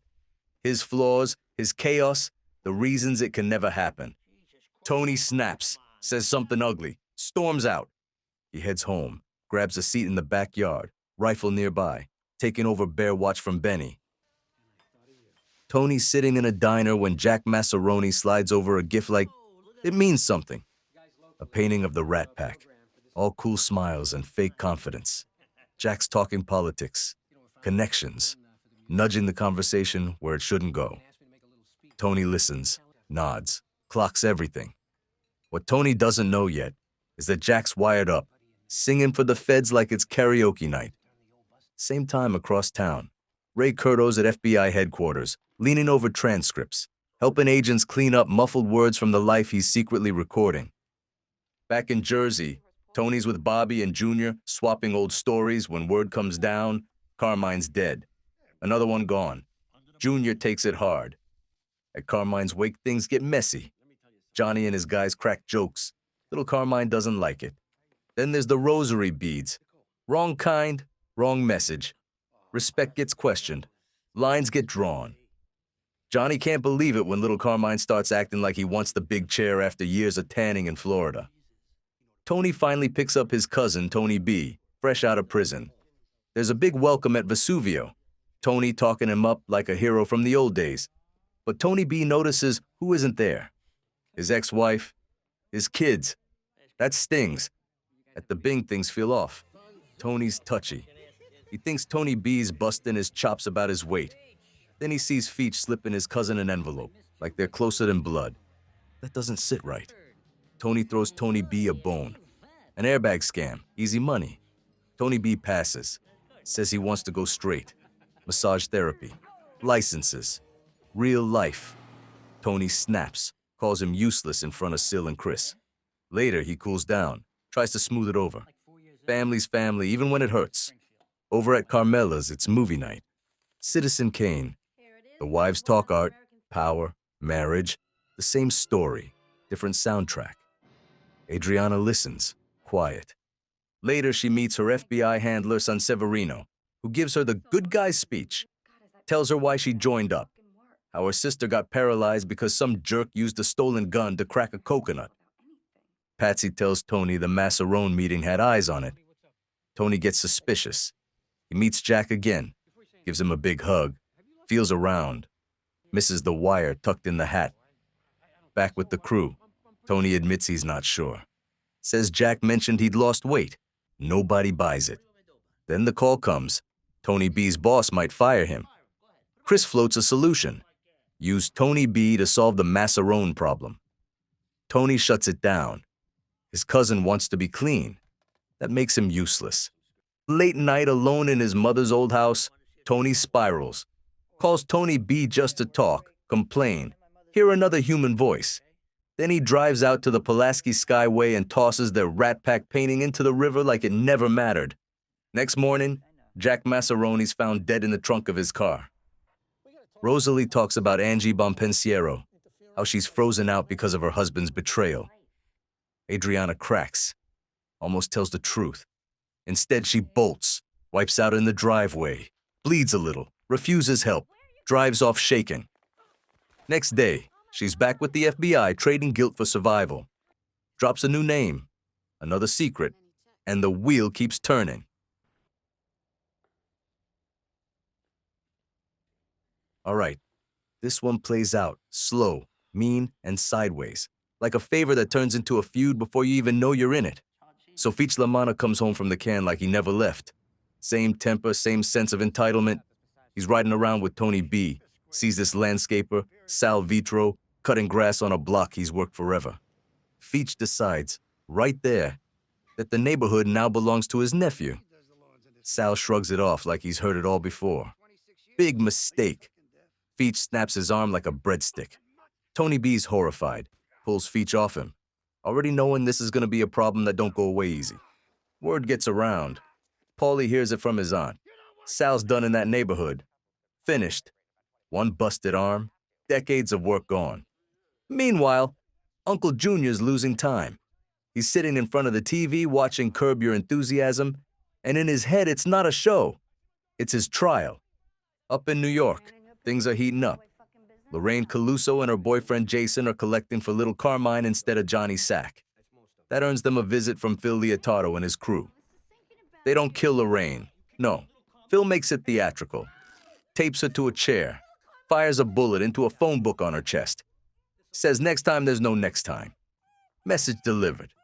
Lorraine, Jason, and Angelo Garib come running to Jersey. Sit down with Tony and Junior. New York's a mess since Carmine Sr. died. Johnny and little Carmine both reaching for the crown. Tony, playing statesman, floats an idea. 3 bosses, power split. Johnny, Carmine Jr., Angelo. Angelo wants no part of it. He's tired, wants to see his grandkids grow up without body bags. Back home, Paulie pays Feach a visit at his bakery. Tells him he crossed the line with Sal. Feach explodes, tells Paulie to get lost. 2 old bulls locking horns, neither backing down. Tony tries smoothing things over with Artie. Offers him a room at his mother's house. It's awkward, but Artie takes it. Sunday dinner rolls around and Junior, like clockwork, drops the line. Tony's heard his whole life. Never had the makings of a varsity athlete. Tony snaps. Warns him not to say it again. Then Junior says it again. Tony storms out with AJ, blood boiling like he's 12 years old all over again. Paulie hears Sal's officially done. That's it for him. He tracks down Feach's nephew Gary, catches him mid-job. One swing of a shovel, chaos breaks loose. Paulie robs him, takes his mower, tells him he's paying Sal's medical bills and kicking up from now on. Neighborhood justice, Walnut style. Tony meets Johnny in a parking lot, tries selling the power-sharing idea, blames it on Angelo. Johnny sees right through it, accuses Tony of backing little Carmine behind his back. Old grudges, new grudges, all mixing together. Meanwhile, Junior wanders off in his bathrobe, chasing memories down Bloomfield Avenue. The old hangout's gone. Now it's a church. He gets chased out, forgets where his car is, walks the wrong way into the night. Back at home, Janice and Bobby panic. Tony doesn't care, says Junior's dead to him. Later, Junior's found scraped up and lost, like a kid who wandered too far from home. Janice confronts Tony, slaps him. He grabs her throat. It's ugly. Bobby and Artie break it up. Tony tells Bobby if he wants more responsibility, he should start by controlling his wife. Real charming. Sit down at Satriale's. Paulie and Feach across from each other. The ruling. Split the neighborhood in half. Nobody's happy. Sal gets screwed anyway. Now he's mowing lawns for free for friends of ours, including Tony and Johnny. Then something clicks for Tony. On the golf course, he hears about Junior's infarcts. Little brain injuries. Suddenly, those insults don't sound so deliberate anymore. Tony goes to see Junior. Tells him to take his meds. Junior complains about Feach going over Tony's head. Reminds him who the real boss still is. Tony asks him why he never says anything nice. Then, quietly, Tony asks, "Do you love me?" Junior can't answer.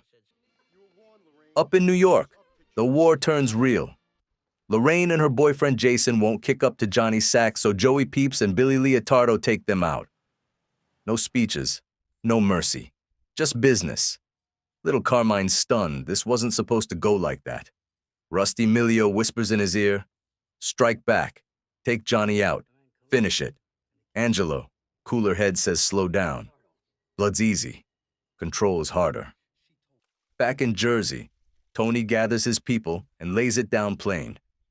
We stay out of New York's mess. No side picking, no heroics. Then Feach strolls in, fresh out of the old days, holding court like it's 1975. He tells stories, big ones, including how Tony and Jackie April Sr. once robbed his card game to make their bones. Everyone laughs. Tony, too. Feach asks if he can run the game again. Tony, against his better judgment, gives him the nod. Supervise it. Take 20%. When Feach leaves, Silvio leans in and says what Tony already knows. The guy's got an ego the size of Newark. At home, AJ's drifting. School's a mess. Attitude's worse. Carmela and Tony sit with his guidance counselor, Wegler, who talks SATs and focus.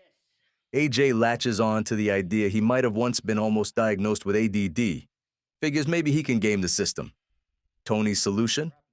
Buy the kid a new SUV, motivation, Soprano style. Carmela calls Tony out later, says he doesn't have friends, just people who laugh because they're scared. That one lands. Melfi, meanwhile, finds a fancy gift basket waiting for her. Inside, an apology from Tony for calling her something ugly. Kupferberg says it's symbolic, cleansing absolution. Melfi just stares at it. Back at the card game, Feach won't stop talking. Jokes, stories, non-stop. Tony starts noticing something. He cracks a dumb joke himself. Everyone laughs on cue. Everyone except Feach. That sticks. A Jay wants to hit a metal concert in the city. Carmela says no. They compromise. Hotel night, then Meadows' place. Except AJ never goes to Meadows. Instead, he gets wasted, passes out, and wakes up glued to a hotel floor with his eyebrows shaved off. Carmela panics. Tony shows up just as AJ rolls in acting tough. He spins a story, plays Tony against Carmela, and for once, Tony buys it. AJ goes to stay with him, bonds over TV and food until Tony sends him to do homework anyway. The cycle never really breaks. Then the other shoe drops. Feach's guys jack cars from a wedding, Tony's friend's wedding, and sell them to Johnny's crew. That's when it clicks. Feach didn't laugh because he doesn't respect Tony. But Tony won't kill him. Not this time. Instead, he lets Christopher and Benny set a trap. Stolen TVs, Feach holds them in his garage. Parole officer shows up unannounced. Game over. Feach is back in cuffs, staring out the window like a guy who just realized the world moved on without him. Carmela meets Wegler for lunch. He suggests she read Madame Bovary, says she might recognize herself in it. On the way home, Carmela flashes back to AJ as a little kid, flying down the driveway on his big wheel. She snaps back to now, stands in the foyer, groceries in her arms, alone in a house that suddenly feels too big. And for the first time, the silence is louder than any gunshot. Tony finds himself in a hospital gown, staring at the ceiling, getting a mole cut off like it's no big deal. Turns out it is a big deal. Skin cancer. Squamous. Nothing dramatic, but enough to remind him the clock's always ticking. Around the same time, Adriana's sitting in another doctor's office, stomach tied in knots. Stress will do that to you, especially when you're living two lives and the FBI's got you on speed dial. With Christopher out of town running cigarettes, Tony starts spending more time at the Crazy Horse. One afternoon, it's just him and Adriana in her office. No noise, no witnesses. They talk, really talk, about fear, about pressure, about how everything feels like it's closing in. One line turns into another, and before you know it, there's coke on the desk and darts flying at the wall. For a second, there's something there. Too close, too quiet. But it gets broken up when Phil and Joey walk in like a bad punchline. Later, Tony's on the couch with Melfi, saying Adriana's the kind of woman you could start over with. New family, clean slate. He says it like he already knows he won't do it. Melfi clocks it as progress. Temptation resisted, empathy achieved. A milestone. Tony just shrugs. Adriana, meanwhile, opens up to Agent Sanseverino about how she feels. Sanseverino nods, plays therapist, then laughs about it later with her coworkers like it's a bad joke. The night before Chris comes home, Tony and Adriana take a drive. Middle of nowhere, chasing coke and distraction. Tony swerves for a raccoon, and the SUV flips like fate just reached out and grabbed the wheel. Tony walks away clean. Adriana doesn't, bruised up, head ringing. Tony knows right away. We need a story. Chris hears about the accident before he even sees Adriana. The whispers are already loud. Why were they together? Why so late? Guys start connecting dots that don't exist. By the time it reaches Satriali's, the story's got legs and teeth. Chris confronts Adriana, doesn't buy the diner excuse. At the Bing, Tony sticks to the script and flips it back on Chris, swearing on his kids nothing happened. Doesn't matter. The story keeps growing. The FBI hears it. The crew laughs. Chris feels like the punchline. He snaps, nearly fights Vito, then goes home and puts his hands on Adriana. She finally tells him about the drugs, swears nothing else happened. He throws her out and falls off the wagon hard. Things spiral fast. Carmela hears the rumors. Tony denies everything until she catches him lying about the drugs. He fires back with old ghosts. Furio, Father Phil. Everybody's dirty, right? Chris shows up drunk, shoots up an SUV he thinks belongs to Tony, then screams in his face. Tony takes him for a ride. Quiet road, dark trees. This is where it usually ends. Paulie tries to step in, makes it worse. Finally, Tony B has an idea. The doctor. They lean on him until he confirms Adriana was upright, buckled in. No funny business. Chris backs down, but the humiliation sticks.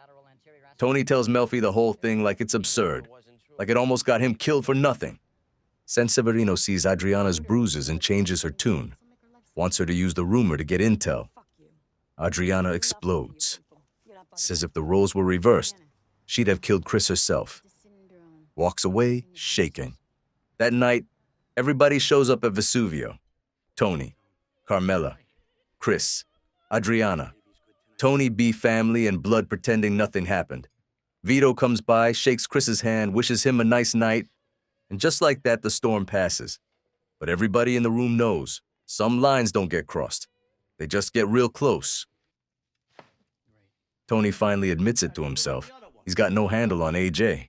The kid's spinning, drifting, and Tony's just making it worse. So AJ goes back to Carmela. She lets him in, but on terms. Grades up, attitude straightened out, no excuses. Whether that sticks or not. Different story. Around the same time, Carmela pays a visit to Mr. Wiggler, the guidance counselor. One conversation turns into dinner. By the end of the night, they're sitting in his car. kissing like two people pretending they don't know better. Carmela feels it right away. That pull in her chest. Guilt, habit, years of Catholic wiring. She runs to Father Phil, spills just enough to feel absolved. He tells her not to act on it. Says she's still married. Says that should mean something. She sleeps with Vegler anyway. And not just once. She keeps going back. Even after confession. Even after promising herself she won't. Then one night she pulls the plug mid-evening. Says she can't do this for AJ's sake. And walks out like she's taking the high road. Next day, Vegler leans on one of AJ's teachers. Grade goes up. Essay didn't magically get better, but suddenly it's good enough. More nights together, more sex. More Carmela talking about her son. Eventually, Vegler connects the dots. He realizes he's not the guy. He's the lever. He calls her out on it. Says she's using him. That hits her hard. They fight. She threatens him. Words sharp, eyes cold, then storms out. Later, her father finds her sitting there quiet, worn down. He tells her maybe it's time to look elsewhere. Carmela just shakes her head. Says being Tony Soprano's wife means people always assume you want something. Something extra. Meanwhile, Tony B is out in the world trying to be straight. Working for Kim. Hating every second of it. Gwen keeps him focused. Gets him through his massage board exam. For a minute, things look hopeful. Kim even offers him a partnership. Empty storefront. Fresh start. West Caldwell. Then, Tony B finds a bag. 12 grand. Dropped by drug dealers who ran out of luck faster than they ran. And just like that, the old Tony B wakes up. The money disappears into gambling, clothes, bad decisions. He fights with Gwen on the phone, then turns around and takes it out on Kim. Later, sitting at Vesuvio with Tony, he admits, without saying it, that he blew it. Asks if Tony still needs someone to cover the airbag thing. And just like that, some people don't fall back into the life. They slide. All right, take it easy. This one's got history in it. The kind that sneaks up on you. Tony's sitting down to eat with Janice and Bobby when the news comes in. Aunt Conchetta's gone. Another name on the list. Another ride to the cemetery. That's where Tony bumps into Fran Feldstein, his old man's longtime girlfriend. The one nobody talked about, but everybody knew. Over the next few days, Tony starts seeing her, listening, letting her talk him back into his father's world. Stories spill out about Johnny Boy, about the life, about how things really were. Tony doesn't know whether to laugh or feel sick. She takes him to a midget car racetrack. Says Johnny promised her a piece of it. Says Phil and Hesh cut her out. Tony decides to straighten it out. There's a sit-down. Johnny moderates. Hesh agrees to pay. Phil doesn't love it. 25% sticks in his throat. A few days later, Tony spots Phil buying Italian ice in Queens. No words, just instinct. Phil bolts. Tony chases, engines screaming up Grand Avenue until Phil plows into a double-parked Boar's Head truck. Eventually, Tony gets $150,000 for Fran. Junior, meanwhile, is doing better upstairs. Meds kicking in, but he's losing his mind under house arrest. Starts hitting every funeral he can, just to get out. At Conchetta's husband's service, he breaks down completely, sobbing like the world finally caught up with him. Later, in the doctor's office, he says it plain. No kids, no purpose, no way out. The doc talks balance, dosage, trial and error. Christopher's got his own project, J.T. Dolan, a writer he met in rehab. They make a pact to stay clean. Chris breaks it by dragging him into the card games. J.T. can't stop himself. 60 grand in debt. Missed payments. Chris and little Paulie pay him a visit. Hands due to talking. J.T. spirals, starts using again. Chris steers him back toward rehab, like he's fixing something he just broke. Tony's shine with Fran fades fast. He realizes his father was with her when he should have been home. She starts trashing Livia openly. Tony gives her money to turn the phone back on. She buys shoes instead. Says she deserves something nice. Then Tony gives her a gift, a boater hat, JFK's. She puts it on and starts singing that Marilyn Monroe birthday song. Something in Tony snaps. Memory hits him hard. 16 years old, Livia pregnant, losing the baby. He was the only one who went to the hospital. Got screamed at for it. Found out later Johnny was with Fran that same night. He brings it all to Melfi. She says forgiveness might help. Let it go. Tony doesn't buy it. Says Livia still made his father give away the dog. Back at the Bing, Tony's got a drink in his hand, the boys around him.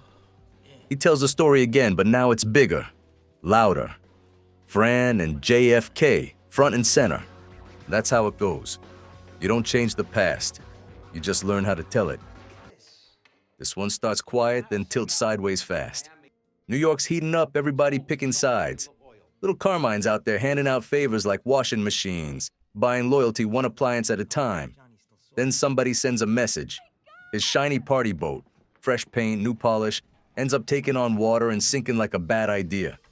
Real subtle. Tony's got his own cleanup to do.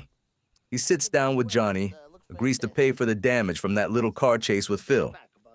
To save a few bucks, he sends the work to the old Pussy Bonpensiero body shop, now run by Angie. Phil shows up acting like the car's cursed, complains about everything. Angie checks it, says it's fine. Phil still sticks her with a $2,000 bill for a seat. So Tony sends Tony B along, just to keep things polite. Doesn't help. Phil's Phil. Tony B drops by the Bing later, hands over Tony's cut from the airbag scam. Hangs around a little too long, asks for more work. Tony tells him to relax. Be patient. That never lands well. Meanwhile, little Carmine's people start sniffing around Tony B through Angelo, old jail buddy.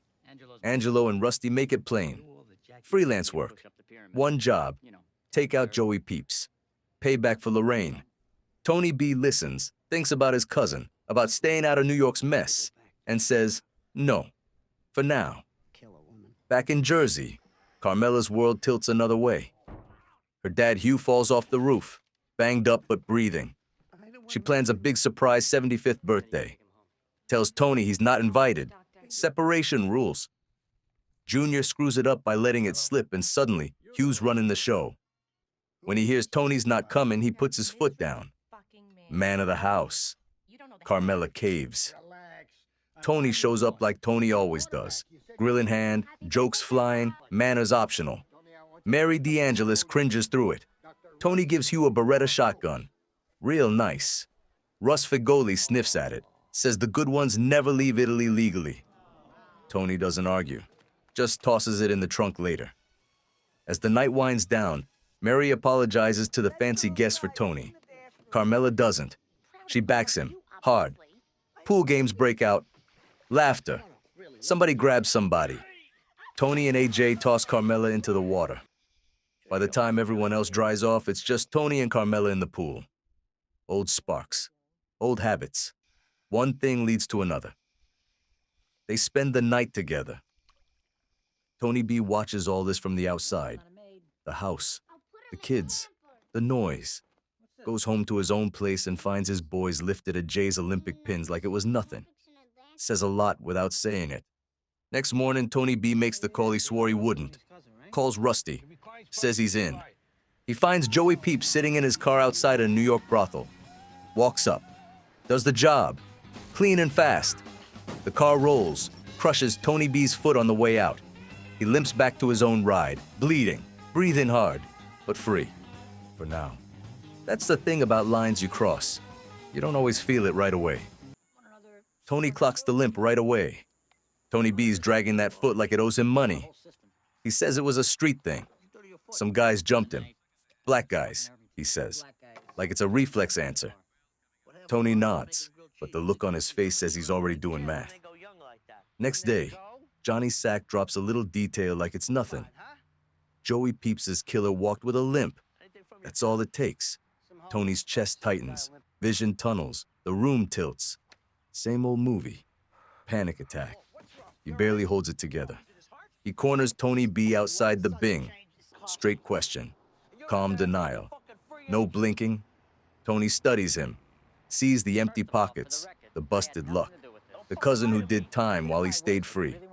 And instead of digging deeper, Tony does what he always does when guilt gets too loud. He fixes things sideways. Gives Tony B control of an illegal casino on Bloomfield Avenue. Talks about getting him made. A promotion, wrapped in silence. Christopher sees it for what it is. favoritism, blood over loyalty. It eats at him. Adriana feels it too, makes a call to her FBI handler, voice shaking just enough to be believable. Over in New York, little Carmine gathers his people. Joey's dead. Lines are shifting. Angelo's uneasy. Says it was sloppy. Rusty talks smooth. Tells Carmine this is what leadership looks like. Carmine buys it. Says he's ready to be better than his father ever was. At Joey's funeral, Johnny puts the pieces together. The timing. The players. He hears a whisper. Tony B was seen nearby. He goes straight to Tony. Tony lies fast, clean, convincing. Johnny lets it go, but his eyes say, "Don't make me come back to this." Back home, Tony's got another problem. Finn. Meadow's boyfriend keeps stepping on invisible landmines. Tony busts his chops, then smooths it over, even gets him a job at a construction site where nobody really works. Finn hates the way everyone kisses his ass. Then he sees how ugly it gets when Eugene and little Paulie nearly tear each other apart over jokes that cut too close. And then it really goes sideways. Finn walks in on something he can't unsee. Vito, with a guy who's not supposed to exist in this world. Vito locks it down quick, takes Finn to a Yankees game, smiles too much. Finn goes home scared stiff, talking about leaving Jersey. Meadow hears abandonment. Finn panics and proposes just to make the noise stop. Tony's back on Melfi's couch, finally connecting the dots. The panic attacks aren't about Joey. They're about Tony B. About the night years ago when Tony folded, had his own breakdown, blamed it on a mugging that never happened. His cousin went away. He stayed free. Everything since has been him paying interest on that lie. Meanwhile, Carmela's done waiting. She wants a divorce. Tony explodes, threatens to cut her off, every illegal dime. She calls lawyers. Every door's already closed. Tony's been busy. She stands at the window later, watching him float in the pool like nothing can touch him. Meadow's inside, talking about her engagement, her future.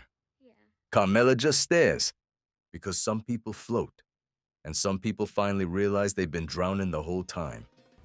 Starts with scooters, Vespa scooters, fancy Italian imports, supposed to be split clean between Jersey and New York. Tony sits down with Johnny Sack, asks him straight up where the load went. Johnny plays dumb, real smooth, then drops a line about how Tony's still pretending Tony B didn't pull the trigger on Joey Peeps. Not subtle, not friendly. Tony walks out knowing two things. The scooters didn't vanish, and Johnny didn't forget a thing. Silvio backs him up, says Johnny's been icy ever since the funeral. So Tony sends Benny Fazio and one of Carlo's guys down to the docks. They lean on a security guard hard, real hard. Guy folds, says Phil Leotardo took the shipment. Just like that. Now Tony's looking at the calendar. Scooter's gone. Big shipment of Italian cheese coming in next. Same port, same people. And suddenly, every crate looks like a liability. While that's cooking, Janice goes and loses her mind at a kid's soccer game. Punches another parent. Gets arrested. Front page embarrassment. Tony storms into her house in the middle of the night like a hurricane. Tells her to plead guilty. Tells Bobby to take control of his wife. Bobby finally grows a spine. Gives Janice a choice. Anger management or no marriage. She picks the classes. Comes back all serene. Tells Tony she's made tremendous progress. Tony smiles like he's proud, but you can tell he's filing it away. Over on Melfi's couch, that family temper gets dissected. Rage, depression, the whole Soprano inheritance. Anger turned inward. Tony listens, but you never know what sticks. At home, Carmela's still cold as marble. She drains the pool just to keep Tony from floating around like nothing's wrong. They fight, then make peace just enough to agree they'll eventually throw an engagement party for Meadow and Finn. A truce, not a reunion. Carmela bumps into Wiegler at AJ's school and blurts out that she's moving back in with Tony. Says it like it surprised her too. Later, she denies it to Rosalie just as fast. Tony sends Christopher and Tony B upstate to Uncle Pat's farm. 3 old bodies need relocating before the property changes hands. Chris is bitter. Adriana tells him they could still run. Start fresh. Chris shuts it down. Soldier for life. At the farm, he and Tony B actually click for a minute. Jokes, stories, digging holes. Almost feels normal. Then Tony shows up, and like old times, he and Tony B start busting Chris's balls. Same roles, same punchline. Chris skips the hunting trip, drives home alone at dawn, crying like he doesn't even know why. Back at the Bing, Tony's wired from a documentary he caught about terrorism and shipping containers. He starts talking ports, security, the future. Georgie pipes up with one of his dumb philosophies. You gotta live for today. That's it. Tony snaps. Beats him so bad he ends up in the hospital with hearing damage. Afterward, Tony feels it. Hands Paulie cash. Tells him to get Georgie the best care. Paulie comes back with the news. Georgie quit. Doesn't want to see Tony ever again. Later, Tony sits down for dinner with Janice and Bobby. Janice is calm. Too calm. Zen Janice. Tony can't stand it. So he pokes, then digs, then goes for the jugular. Starts in on Harpo, the son she lost, the one she pretends doesn't exist. The calm shatters. Janice grabs a fork and chases him through the room screaming. Tony smiles on his way out. That's what he came for. Tony's with Valentina, post-sex, smoke in the air, everything feeling soft and unreal. Then, bang. 1 stupid second. Her silk sleeve brushes aflame, and suddenly the room's chaos. Pleasure flips into guilt. Tony visits her later in the burn unit. Around the same time, Angelo drops by Tony B's casino with his kid, Charlie. Proud dad stuff. Cash changes hands, payment for Joey Peeps. Business as usual. Except it isn't. Because right after that, Angelo gets taken out. Phil and Billy Leotardo. Johnny Sacks orders. Tony B finds out off-screen alone, and it snaps something inside him. Tony swings by Tony B's mother's house the next day. Sees his cousin pacing, twitchy, eyes somewhere else. Tony doesn't know why. Tony B makes an excuse about taking the twins back to their mom. Tony leaves, uneasy, but clueless. That night, Tony checks into the plaza. Big suite. Big silence. Later, bored and buzzing, he drinks, channel surfs, makes a couple of bad decisions. Calls Charmaine. Hangs up. Ends up dialing an escort service. Steals a newspaper from next door like it matters. Then the call comes. Angelo's dead. Tony's blood goes cold. He dials Tony B. No answer. Calls the casino. Aunt Quintina. The Bing. Everybody. Nobody's got him. The escort shows up eventually. Tony falls asleep before anything happens, and then the dreams come. The heavy ones, dead guys everywhere. Carmine, Pussy, Mikey, Gloria. Somebody tells him there's a job to do. Somebody always does. The dream keeps mutating. Dinner with Carmela that turns into a nightmare. Teeth falling out. Guns that aren't where they're supposed to be. Tony B shooting Phil. Then Coach Molinaro. Old, disappointed, telling Tony he didn't have to live like this. Tony pulls the trigger. The gun melts in his hands. Useless. That's when he wakes up. Not long after, Christopher shows up. Says it straight. Tony B snapped. Killed Billy. Wounded Phil. Payback for Angelo. Tony lies back down and calls Carmela. Cancels a fishing trip with AJ. Blames it on one of those Coach Molinaro dreams. They talk easy for a minute. Almost like old times. Adriana hears the word chronic in a doctor's office. Ulcerative colitis. Not fatal, but it sticks to you like guilt, like fear, like knowing things don't just go away anymore. At the same time, the big boys sit down. Jersey and New York, same table, bad blood in the air. Billy Leotardo's dead, Angelo too, and everybody's pretending it's still business. Tony looks Phil in the eye, gives his condolences, swears Tony B acted alone and vanished. Phil explodes, talking about killing one of Tony's own. They have to pull him back before the table flips. Johnny Sack doesn't yell, he doesn't have to. He tells Tony straight, deliver your cousin. On a spit. Christopher mouths off, can't help himself. Johnny remembers that too. Little Carmine, he's had enough. Bodies piling up, friends disappearing. He folds his hand and walks away, leaving his people staring at him like he just quit the family business. Meanwhile, Christopher starts drinking like he's trying to drown something. Tony busts him for screwing up a cigarette run, and back home, Chris unloads about favoritism, about Tony B, about always being second place. Adriana just sits there crying, knowing she's already in too deep. Down the shore, some kids on a field trip find a body washed up. Gilbert Neves. One more problem floating to the surface. The FBI notices Adriana hauling garbage like it weighs 100 pounds. That's enough for them. They bring her in. She tells them the truth about Matouche, the deal gone wrong, the knife, the blood, the body. She says she'll cooperate, but no wire. Not yet. She wants to bring Chris with her. Cubitoso agrees, but he makes it clear. Without a wire, nobody's safe. Tony, meanwhile, is trying to put his house back together. Dinner with Carmela at Vesuvio. Soft voices, old rhythms. She says maybe he can come home if he fronts her $600,000 for a spec house. Tony agrees like it's nothing. He breaks it off with Valentina in the hospital, starts getting silent phone calls. He knows who they're from. Then Tony B finally calls, apologizes, says he never meant to put Tony in this spot. Tony admits the truth. That night years ago, he wasn't arrested. He passed out from a panic attack. Tony B asked the question Tony's been dreading. Was everything you ever did for me just guilt? The call pings from near Uncle Pat's farm. Tony knows where this ends. Adriana tells Chris everything. FBI, cooperation, witness protection. He loses it, then calms down. Says, okay, we'll go. But at a gas station, he sees a broke family. Everything they own tied to the roof. Something snaps. This is who he is. This is all he's got. Adriana gets a call from Tony. Chris tried to kill himself. Silvio's coming to take her to the hospital. She gets in the car. She knows before the Woods even show up. Silvio pulls over. She crawls. She begs. He does what he was sent to do. Quiet. Final. Christopher packs her things like it's just another chore. Dumps her car at the airport. Walks away. Word comes down. Johnny Sack's the boss now.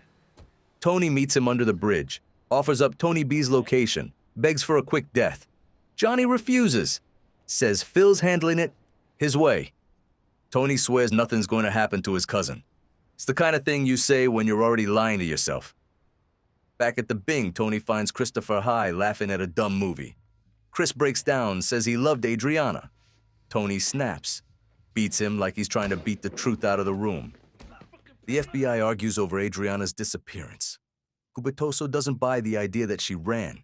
He shifts gears, pulls terrorism strings, goes after Matouche. And finally, Tony stands on a piece of empty land with Carmela, where she wants to build something new. Trees, dirt, quiet. The place looks a lot like where Adriana died. Tony sits on a stump. Carmela stands beside him. Nothing gets said. This is where it all tightens up. Phil gets his kid brother Billy back from the morgue, cold and stitched up, and that's it for him. No more talk, no more patience. He wants blood and he wants Jersey to bleed for it. Johnny listens, nods, files it away. Revenge doesn't need applause. Ray Curto's still feeding the Fed scraps, smiling like nothing's wrong, never knowing Adriana already paid the price for the same mistake. At Ray's birthday dinner, Tony stands up, gives one of those speeches about unity, family, standing together when it counts. Nobody claps. Vito mutters he's not dying over bullshit. Larry Boyd grumbles about Tony always protecting his blood first. The cracks are showing. Upstate, Tony B is holed up at Uncle Pat's empty farmhouse. Quiet nights, cheap food, a local woman for company. He's hiding, but he's not exactly suffering. Back home, Christopher cleans out what's left of Adriana. Little things, stuff that still smells like her. Carmela calls, worried. Chris tells her flat. She left, it's over, she's gone. Carmela's stunned, but she puts on the family face. Tells him he'll meet someone else. She doesn't know she's already too late. Phil doesn't wait. He circles Christopher instead, figuring if he can't reach Tony, he'll hurt something close. Chris sees Phil threaten his mother. That's the line. He disappears with Benny's help. Phil catches Benny instead, caves his skull in with a cane, leaves him fighting for his life. Tony visits Benny in the hospital. Anger's bubbling everywhere now. Eugene talks retaliation. Vito says if Tony gives the order, he might as well dig his own grave. Tony goes to Junior. No help there. Goes to Melfi. Same thing. She just reminds him what he already knows. This is guilt talking. Tony B is the wound that never healed. Silvio tells him the truth. The family's restless, angry, and Tony B is the lightning rod. Tony snaps back, says, nobody's protecting anyone behind his back. But the doubt's already in the room. Tony stops by Paulie's place and sees the painting. Him and Pi Oh My. The one he ordered destroyed. Paulie kept it, dressed Tony up like some colonial general. Says it's respect, leadership. Tony stares at it, then rips it off the wall and dumps it in the trash. As he walks away, he looks back at the uniform, the sword. Power always looks better from a distance. That night upstate, Tony B comes back to the farmhouse. No warning. One sound, a shotgun blast. It's over before he can register fear. Clean, final, maybe even merciful. Tony calls Phil and tells him where Tony B is.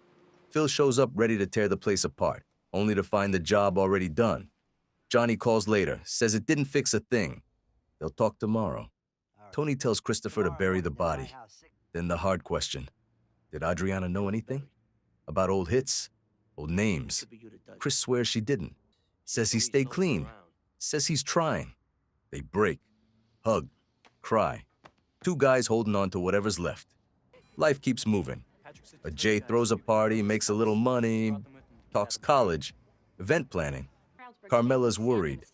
Tony just shrugs. At least the kid's got a spark. Tony meets Johnny at his place. Offers up a piece of the Bloomfield casino to smooth things over for Phil. Just as it settles, Tony sees something out the window. Men moving fast. Guns, jackets. He bolts. Johnny doesn't. Sirens. Snow. Tony ditches his gun and disappears into the neighborhood. Later, his lawyer calls. Johnny flipped. Somebody named names. Tony's clean. For now. That's how it ends. Not with victory. Just survival. All right. By now, the years have a way of sliding past without asking permission. Nearly 2 of them since Johnny's sack went away. And life? Life didn't stop. It just rearranged the furniture. Vito Spatafor slimmed down. Got himself a spokesperson gig for a weight loss company. Like gravity finally loosened its grip. Janice settled into domestic life with Bobby Baccalieri. A kid in the house. Model trains running circles through the basement like nothing bad ever happens. Eugene Pontecorvo hits the jackpot. $2 million from a dead aunt. And suddenly, Florida starts looking real friendly. Meadow keeps going with Finn. A Jay's in college now, pretending adulthood is something you can major in. Carmela still thinks about Adriana sometimes, the way you think about a door you never opened. And Tony? Tony's in the backyard with Uncle Junior, digging for money. Junior swears he buried 30 years ago, proof that the past never really stays buried. Over in New York, Phil Leotardo's the acting boss now, doing Johnny Sack's chores while Johnny does his time. Phil's watching. Then there's Hesh. One quiet dinner in Brooklyn turns into fists, chaos, and his son-in-law getting clipped by a taxi, like the city just decided he'd had enough. Tony tries reaching Johnny through family channels, but Johnny's broke, distracted, and drowning in his own problems. So they meet behind the Bing, Tony, Chris, Vito, Phil, and Jerry. The hairdo. Cold air, calm voices. They straighten things out, settle on 50 grand, shake hands. Tony notices Phil's changed. Less rage, more math. Chris doesn't buy it. He remembers when Phil wanted him dead. People don't forget things like that. Vito starts whispering that if Tony ever goes down, he's next in line. Best earner. Eugene, meanwhile, wants out. Florida again. Tony reminds him about oaths and loyalty, but leaves the door cracked just enough to hurt. Chris sends Eugene on a job. Boston, fast food joint, quick and ugly. Members only jacket, wrong place, wrong time. Eugene hands Tony a taste of the inheritance, hoping money still talks. It doesn't. What nobody sees is Eugene's other life, the one with the FBI. They won't let him go either. His wife's desperate. His kid's using heroin. One night, Eugene looks at a family photo album, sees the life he thought he was buying, and realizes there's no exit. He hangs himself. Quiet. Final. Agent Harris shows up again, thinner, sick from something he picked up overseas, missing Italian food like it's a lost religion. Carmela's spec house hits a wall. Literally. Bad lumber. Stop order. Her dad can't help. Tony shrugs it off, says he'll look into it. Doesn't. Artie and Charmaine find their way back to each other. Carmela makes peace with Angie Bonpensiero. Junior, though, keeps slipping. Tony talks to Melfi. Won't hear about assisted living. Says family takes care of its own. One afternoon, nobody's around. Janice is busy. Bobby's busy. Barbara's busy. Tony goes over to Junior's place. Junior doesn't see his nephew. He sees a ghost from another time. A threat. The gun goes off. Tony hits the floor, blood spreading, dialing 911 with shaking hands while Junior hides upstairs, confused and afraid. That's how it ends. 2 days after Junior pulls the trigger, Tony's still laid out in a hospital bed. Machines doing the breathing, lights blinking like a bad Christmas display. Doctors talk in that careful voice. Sepsis, organ damage, maybe brain damage, maybe nothing. Maybe he wakes up. Maybe he doesn't. They tell Carmela to talk to him, play music, say his name, like he's lost somewhere and needs directions back. So they keep watch. Carmela never leaves his side. Meadows sits there holding his hand. Christopher hovers, useless and guilty. Janice? She just falls apart every time she sees him, like grief is the only language she knows. Junior's locked up, confused, swearing Tony shot himself. Calls him a depression case. That's how far gone he is.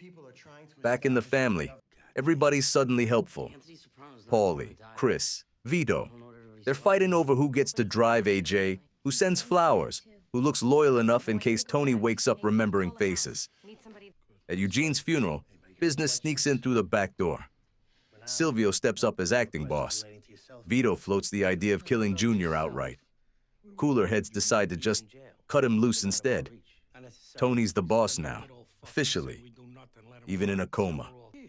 A Jay starts disappearing. Says he's sick, won't go near the room. Rosalie tells Carmela kids handle this stuff ugly. Meadow corners him. He admits he's embarrassed, angry.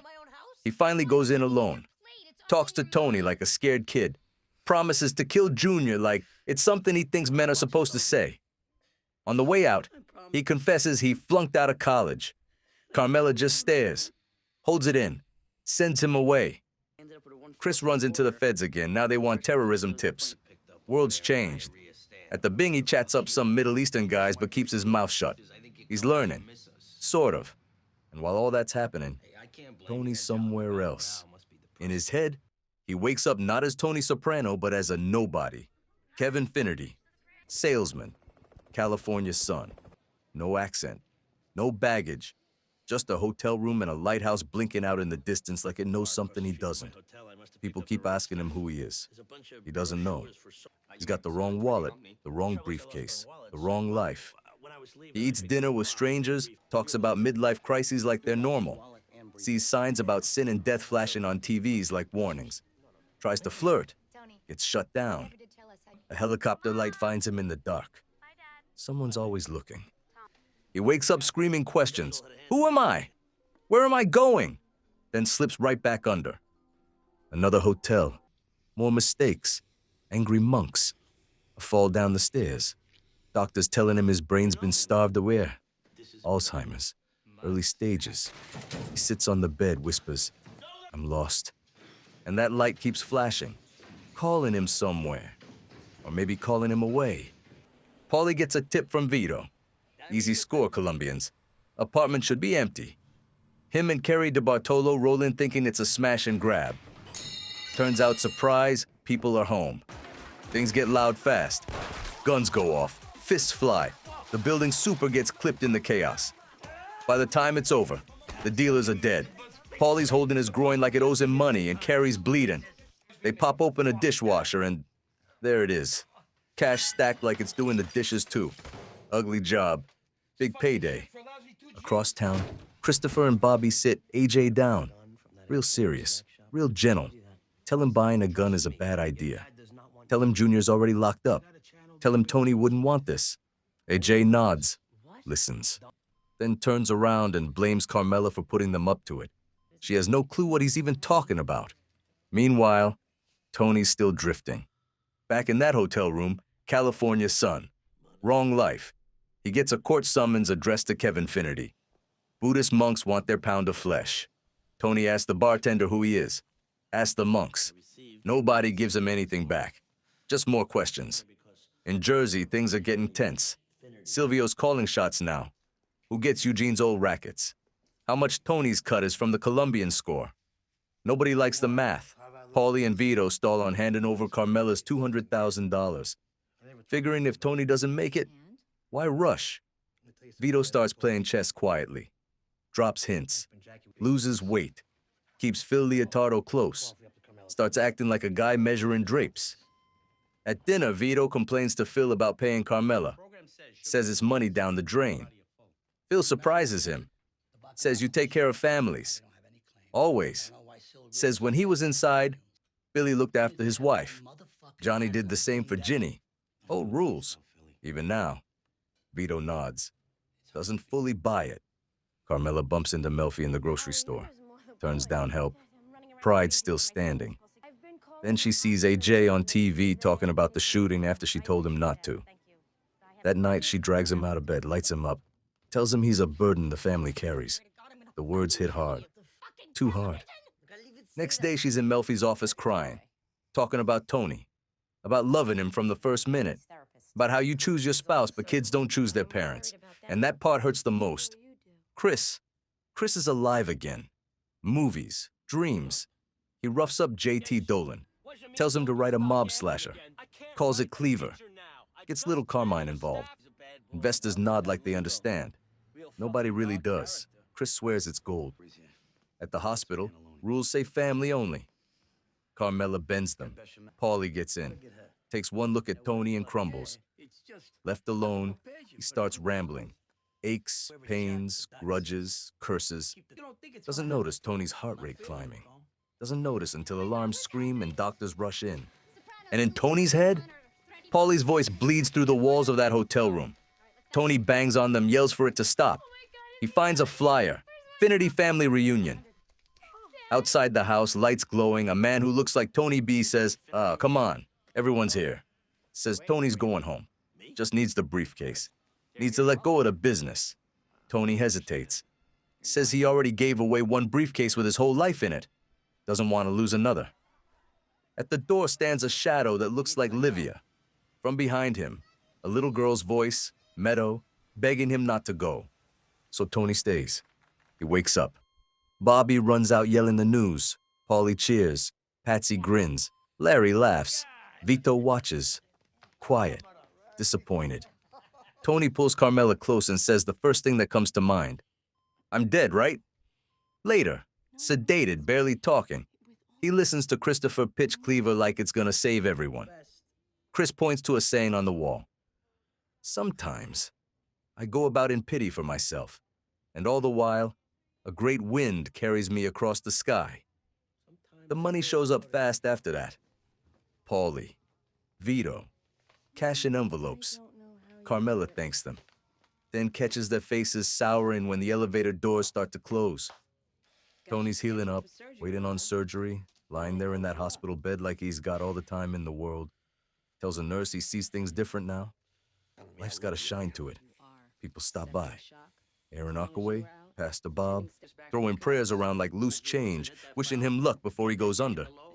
He comes out the other side, fine. Mostly. First thing that kills the mood? An insurance guy sniffing around trying to bounce him out of the hospital like it's a Motel 6. Tony hates that. Makes him feel cheap. He spends the extra days talking to two guys who couldn't be more different. One's John Schwinn, calm, thoughtful, sees the universe like it's one big connected web. The other's Deluxe, a rapper with an entourage and a mouthful of confidence. Deluxe treats Tony like royalty, invites him to watch a boxing match in his room. While fists fly on the TV, Paulie starts whining about how everybody dies alone. Schwinn talks about energy, how everything touches everything else. Deluxe nods along, says, "Everything is everything. I'm down with that." Later, Tony tells Schwinn he's starting to believe it. Maybe there is something bigger going on. Schwinn listens, then drops his own bomb. Laryngeal cancer. Tony's got no wisecracks for that. Just sympathy. Good news comes in. Carmela and AJ made peace. Kids got a job at Blockbuster. Minimum wage, maximum pride.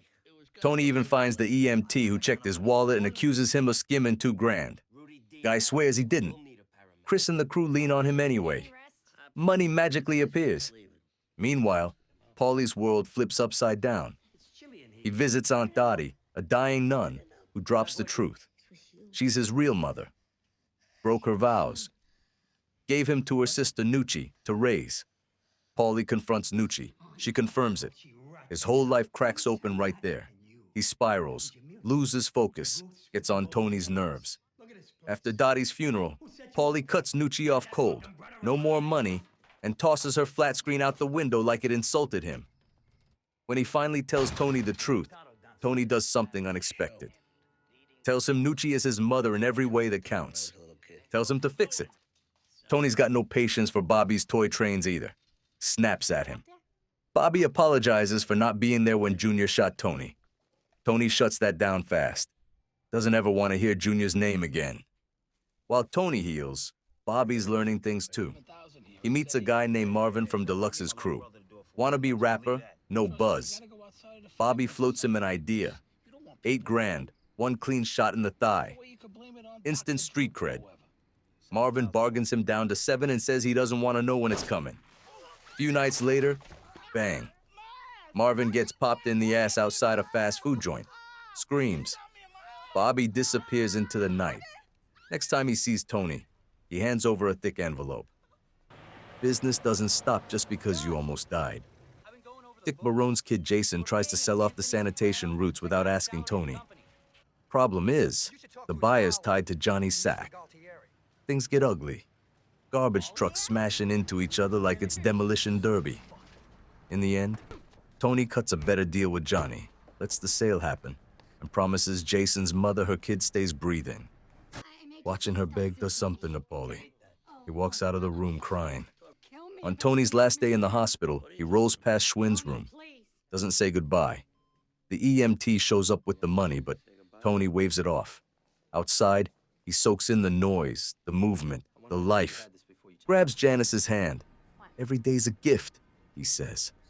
Back home, he sits on the patio, listens to the wind play in the trees like it's music meant just for him. Down by a river, Paulie finds Jason again. Beats him with a metal pole. Takes his cut. Tells him it's for Nucci's retirement home. Warns him not to say a word. Gun in hand. Point made. Johnny Sack gets himself a 6-hour furlough. 6 hours to put on a suit. Walk his daughter down the aisle. Pretend the world didn't slam the door on him. The cuffs are still there. You just can't see him. Tony, meanwhile, upgrades his perimeter. New driver, new bodyguard, kid named Perry Annunziata. Built like a refrigerator, quiet as a priest. Tony likes that. Less talking, more standing between him and bad luck.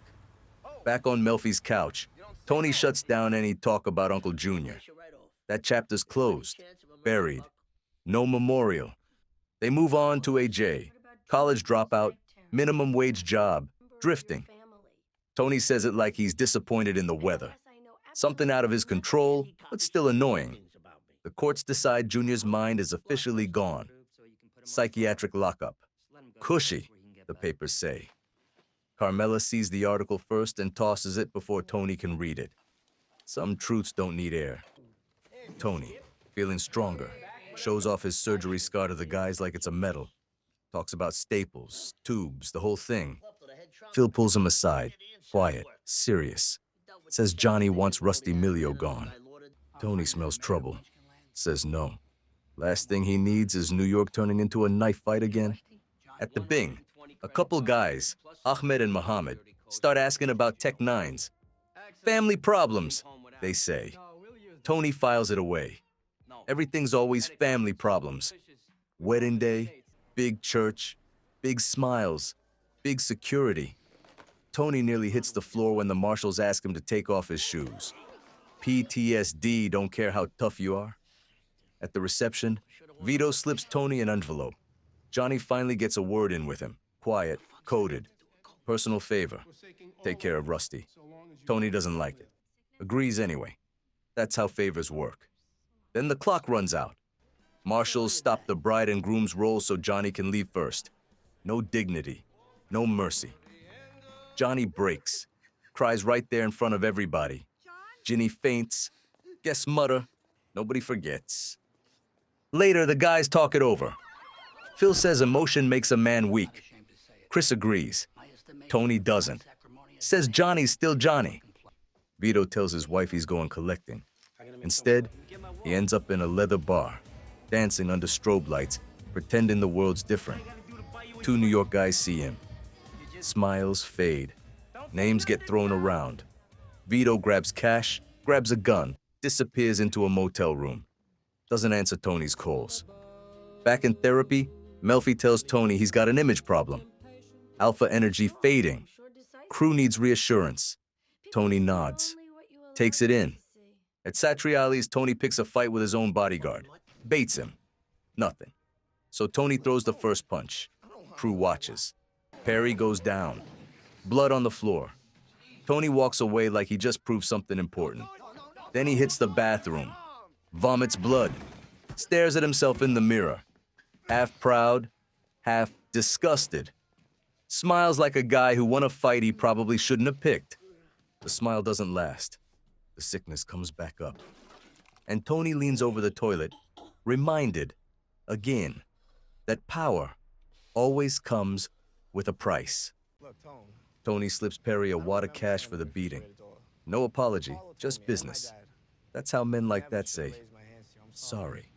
Perry takes it, nods, peace restored, on the surface anyway. Meanwhile, the rumor mill's already spinning. Those New York guys who clocked Vito in the leather bar, they didn't keep it quiet.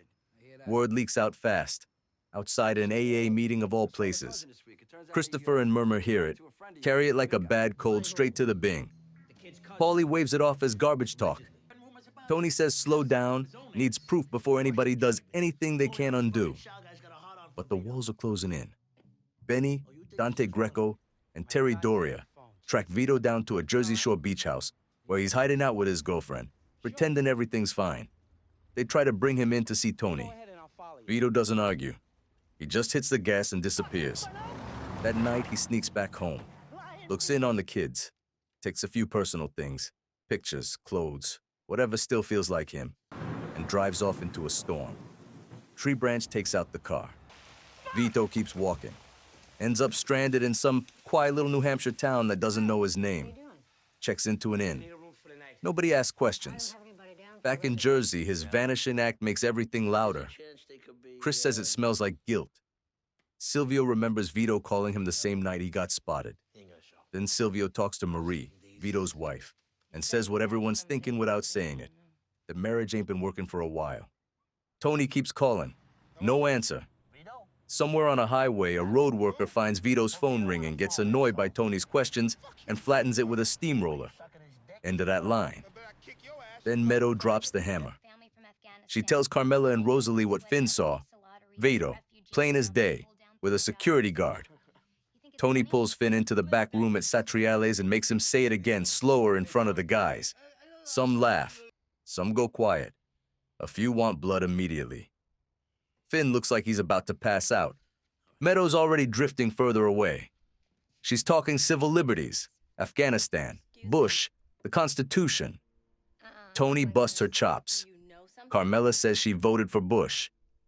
Meadow starts interning at a white-collar law firm, smoking weed with Finn, arguing about Johnny's sack, about hypocrisy, about how her family talks tradition while lining up to kill a guy for who he sleeps with. She storms out. Tony, now wired about terrorists and cargo containers, asks Chris if those Arab guys, Ahmed and Mohammed, are Al-Qaeda. Chris says they're too American, but the thought sticks. Tony hands Vito's construction rack to Carlo. Carlo admits some of the guys want Vito dead already. Tony drags it into therapy, tells Melfi he doesn't know what to think. Business, family, money, morals, all tangled up. He stalls, tells Silvio he's not rushing anything. Silvio warns him mercy costs money, always does. Phil shows up at Marie's place playing concerned cousin. Says he just wants to help Vito get treatment. Nobody buys it. Elsewhere, Carmela notices Angie Bonpensiero isn't just surviving anymore. She's hustling. Loans, car parts, cash flow. Angie donates big to Carmela's charity, skips dinners. Rosalie says it straight. Angie crossed over. She's one of them now. Carmela pushes Tony about her spec house. He forgets, or pretends to. She finds out Hugh's been selling off salvaged materials behind her back. Another thing slipping away. Tony tells Chris the Italians are coming over to handle Rusty. Clean job, no fingerprints. Chris lines up a junkie intermediary, Corky, and pays him in heroin. Everybody plays their part. Up in New Hampshire, Vito tries calling relatives. No luck. He blends in, pretends he's a tourist. Eats at a diner where a gay couple gets treated like regular people. Nobody stares. Nobody cares. In an antique shop, he picks up a beautiful piece of pottery. The owner smiles and says, he's got a good eye. A natural. For the first time in a long time, nobody's judging him. And that's what scares him the most. Corky does his part quiet like a guy who knows the rules. Hands over clean pistols, points at Talo and Salvatore in the right direction, and steps back. That's all it takes. Rusty and his bodyguard never see it coming. 1 minute they're breathing. Next minute they're a headline nobody reads twice. Back home at Nuovo Vesuvio, it's suits and smiles. Phil and Tony raise a glass for Jerry and Bert getting their buttons. Big moment. Except Phil can't help himself. Goes off on one of his rants about Vito. Angry, ugly, personal. Tony lets it roll off like rain on a windshield. After dinner, business talk resumes. Vito's name comes up.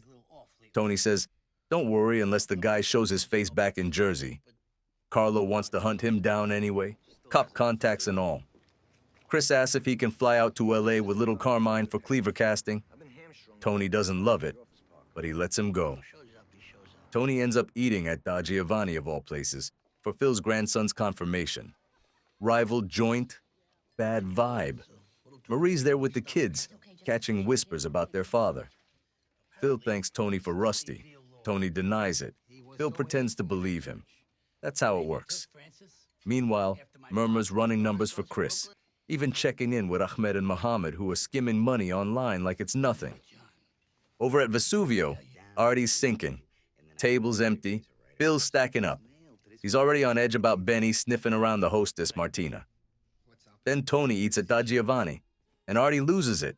Drunk, offended, wounded pride. Tony apologizes, tries to help.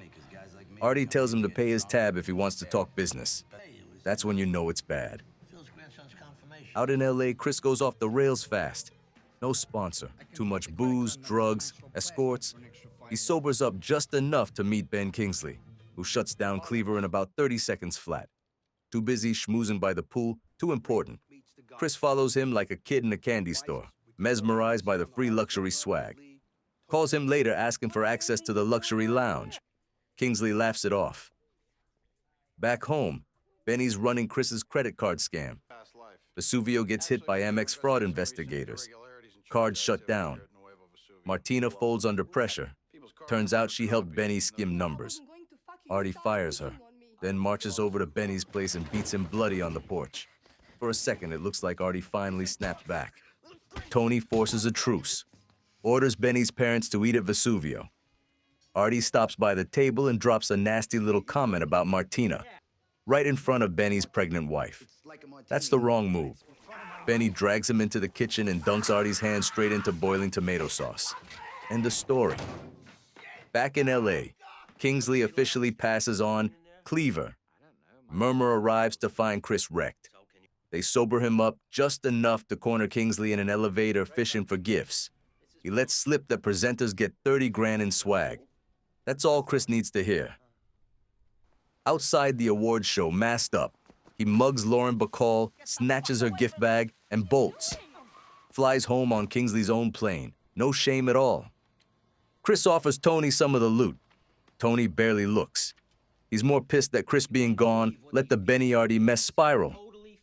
Later, Tony eats at Vesuvio with Carmela and her mother. Hugh's not there. Tony tells Artie to get therapy. Artie bristles. Tony cuts him off cold. Says customers hate his tableside stories. Tells him to stay in the kitchen. Walks out. Closing time. Staff gone. One last couple sits down. Artie tells Charmaine they'll eat whatever he makes. One hand burned, wrapped in bandages. He cooks like his grandfather taught him. Rabbit. Old school, precise, quiet. No talking. Just food. Meanwhile, Italo and Salvatore fly back to Italy, laughing about how cheap luxury is in America. Different worlds, same rules, and everybody's still pretending it's all under control. Ajay's got no interest in work, no interest in school. New York clubs become his classroom. He's rolling around with his old buddy Hernan and a crew that's way too impressed by one thing only, his last name. Doors open faster when people think your father's Tony Soprano. Ajay soaks it up, starts talking tough, even hints he'll get revenge on Uncle Junior someday. Big talk. To keep the nights going, he sells the drum kit Tony bought him, turns cash into bottle service. That's the exchange rate. Out on Tony's boat, fishing, AJ pokes at the Junior thing again. Tony shuts it down, tells him it's not his problem. Never was. Later, on Melfi's couch, Tony vents about AJ being lazy, drifting. Melfi gives him the modern kid diagnosis. Too much information, not enough direction. Says kids grow up slower now. Tony needs rules, structure, consequences. Ajay pitches his parents an idea. He wants a nightclub to run. Carmela pushes event planning. Tony offers Beansy's pizza joint. Nobody's clapping. One morning, AJ plans to wake up early, do something meaningful. Noon rolls around instead. Carmela nudges him out the door. Ajay grabs a knife and heads to the mental hospital. Junior doesn't recognize the danger, just begs to go home. Ajay freezes, drops the blade, tries to bolt. Orderlies tackle him before he gets 5 steps. Tony pulls strings to keep charges off the books, then explodes on his son. Ajay, crying, fires back, calls Tony a hypocrite, brings up the Godfather. Tony doesn't deny it, just tells him to grow up, and never let Carmela hear about this. Back at the clubs, somebody asks AJ to get Tony to scare a landlord. Ajay ducks into the bathroom and has a panic attack. Reality finally punches back. Up in New Hampshire, Vito's living as Vince, a quiet guy eating at Jim's diner. Jim's a firefighter, a dad, the kind of guy who actually belongs somewhere. Vito watches him save a kid, starts to wonder what his own life could have been. He calls home from a stolen phone. Marie begs him back, warns Phil's talking treatment. Vito tells her where the cash is, talks to his son, hangs up wrecked. Vito and Jim drink with the firehouse crowd. Things get complicated. Vito pulls back. It gets ugly. He gets beaten. Days later, they patch it up. Ride motorcycles. Share a quiet field. For a moment, Vito lives honestly. Back in Jersey, nobody's patient. Chris tells Tony the crews want Vito dead. Phil pushes harder, says there wouldn't even be a discussion if Tony's father were alive. Tony walks away, angry, tired, undecided. Elsewhere, Melfi snaps at her own therapist, worried Tony's silence about Junior will break him down eventually. On the street level, the neighborhood's changing. Big chains don't scare easy. A real estate agent, Juliana Skiff, tries buying a building Tony controls. He says no, says it belongs where it is. She ups the offer. He still says no, but asks her to dinner. She turns him down, engaged. Tony tells Melfi he thought about it, but couldn't cross that line. Not now. Juliana calls again. Bigger number. Tony takes the deal, asks to come by that night. Carmela helps him pick a shirt, buttons it for him like nothing's wrong. At Juliana's place, papers get signed, sparks fly, and Tony stops it cold. Walks out. Goes home furious over smoked turkey that isn't there. Later, the guys come to collect and find out the building's sold. Jamba Juice is moving in. Patsy looks around the block and says it out loud for everyone. What the fuck is happening to this neighborhood? And nobody's got a good answer. Paulie and Patsy go by the church to grease the wheels, do what they've always done. Only now there's a new priest, Father Jose. He says the price just went up, 50 grand. Paulie laughs like he heard a joke. Father Jose doesn't laugh back. Says no money, no golden hat for the saint. Meanwhile, Christopher's world spins sideways. Kelly tells him she's pregnant. Says she'll take care of it. Chris says no. Let's do this right. Atlantic City, chapel, rings. He starts talking about Adriana, about the kid he always thought he'd have with her. Chris and Kelly go house shopping like it's a dare and wind up buying a monster place they barely understand. Driving back from Pennsylvania, Tony and Chris stop to use the bathroom and stumble onto two bikers ripping off a liquor store. Expensive wine, real stuff, 86 Bordeaux. When the bikers come back, Chris pulls a gun. Engines scream, shots fly, one biker drops. Later, they're eating like kings, buzzing on adrenaline, toasting Chris's wedding. Chris takes a drink. One becomes more. In the parking lot, they drink the stolen wine and talk about old times. At the feast, Tony and Phil shake hands over vitamins, Centrum of all things, split the profits, keep Johnny out of it. Carmela runs into Adriana's mother, Liz, who says the FBI told her Chris killed her daughter. Carmela brushes it off, but the words stick. She asks Tony the next day. Tony swears it's impossible. Says Chris couldn't get away with something like that. Chris pays Corky for Rusty's hit. Heroin's part of the deal. One bad decision turns into a night of needles, pills, puke, and a stray dog that won't leave his side. Even the dog looks like it knows something's wrong. Then the whispers start at the feast. The saint's missing his gold hat. People say Paulie cheaped out. A ride malfunctions. People get hurt. Cops show up. Little Paulie's left holding the bag. Janice hears someone mention compensation and suddenly her neck hurts. Bobby goes shaking down the ride guy and learns Paulie cut corners. That's when things turn cold. Paulie won't pay. Bobby won't forget. Nucci tells Paulie his cheapness is sinful. Paulie snaps, curses her out, walks off. At Chris's bachelor dinner, Bobby leaves early. Paulie sits there stiff. Tony drags him into the bathroom and tells him to fix it. Paulie cracks, starts talking about doctors, tests, fear. Tony tells him to stop borrowing trouble. Next day at the Bing, he sees something that shakes him. A vision. Mary. Right there where the poles are. Paulie doesn't ask questions. He goes straight to Green Grove, sits with Nucci, watches the Lawrence Welk show. Says nothing. Sometimes, that's the only way you make peace. Johnny Sack's cornered. Fed's got binders, tapes, calendars, whole life indexed. He starts thinking about a plea. Problem is, a plea means everything gets taken. Houses, cash, pride. So he sends his brother-in-law to Tony with a favor. There's this heavy equipment business down in New Orleans. Johnny's a silent partner. Wants out. Wants his cut before the government sticks its hand in. Tony agrees to sit down, even though he hates it.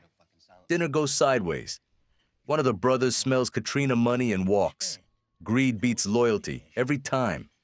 Back home, Janice is on Tony's case again. Wants Bobby made capo. Says Tony's punishing them for Junior shooting him. Tony doesn't deny it. Just lets the silence do the talking. Carmela piles on too, asking about the spec house, the inspector, the stop order. Tony finally shrugs and hands it to Silvio like it's a chore he's bored of. On Melfi's couch, Tony lays it out plain. The spec house is Carmela's blindfold.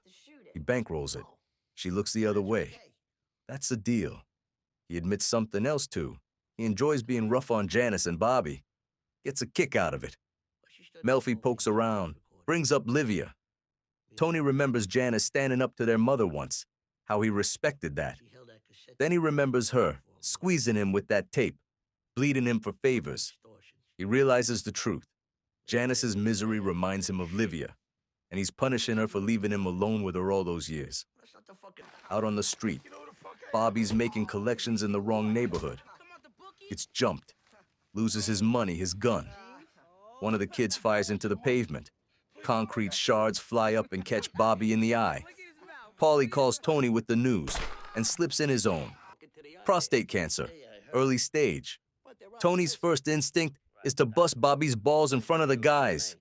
Silvio gives him a look. Tony shuts up. Later, Tony's at Bobby's place watching the Giants. Janice runs the house like a drill sergeant. Tony notices, files it away. The New Orleans deal circles back. Tony tells Johnny he'll force the sale. Light cut for himself. In return, Johnny sells his house cheap to Janice and Bobby. Johnny agrees. No leverage left. Meanwhile, Meadows falling apart over Finn. Tony tries to play moral compass, tells her she's living in sin. Meadow unloads on him and storms out. Wrong play. Tony quietly pulls the plug on Carmela's inspector. Lies to her, says Silvio tried and failed. Tells her it's time to sell the spec house. Carmela knows it's bullshit. She just doesn't know what to do with it yet. Then Johnny makes his choice. Plea deal. 15 years. Allocution. He stands there and says the words out loud. La Cosa Nostra. The room goes cold. Phil looks like he swallowed glass. 20 years he did, never said a thing. Tony and Silvio are disgusted too, even if they defend Johnny when civilians are around. Chris loses his mind when the marshals seize the Maserati Johnny sold him. Even the cars don't get spared. Sal Vitro's still cutting Johnny's lawn for free. Penance from another lifetime. At first, Tony tells him tough luck. Ginny needs the help. After the plea, Tony lets him off the hook. No speech, just done. Up in New Hampshire, Vito's living as Vince. Jim figures out the truth. No writer, no articles. Just a guy who ran from a family and a life. Somehow, that makes them closer. Vito moves in, cooks, helps with rescues, fixes houses. But the nights are too quiet. The days crawl. 1 hour feels like a week. One morning, Jim wakes up and Vito's gone. Vito's driving drunk, crying, lost. Rounds a corner, crashes, tries to pay cash. Guy won't take it, heads for the phone. Vito shoots him, just like that. No witnesses, no pause. He drives back to Jersey, slows down in front of Satriales like he's looking at a ghost, then hits the gas. Janice comes to Tony in tears, thanking him for the house. Says he changed her life. Tony doesn't react, just listens. Sometimes, doing the right thing doesn't feel like anything at all. Carmela figures out AJ's been fired from Blockbuster. And not yesterday, 3 weeks ago. He's been playing it cool, like it'll just fix itself. When she blows up, AJ fires back that the job was useless anyway. Didn't pay enough to keep him in rotation at the clubs in Manhattan. Tony watches the whole thing like he's looking at a stranger, disgusted, embarrassed, maybe both. On Melfi's couch, Tony doesn't sugarcoat it. Says he hates his son sometimes. Says if Carmela hadn't wrapped AJ in bubble wrap his whole life, maybe he'd be tougher. Melfi doesn't flinch. She says AJ didn't come out of nowhere. He's a reflection. A kid raised around rage, control, domination. And that protectiveness Tony blames Carmela for, that's exactly what he always wished his own mother had given him. One night AJ has friends over. Video games, junk food, nothing serious. Tony calls him out to the garage. Says he lined him up with a construction job. No debate. AJ rolls his eyes. Bad move. Tony grabs a football helmet and smashes the windshield of AJ's car like it's nothing. Calm voice, dead eyes. Don't put me to the test. Next morning, AJ's up before sunrise, headed to work. Meadows got her own ideas, talking about following Finn out to California. Carmela senses cracks, mentions it gently. Meadow shuts it down hard. Doesn't want to hear it. Then Carmela goes to Paris. Wins the trip, takes Rosalie. And something about that city hits her different. Churches, streets, history. It all lands heavy. Rosalie flirts with life again, swaps numbers with a younger guy. Carmela brings up Jackie, brings up grief. Rosalie snaps, then admits the truth. The pain never goes away. It just stops being loud. That night, Carmela dreams. Adriana's there, walking a dog near the Eiffel Tower. A cop with an American voice tells Carmela to let her know she's dead. Carmela wakes up shaken. Back home, Vito tries his luck with Tony in a mall food court. Says it was the blood pressure meds. Tony doesn't even blink. Vito ups the offer. Money, Atlantic City, dirty businesses. Tony brings it to the guys. Silvio says cut him loose. Paulie gets up and walks out without a word. Vito does one last family dinner in Rockefeller Center. Tells his kids he's been undercover in Afghanistan. Orders them to keep quiet. Marie asks about therapy. A priest. Vito laughs it off. Says they should have another kid. Later, he calls Jim up north. Jim hears through the bullshit. Says Vito didn't miss family. He missed indulgence. Tells him never to call again. Tony and Phil clash over construction money. Then Phil finds out Vito's back. Loses his mind. Tony walks away, but he knows the truth now. This doesn't end quietly. To keep the peace, Vito's gotta go. Carlo's name comes up. Nobody argues. Phil and his wife talk it through at home. Sin. Shame. Family disgrace. Phil nods along, but later he's wide awake in bed staring at the ceiling.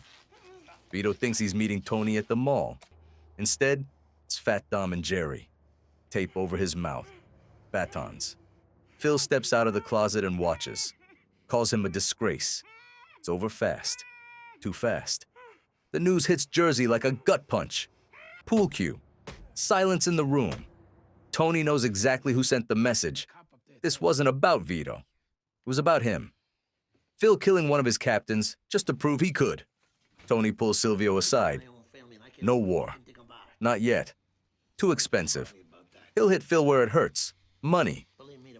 At Satriale's, Fat Dom shows up running his mouth, jokes, insults. One too many.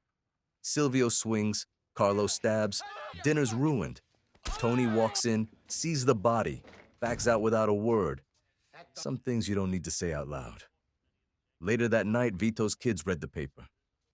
Realized their father wasn't a spy, wasn't a hero, just another name in the life. Somewhere else, a photographer flips through old shots and stops on Vito's face. Recognition hits late. That's how it goes. People tell stories about who they are, and then the truth shows up, usually when it's too late. Fat Dom's gone, chopped up and forgotten, and while Jersey's cleaning up the mess, Benny sends a little message of his own. Boom. A building goes up right in front of Phil and his girlfriend. Not subtle, not meant to be. Just loud enough to say we're still here. Like before, when things got ugly with Carmine, little Carmine steps in wearing his peacemaker hat. Sits Tony and Phil down, tries to smooth it out. They trade insults, old wounds, fresh ones. Finally, they agree. Enough blood, for business' sake. Then little Carmine opens his mouth and drops Billy's name like it's nothing. Wrong move. Phil snaps, spits venom at Tony and Carmine, storms out like the whole thing was a setup. Later, Phil's with his guys, Jerry, Butch, Albie, breaking it down. Phil's convinced Dom disappearing was Tony clapping back for Vito. Jerry's not so sure. Butch. Butch wants blood. If not Tony, then somebody close enough to hurt. Life keeps moving. Tony wraps up the Jamba Juice deal, runs into Juliana again, apologizes, tries his luck.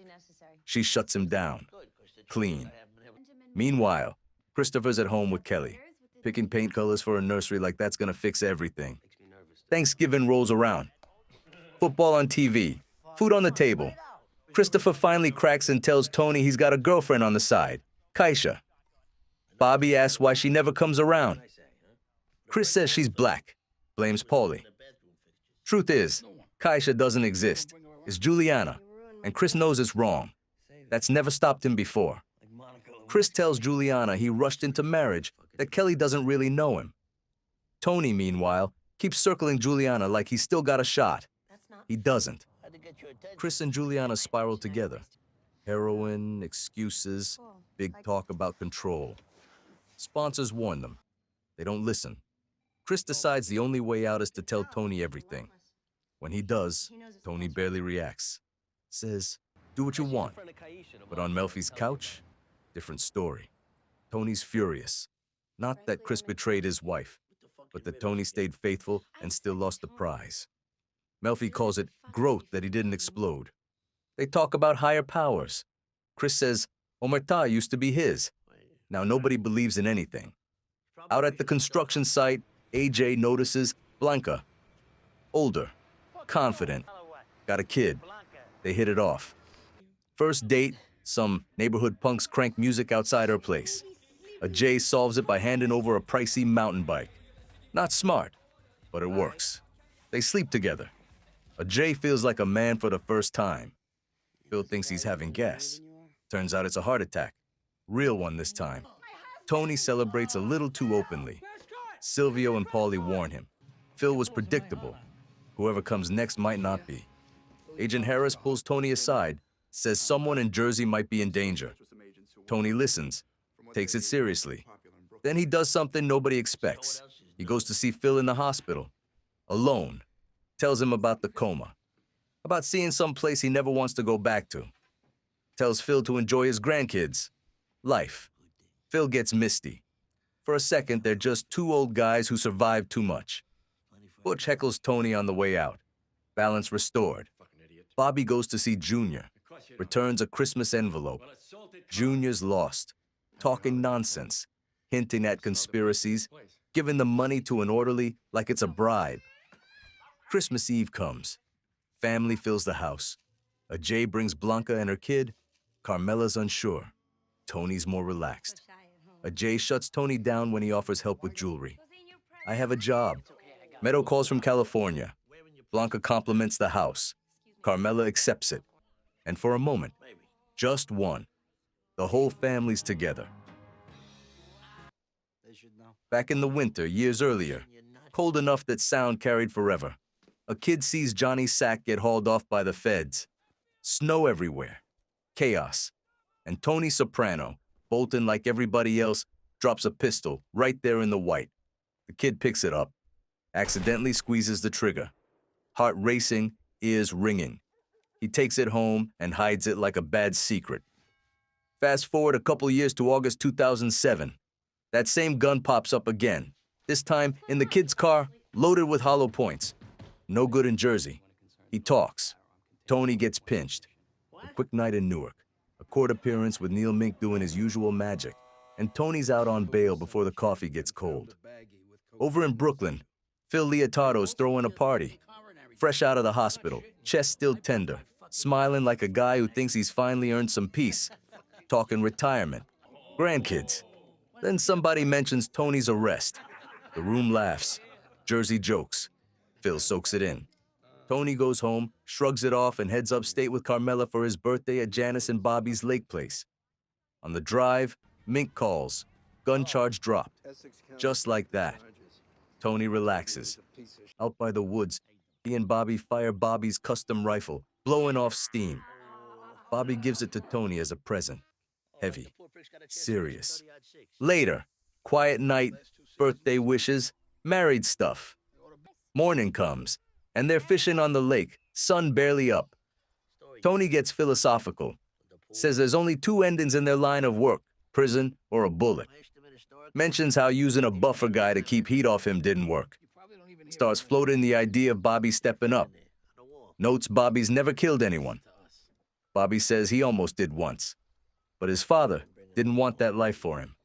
Back at the house, AJ skips work and turns his parents' bedroom into party central. Nobody notices right away.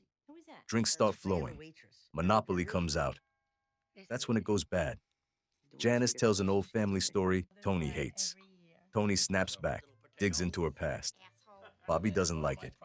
Tony apologizes, fake, and then cracks another joke. Bobby swings and wins. Tony's laid out, bloodied, shocked more than hurt.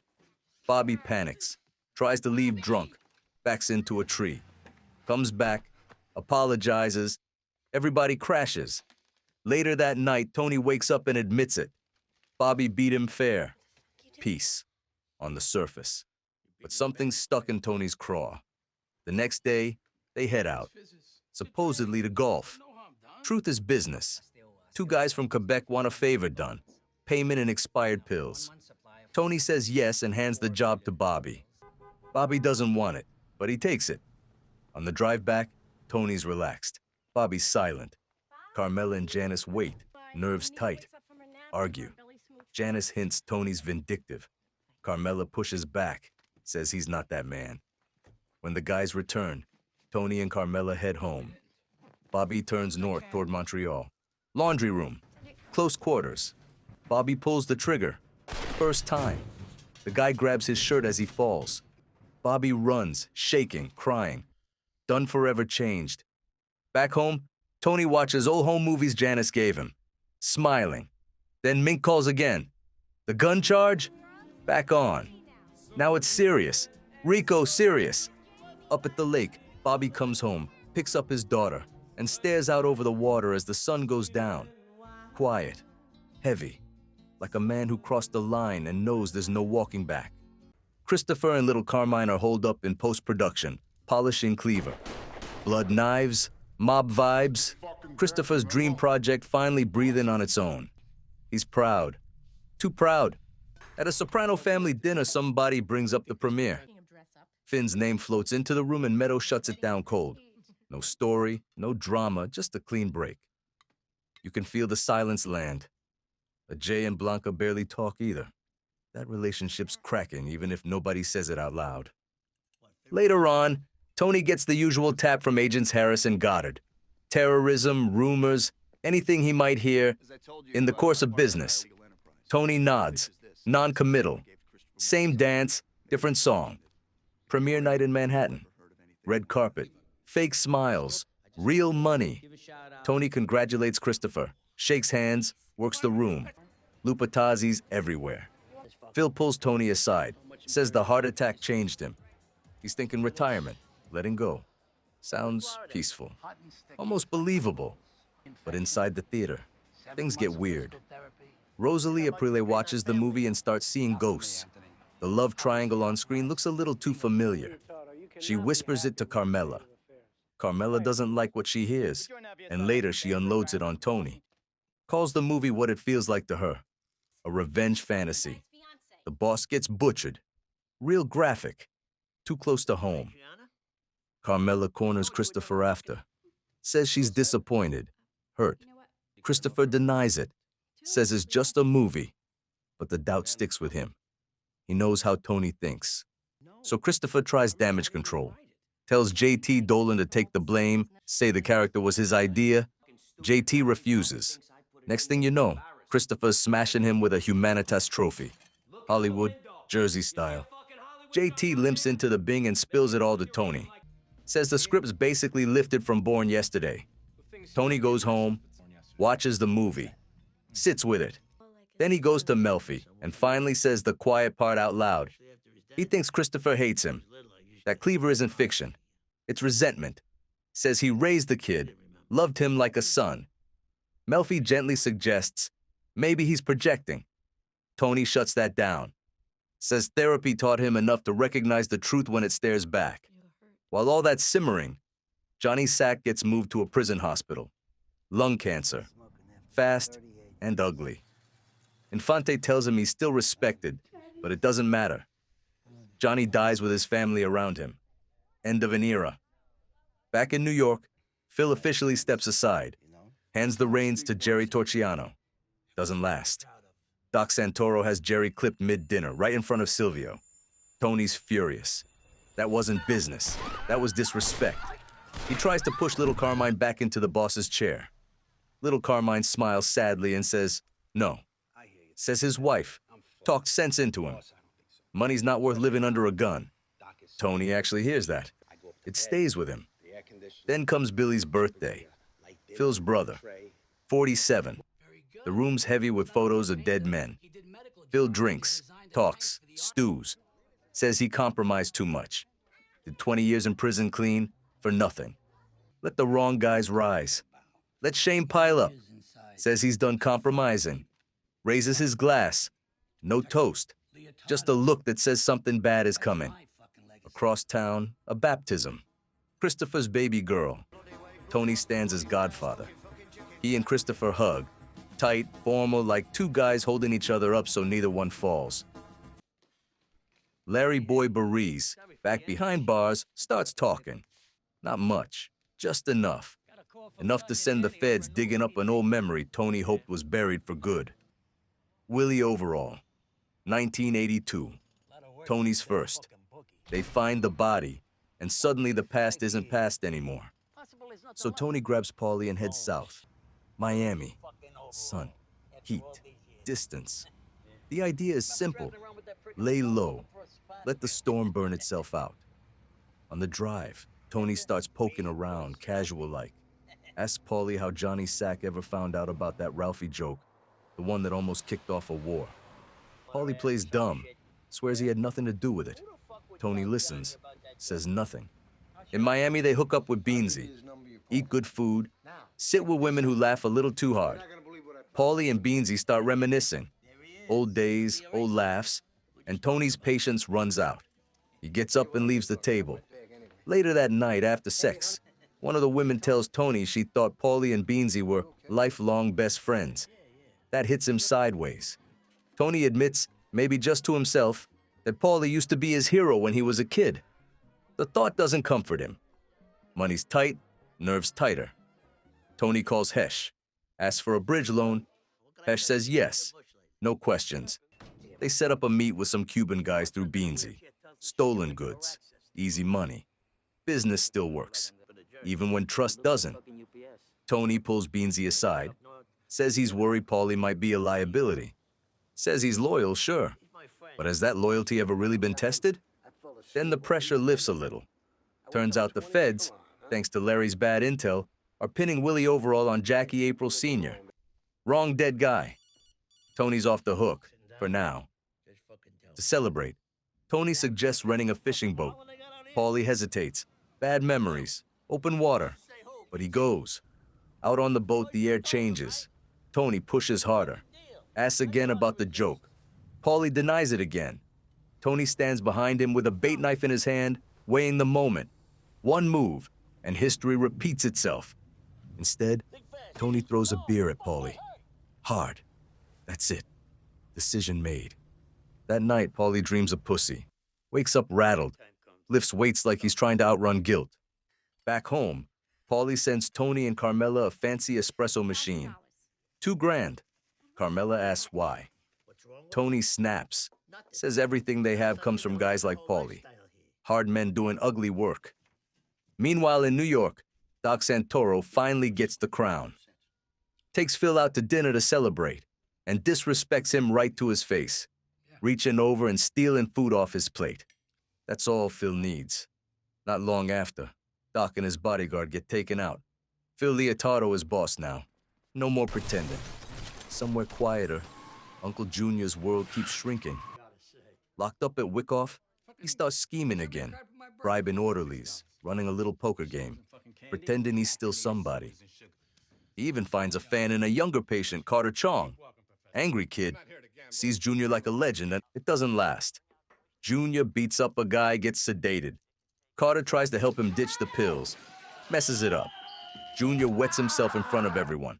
The bribed orderly gets canned. Junior's told to behave or he's headed somewhere worse. Junior gives in, takes the meds. Carter feels betrayed. Junior tries to smooth it over, calls the kid Anthony. Wrong name, wrong move. Carter snaps, beats Junior bloody before the staff pulls him off. In the end, Uncle Junior sits outside, vacant, petting a cat during animal therapy. No plots, no power, just a broken old man and a warm animal in his lap. Tony hit one of those dry spells. Bad cards, worse spreads. The kind of run where every bet feels right up until it isn't. Pretty soon, the losses weren't just numbers anymore. They started bumping into real life. Obligations, people, responsibilities that come with being the guy. That's when Marie Spatafor shows up. Widow, tired eyes. Says her kid, Vito Jr., is spiraling since his old man got killed. Acting out, getting dark. She wants help. Wants $100,000 to move up to Maine, start fresh, disappear into trees and snow. Tony pushes back. Says Phil should step up. After all, Phil's the one who ordered Vito's death. Funny thing is, that same week in Brooklyn, Phil's getting crowned. Big party. Champagne, handshakes, the whole royal treatment. He names Olby Consigliere, Butchie underboss. Power like ceremony. Tony pulls Phil aside later, brings up the kid. Phil agrees to talk to him. They both do. Sit the kid down, lay it out, man to man. Doesn't work. Kid's gone feral. And when it comes time to pony up for the move, nobody's reaching for their wallet. Then the kid really crosses a line. Gets expelled for dropping a deuce in the school shower. That's when Tony caves. Says he'll pay for the move himself. Says he'll never forgive Phil for stiffing the family. Strong words. Problem is, Tony turns around and gambles the money away on a football game. Just like that. So he improvises. Tells Marie he's got a better idea. Some boot camp out in Idaho. Discipline. Structure. 18 grand. Says don't worry, he's got it covered. Marie's not convinced, but she's out of options. Middle of the night, the boot camp guys come in like repo men. Drag the kid out of bed. Screaming, crying. Mother and sister standing there helpless. Tony's solution wasn't pretty, but it was final. Meanwhile, Hesh is sweating bullets. He loaned Tony 200 grand and now he's wondering if that money's coming back, or if he's gonna end up a cautionary tale. Tony pays him the interest, makes a couple of smart remarks in public. Hesh's blood pressure spikes, starts thinking about how debts don't just ruin friendships, they erase them. Bobby and Carlo float the idea of stiffing him. Tony snaps, says no. Some lines you don't cross. Life keeps piling on. A J proposes to Blanca. She says yes, then says no. Dumps him right in the middle of the Puerto Rican Day parade. Timing's a bitch. Carmela sells the spec house. 600 grand profit. Tony tells her about a lock on a football game. Suggests she bet some of his half. She won't. The team wins anyway. Tony explodes. Brings up old grudges. Old sins. Even hints that the house might not be as solid as advertised. Carmela storms out shaken. In therapy, Melfi calls him out. Says show up or don't bother. Asks what he's really chasing with the gambling. The money or the rush. Tony admits it's the danger. Winning doesn't mean anything without the chance of losing. They make peace, Tony and Carmela. He tells her, look, I got shot. I lived. Everything else is house money. Then Hesh's girl drops dead. Stroke. Just like that. Tony shows up with the full amount he owes. Says the right words, the empty ones. Hesh thanks him, barely holding it together. Tony leaves without looking back. Some debts you can pay in cash. Others cost you something you don't even realize is gone. Until it is. For AJ, Blanca leaving wasn't just a breakup. It was the end of the world. He quits the pizzeria. Stops shaving. Sleeps all day. Stares at nothing all night. Starts talking reckless. Saying things you don't joke about. Meadow hears it and freaks. Tony and Carmela try everything. Pep talks, tough love, soft love. But nothing sticks. It's like the kid's stuck in wet cement. Tony brings it into therapy. Says he's been thinking about quitting Melfi for good, but now he can't. Not with AJ unraveling. He gets choked up. Says maybe this is his fault. Maybe the darkness runs in the blood. Maybe he handed his son something he never meant to. So they do what people do when they're out of ideas. They get AJ a shrink and a prescription. Pills in the morning, hope in the afternoon. Tony notices Carlo and Patsy bragging about their boys. That stings. He tells them to take AJ under their wing. Show him something. Anything. Orders him to hang with Jason Gervasi and Jason Parisi. The two Jasons. Good kids if you don't ask too many questions. Next thing you know, AJ's bouncing from party to party, riding shotgun in trouble. He gets a taste of easy money, sports betting at school. Then it turns darker. One night, out in the woods, they take a guy who owes money and pour acid on his toes. A J helps hold him down. Doesn't stop it. Doesn't look away. At home, Tony and Carmela are relieved. The kid's social again. Smiling. Out of the house. Sometimes, you don't ask what the smile costs. Elsewhere, business rolls on. Christopher and Paulie move stolen power tools through Chris's father-in-law's hardware store. Money's good. Spirits are high. Except Chris won't drink. Paulie needles him for it. Calls him weak. When the feds come sniffing around, Tony throws them a bone, mentions Ahmed and Mohammed. Terrorism buys goodwill, or so he's told. At a barbecue, Tony tells Chris he's been absent. Says it looks bad. Chris says he's protecting his sobriety. Tony tells him to grow a pair. Chris fires back, says addiction's inherited. Says his father was a junkie and a drunk. Tony didn't know that. It rattles him. Then little Paulie and Jason Molinaro knock over the hardware store. Sell the goods to Cuban guys. Chris demands restitution. Paulie throws him out of his house. Tony shrugs it off. Chris starts realizing he's slipping. Bobby's closer to Tony now. He vents at AA, says there was a woman he gave up for Tony, and that was the moment everything broke between them. When little Paulie keeps stealing, Chris snaps, finds him at a poker game and tosses him out a window. Kid lives, barely. Tony chews Chris out. Paulie takes revenge by tearing up Chris's lawn with his Cadillac. Kelly's shaken. The house feels cursed. Tony patches things up between Chris and Paulie. Money gets settled. Peace is declared. They toast at the Bing. Chris drinks. Too much. Starts rambling about his daughter. Paulie cracks jokes. Chris thinks they're laughing at him. Maybe they are. Maybe they aren't. He storms out. He goes looking for someone who'll listen. Ends up at JT's place. Starts talking. Oversharing. JT shuts him down. Says, "Don't tell me this. You're in the mafia." That word hangs in the air. Chris shoots him. No speech, no hesitation. Just a gunshot and silence. That night, Tony and AJ come home late. Carmela and Meadow are still up, eating, pretending things are normal. Across town, Chris walks past his wrecked lawn, staggers into his house and disappears inside.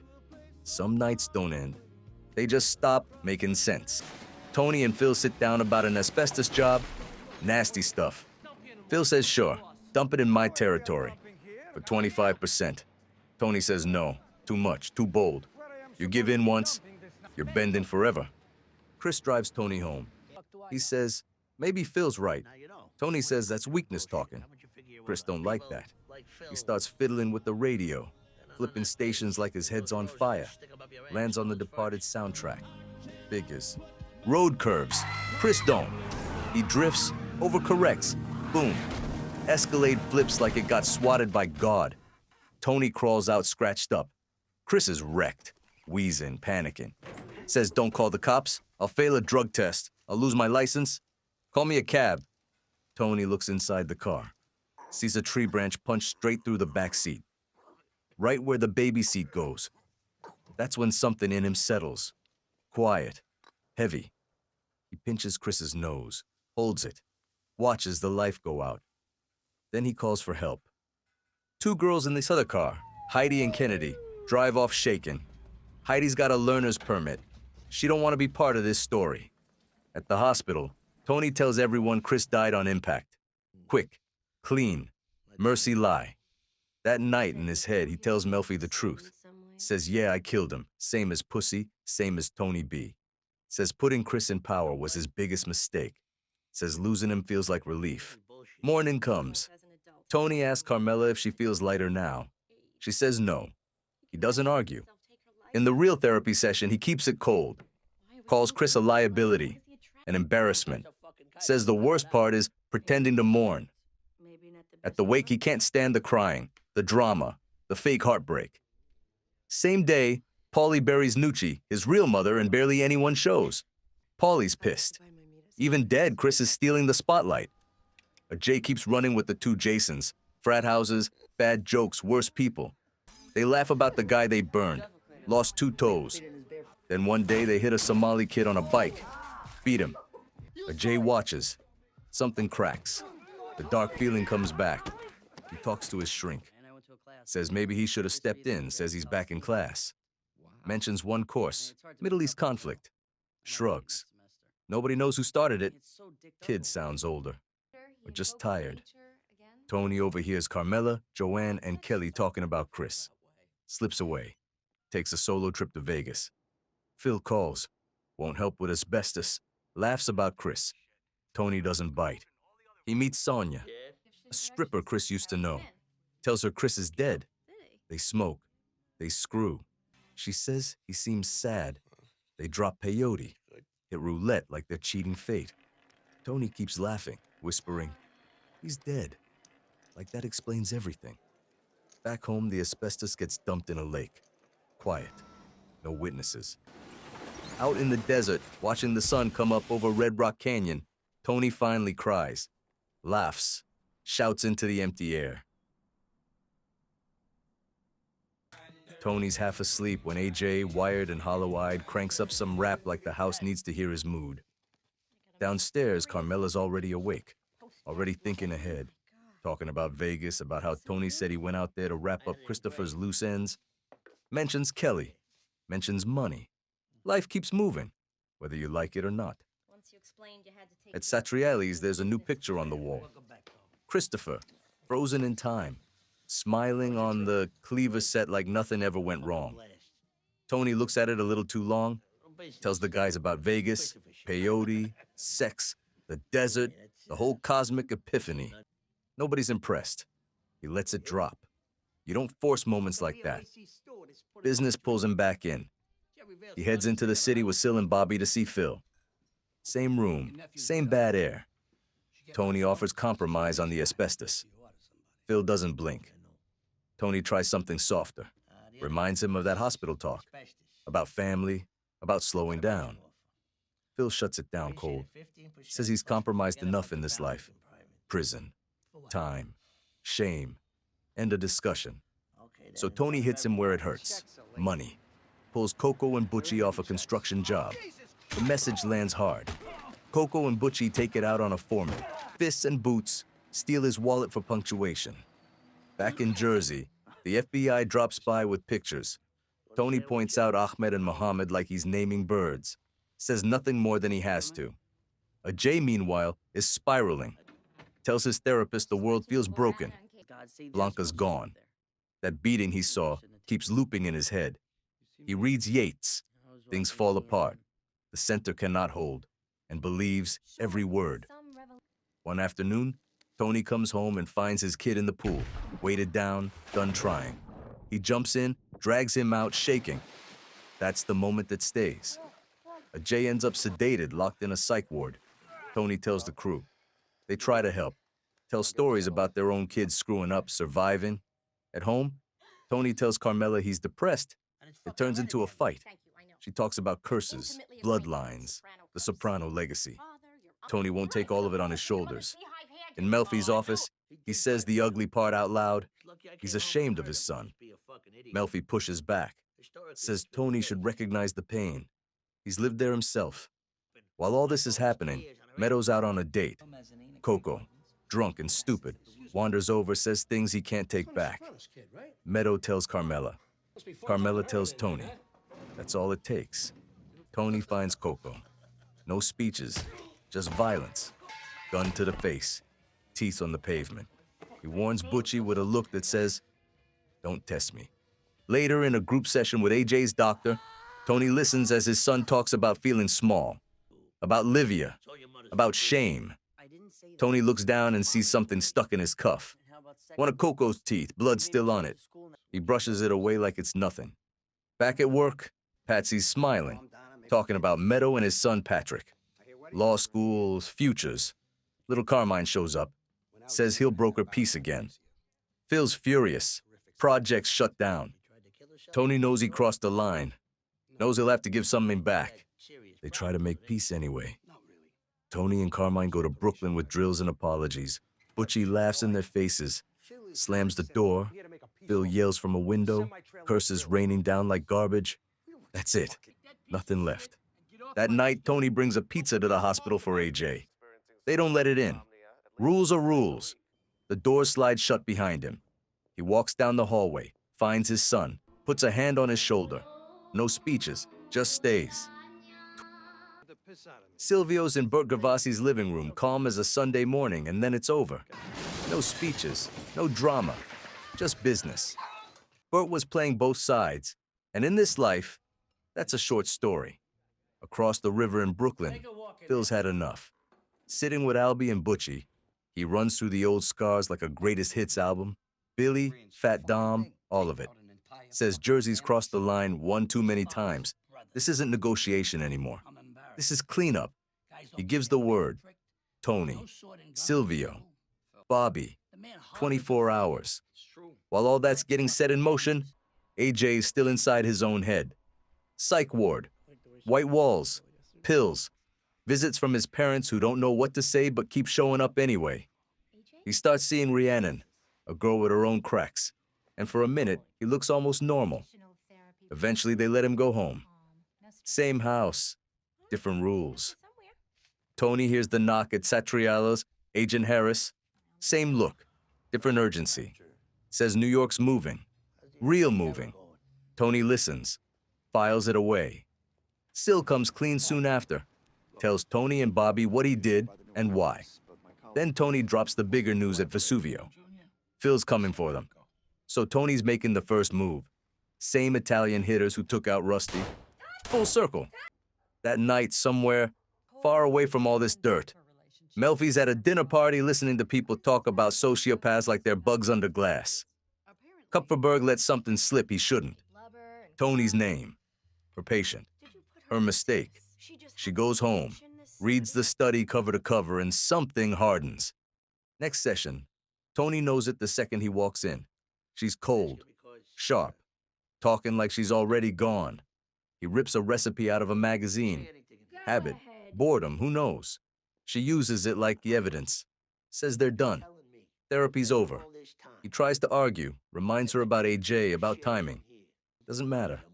Door closes. That's it. Back on the street, the hit goes bad. Real bad. The Italian's mistake fills Guma's father for the man himself. 2 bodies. Wrong ones. Corky hears the story. Squints at the details, lies anyway. Says it's done. It isn't.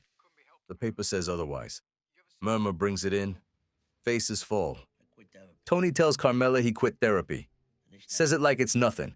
They smile through dinner with Artie and Charmaine, like everything's still held together with tape and manners. Janice shows up asking for help with Junior. Bobby still cares. Tony doesn't.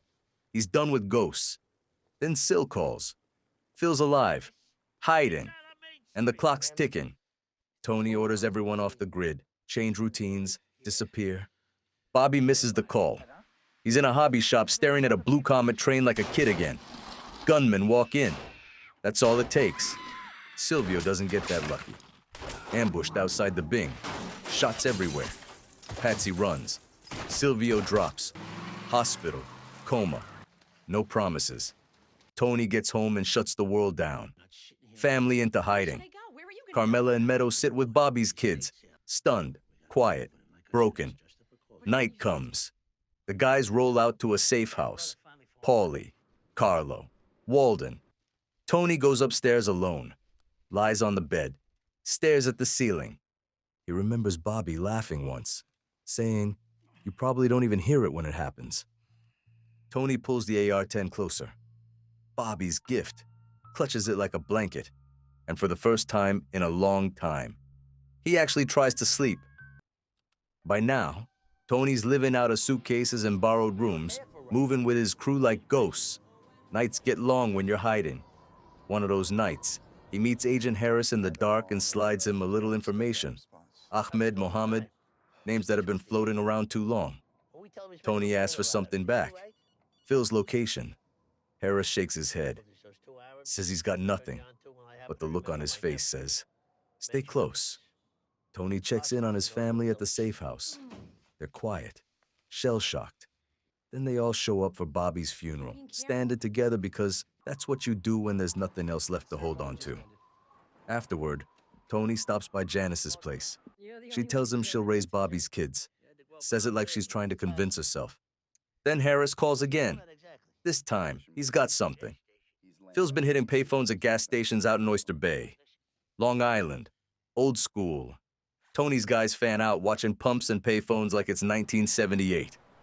Over in Little Italy, what's left of it anyway, Butchie and Ray wait in the cold, nerves shot. Phil calls from a payphone, voice sharp, furious that Tony's still breathing. Butchie floats the idea of peace. Phil shuts it down hard, throws in a threat for good measure, then hangs up. Butchie looks around and realizes he's wandered into Chinatown, takes it as a sign, turns back. Soon after, Tony meets Butchie and Albie. Quiet, no Phil. No locations get traded, but Butchie says the words that matter. Do what you gotta do. That's as close to permission as it gets. Not long after, Tony's family moves back home. North Caldwell. Same driveway, same walls, different feeling. Benny and Walden catch Phil at a gas station. No speeches, no hesitation. It's over. Harris hears the news and smiles a little too much. Turns out the Bureau had a pool going. Ajay almost tortures himself when his ex-Terra catches fire. He crawls out with Rhiannon, shaken. After that, he starts jogging, talking about the army. Tony and Carmela redirect him. Little Carmine's film company instead. Safer uniform. Meadow comes in with big news. She and Patrick are engaged. Law firm on the horizon. She talks about defending people crushed by the system. Says her father's one of them. Tony just listens. Later, he visits Silvio in the hospital. Still asleep, still breathing. Then Carlo disappears. Paulie smells trouble. His kid got pinched. Mink confirms it. Carlo's talking. Indictments are coming. Tony sits down with Paulie at Satriali's and offers him the Aprile crew. Paulie hesitates, says the crew's cursed. Tony shrugs, says he'll give it to Patsy then. Paulie changes his mind fast. When Tony leaves, Paulie stays behind alone with the cat, staring like he's wondering how he got here. Janice goes to see Junior, tells him Bobby's dead. Junior doesn't get it. Tony hears Janice might be sniffing around Junior's last stash of money, says he doesn't care, then goes anyway. Junior doesn't recognize him, doesn't remember the money, barely remembers the life. When Tony reminds him of the mafia, Junior looks surprised, like it's news. Tony leaves with tears he doesn't wipe away. They decide to meet at a diner, neutral ground. Tony gets there first, drops a coin in the jukebox. Don't stop believing. He watches people come and go. Carmela sits. He tells her Carlo flipped. A Jay shows up, reminds him to remember the good times. A guy in a members-only jacket heads for the bathroom. Meadow's late. Parallel parks. Tries again. The bell on the door rings. Tony looks up, and everything goes black.